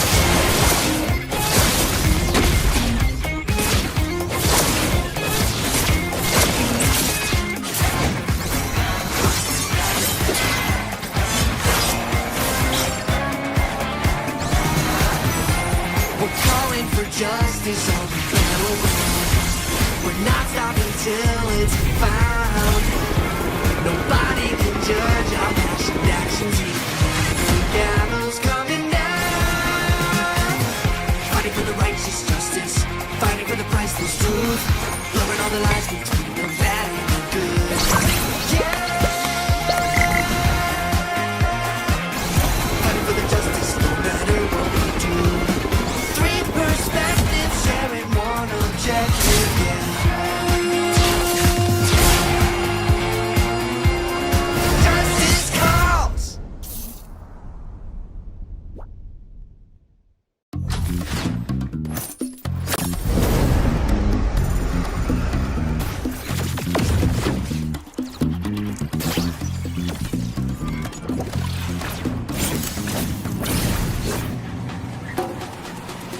Deadly force! Jump into the showdown. No one escapes the dragon's stride. Justice No is one found. escapes the snake's fangs. No one escapes the falcon's gaze.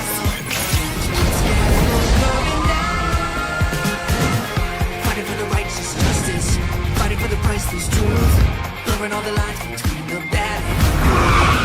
Yeah.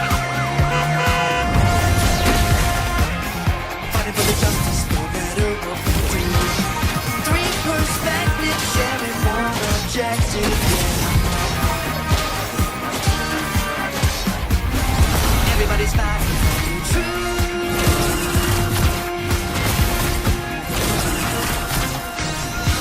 Locked in on missions from different positions. We fight with precision. The truth is our vision. Oh, we'll take it on the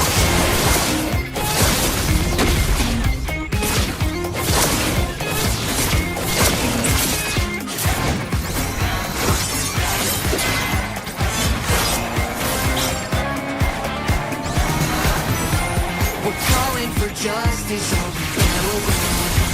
We're not stopping till it's found. Nobody can judge our passionate actions here. The gavel's coming down. Fighting for the righteous justice,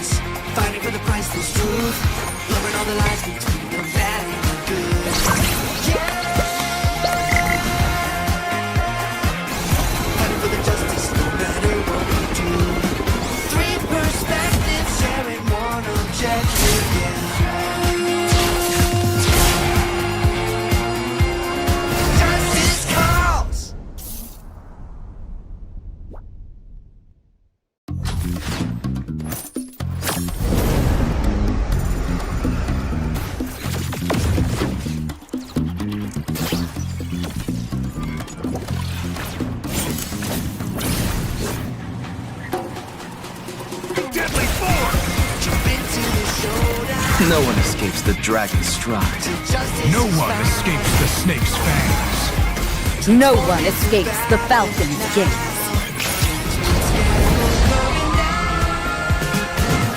Fighting for the righteous justice, fighting for the priceless truth, blurring all the lines between the bad and the good.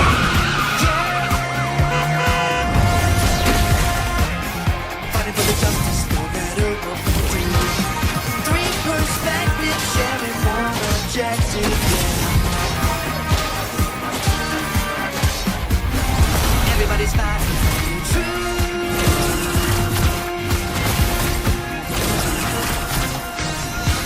Locked in on missions from different positions. We fight with precision.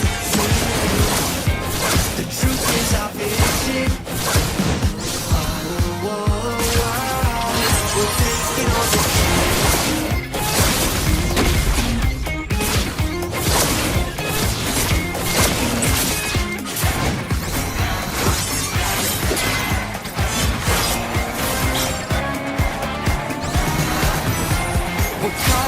justice on the battleground.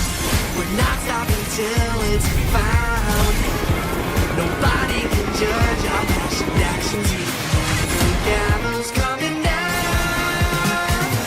Fighting for the righteous justice, fighting for the priceless truth, blurring all the lines between the bad and the good. Yeah. Fighting for the justice, no matter what we do. Perspectives sharing one objective,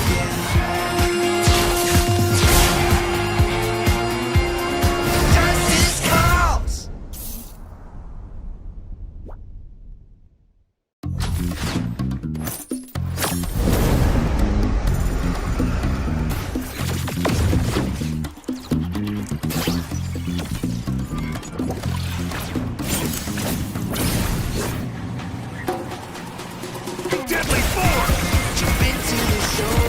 No one escapes the dragon's stride. No one escapes the snake's fangs. No one escapes the falcon's gaze.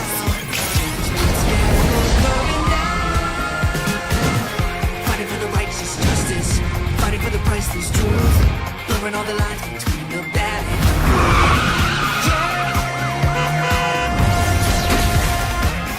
Fighting for the justice, no matter what we do. Three perspectives sharing one objective, Everybody's fighting for the truth.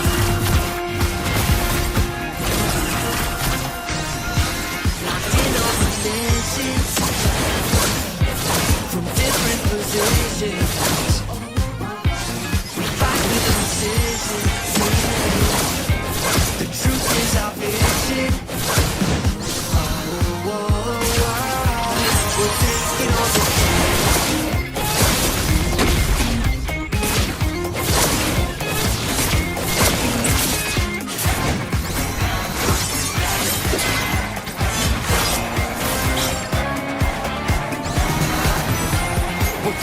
the justice on the battleground.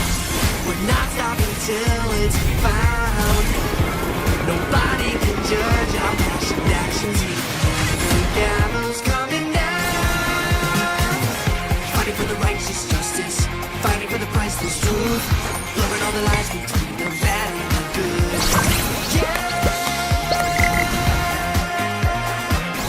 Fighting for the justice, no matter what we do. Three perspectives sharing one objective,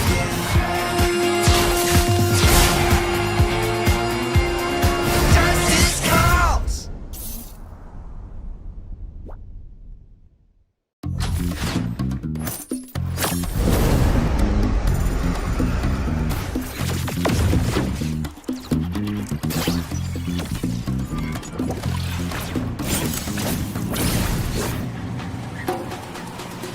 Deadly force! Jump into the showdown. No one escapes the dragon's stride. Justice No is one found. escapes the snake's fangs. No one escapes the falcon's gaze.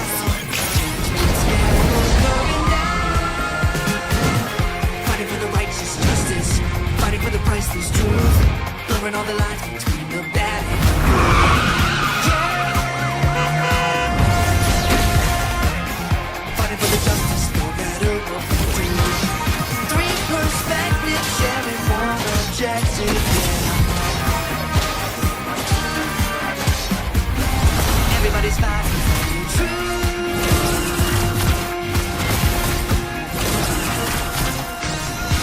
Locked in on dimensions from different positions. We fight with precision.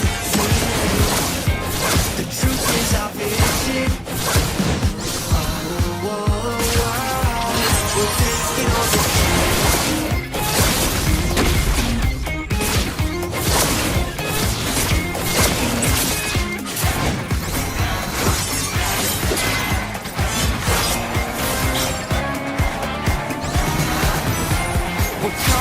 justice all we go.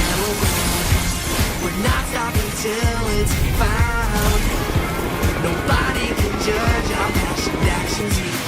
The gallows coming down. Fighting for the righteous justice, fighting for the priceless truth, blurring all the lines between the bad and the good. Yeah. Fighting for the justice, no matter what we do. Three perspectives, sharing one objective, yeah. Justice calls.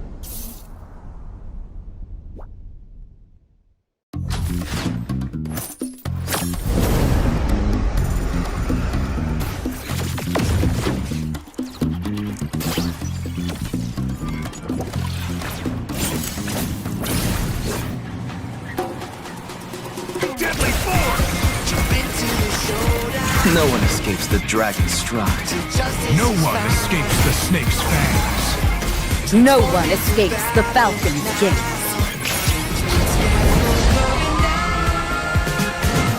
Fighting for the righteous justice, fighting for the priceless truth, blurring all the lines between the bad and the good.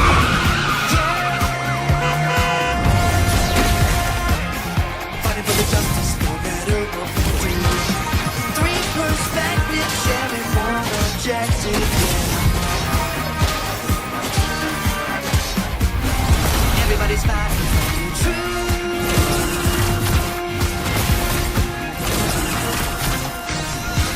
Locked in on dimensions from different positions. We fight with precision. The truth is our vision. We're taking on the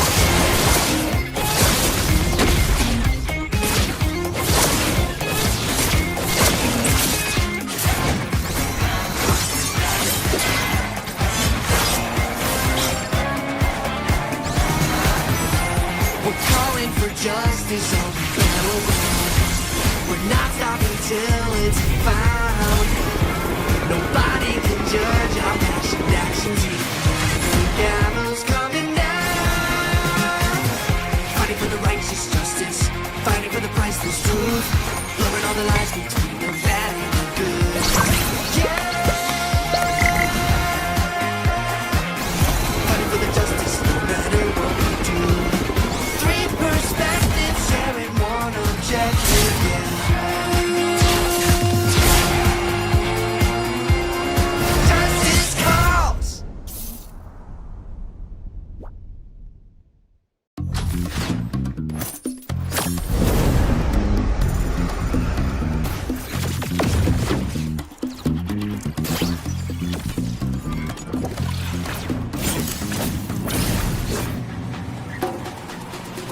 Deadly force! Jump into the showdown. No one escapes the dragon's stride. Justice No is one found. escapes the snake's fangs. No one escapes the falcon's gaze.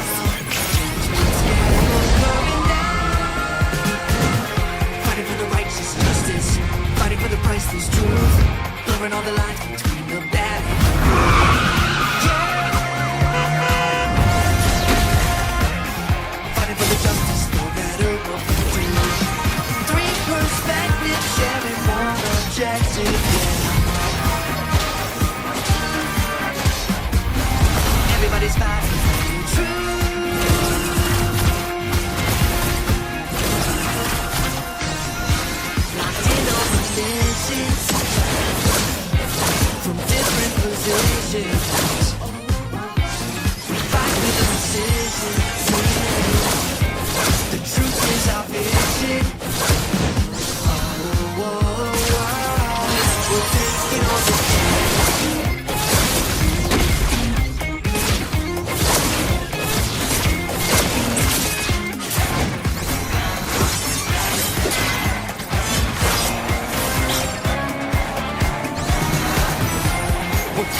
for justice on the battleground.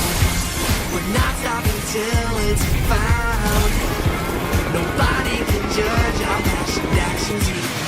The gallows coming down. Fighting for the righteous justice, fighting for the priceless truth, blurring all the lies between the bad and the good. Yeah. Fighting for the justice, no matter what we do. Three perspectives sharing one objective. Yeah. Justice calls.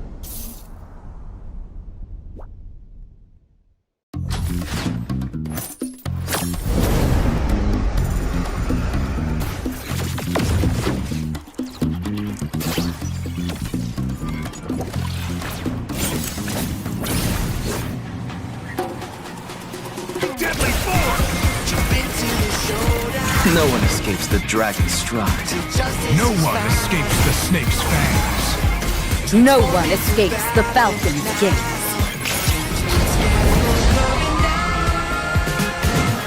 Fighting for the righteous justice, fighting for the priceless truth, blurring all the lines between the bad and the good. Yeah. Fighting for the justice, no matter what we do. Three perspectives sharing one objective. Yeah. Everybody's fighting for the truth.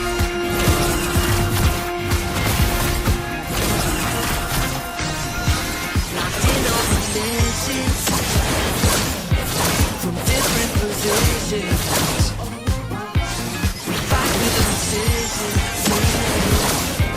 The truth is our vision. Oh, oh, oh. We're taking on the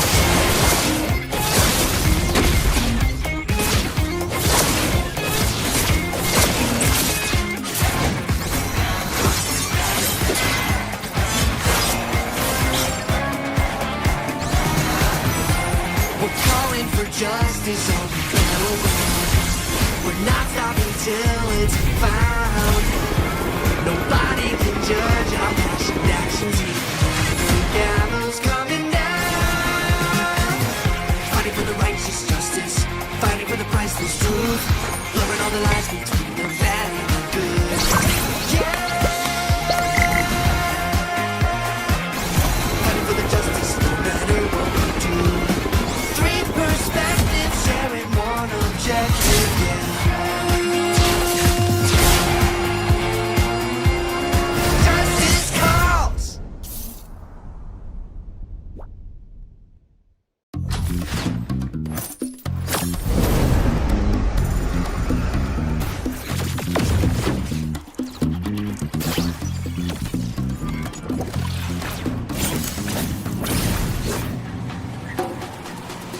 Deadly form! Jump into the showdown. No one escapes the dragon's stride. Till justice No is one found. escapes the snake's fangs. No one escapes the falcon's gaze.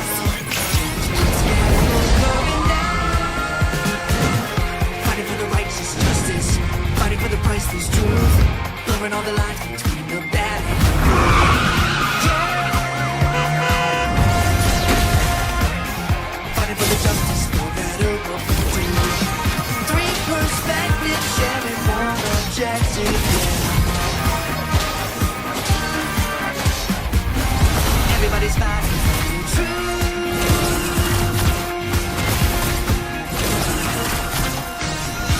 Locked in on conditions from different positions. We fight with precision. The truth is our vision. Oh, oh, oh. We're taking on the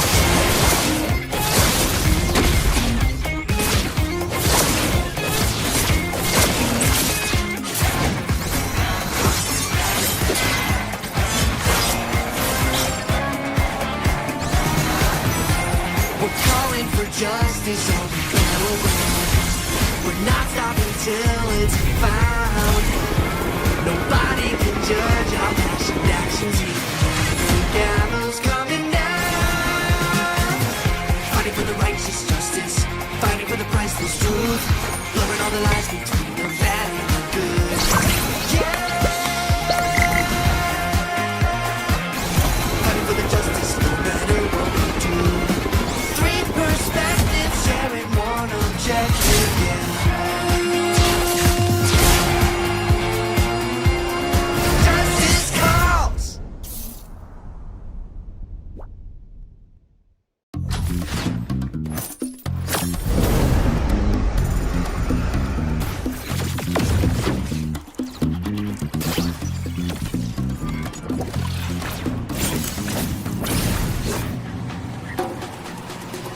Deadly force! Jump into the showdown. No one escapes the dragon's stride. Justice No is one found. escapes the snake's fangs. No one escapes the falcon's gaze.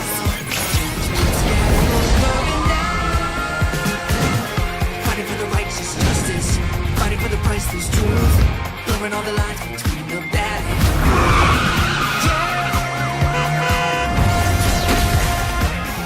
Fighting for the justice, no matter what we do. Three perspectives, sharing one objective. Everybody's fighting for the truth.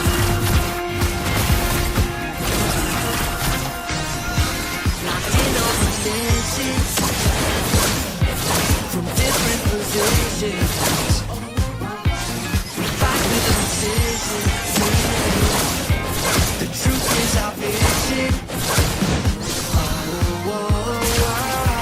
We'll take it on the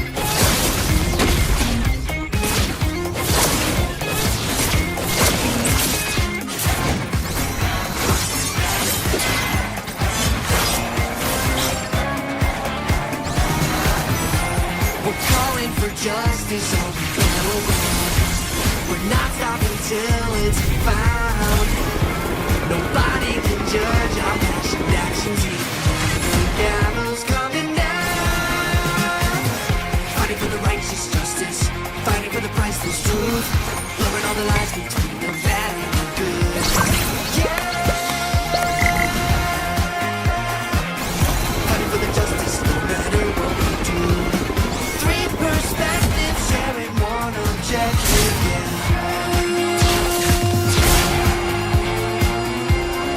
Justice calls.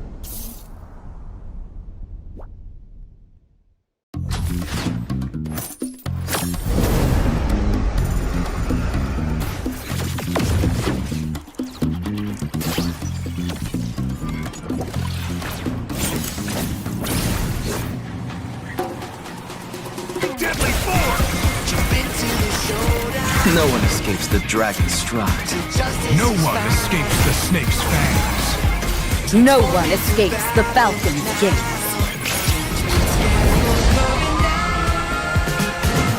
Fighting for the righteous justice, fighting for the priceless truth, blurring all the lines between the bad and the good. Fighting for the justice, no matter what we do. Three perspectives, sharing one objective. Everybody's fighting for the truth. Locked in on conditions from different positions. We fight with precision. The truth is our vision. We'll take it on the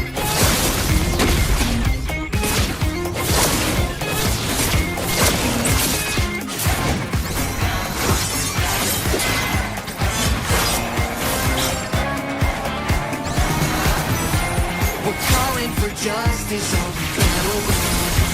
We're not stopping till it's found. Nobody can judge our passionate actions. The gallows coming down. Fighting for the righteous justice, fighting for the priceless truth, blurring all the lines between the bad and the good.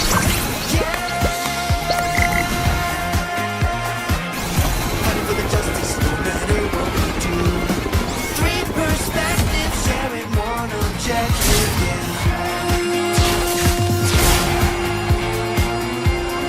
Justice calls.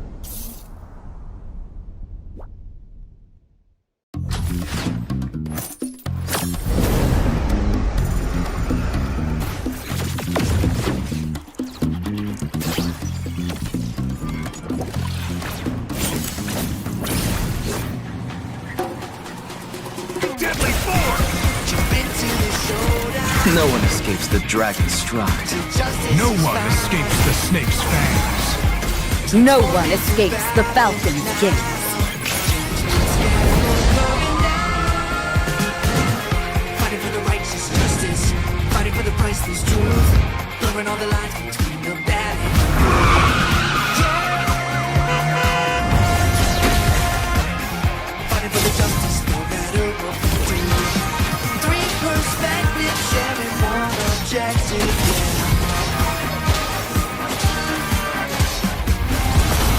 fight for truth.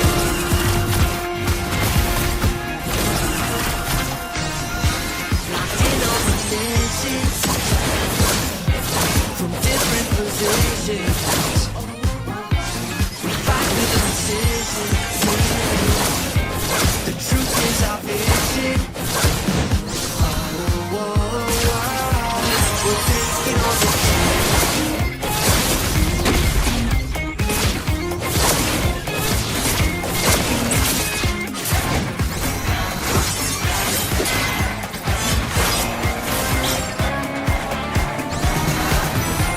we're calling for justice on the battleground. We're not stopping till it's found. Nobody can judge our passion actions. The gallows coming down. Fighting for the righteous justice. Fighting for the priceless truth. Blurring all the lines between the bad and the good. Yeah. Fighting for the justice no matter what we do. Three perspectives sharing one. Good evening. Good evening, ladies and gentlemen, and welcome to the Nerd 2.0, hosted by none other than your WarDrum Games right now. This is going to be the last match of the day, happening between Team IGN going against Team Armageddon Esports. Now, we know the match got a bit delayed, and because of IGN, Team Armageddon will be getting 1 point in their hands. So, they just need one more win and they will be they will be forwarded towards the next round. But onto the caster's desk right now before we go to the match. It is your girl Zero, and of course joined by my fellow caster Debbie here. Yep, it's gonna be interesting, Jira, because two of our favorite team here gonna be playing for the next round, and who's gonna be eliminated is gonna be the one who's gonna be going down into the lower bracket. So Armageddon, like you mentioned, already got the first win just because of a little bit of a unpunctuality by ICN. So sticking to the rule book, guys, we are going to be giving Armageddon that 1 point on their hand. So this is basically a match point for them and a first pick for Armageddon Esports here. So what is it that they're going to be banning? Is it going to be the Fanny or something entirely different? Because I never seen Armageddon, picking out a Fanny either. But Debbie, Fanny isn't working out quite much these days, and she got recent nerfs, so Fanny can be off the ban list, I guess, but it also depends on the user as well, so better safe than sorry. But yeah, for Armageddon, they have the first pick, so they can ban something up which counters the first pick that they plan to go, right? So might go for maybe first ban Matilda. Kalea might be double support, who knows? But they're considering quite a lot of the ban this time. Yeah, there are so many with the changes into the draft, not the draft, but the metas as well, and bows and non-bows, which has been into this meta for so long. They are taking a lot of the time just trying to decide which hero is going to be worth the ban here. So definitely, I think Armageddon, they are quite into thinking. And if we talk about these two teams right here before they go into the bans, it's just that Armageddon does have a better time when they have a tanky jungle onto the side. Maybe Charlie Brown, he can play all those assassins and all, but when he got his hands onto the Lucas, when he got his hands onto the Studios, onto the Joy, he's just much more comfortable onto this. So definitely Armageddon might try to prioritize onto those heroes that's much more fitted for their playstyle as well, because even the Rumor is kind of a pick of Rumor here who is more comfortable onto those Kaleas, onto those Cho. There's a possibility that they can try to go for that kind of strategy as well. But for IZN, they need to have an assassin into their jungle. They need to go for those damage dealers so that they can play around him, because Debbie, sorry to cut you off, but we just got an information from the headquarters that IGN is getting disqualified because of some reasons. So Armageddon will be walking off with a 2-0 score in their hands. Quite unfortunate, but gotta stick to the rule book as we always say. Rule book meta. Yeah, rulebook meta. So I mean, it's definitely no problem, right? For IGN, they did not get to play Armageddon with the free wins. I'm happy. We are happy actually, but IGN, we are still happy because they do have a chance for this because there's a lower bracket. So yeah, they can try to fight their way up to the top again because lower bracket is there, but we have big teams in the lower brackets too. So there's no saying. There's no saying. Yes, sir. Well, they can still rise up from the lower brackets, so we gotta watch out for IGN because they might just be, having the Sigma solution there in the lower brackets. But yeah, for this match though, they are the skibidi for now, and Armageddon Esports being the Sigma, just getting up, uh, getting a 2-0 clean sweep onto IGN without even playing the match. So Yeah. I mean, they will. I think punctuality gets you somewhere, right? I mean, yeah, stick to the plan. We stick to the rules. So that is a rule that we are going to be keeping. So yes, and unfortunately, it's kind of unlikely for them to behave like this, right? But no worries, you got more chance because we have lower brackets like we mentioned. So definitely they can try to go look for something there. But Armageddon, kudos to them. They got the aura with 100% rising. Yeah, they're the Sigma team here, so they definitely gonna be the one moving forward into the next round. Yep, certainly. So with that being said, we are gonna be, forced to say goodbye to our dear viewers because the last match, it was the last match. So we'll be seeing you tomorrow, same time, same place, same people, different matchups, and hopefully we hope to see you guys in the chat once again. But for now, this is your caster Zivo and Debbie, and both of us will be signing off for tonight. Have a good night. Bye bye.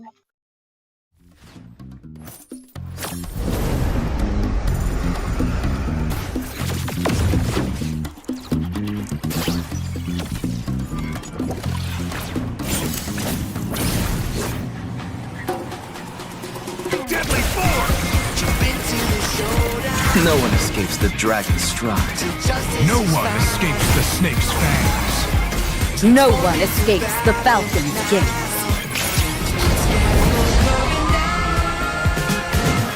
Fighting for the righteous justice, fighting for the priceless truth, blurring all the lines between the bad and the good. Fighting for the justice, no matter what we do. Three perspectives, sharing one objective. Everybody's fighting for the truth.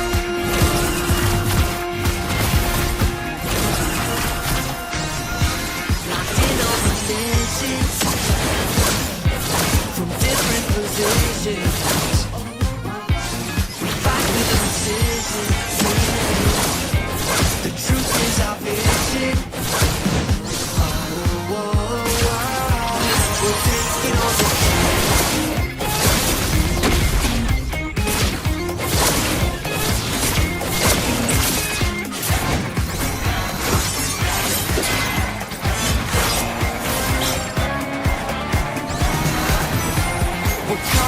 justice on the battleground.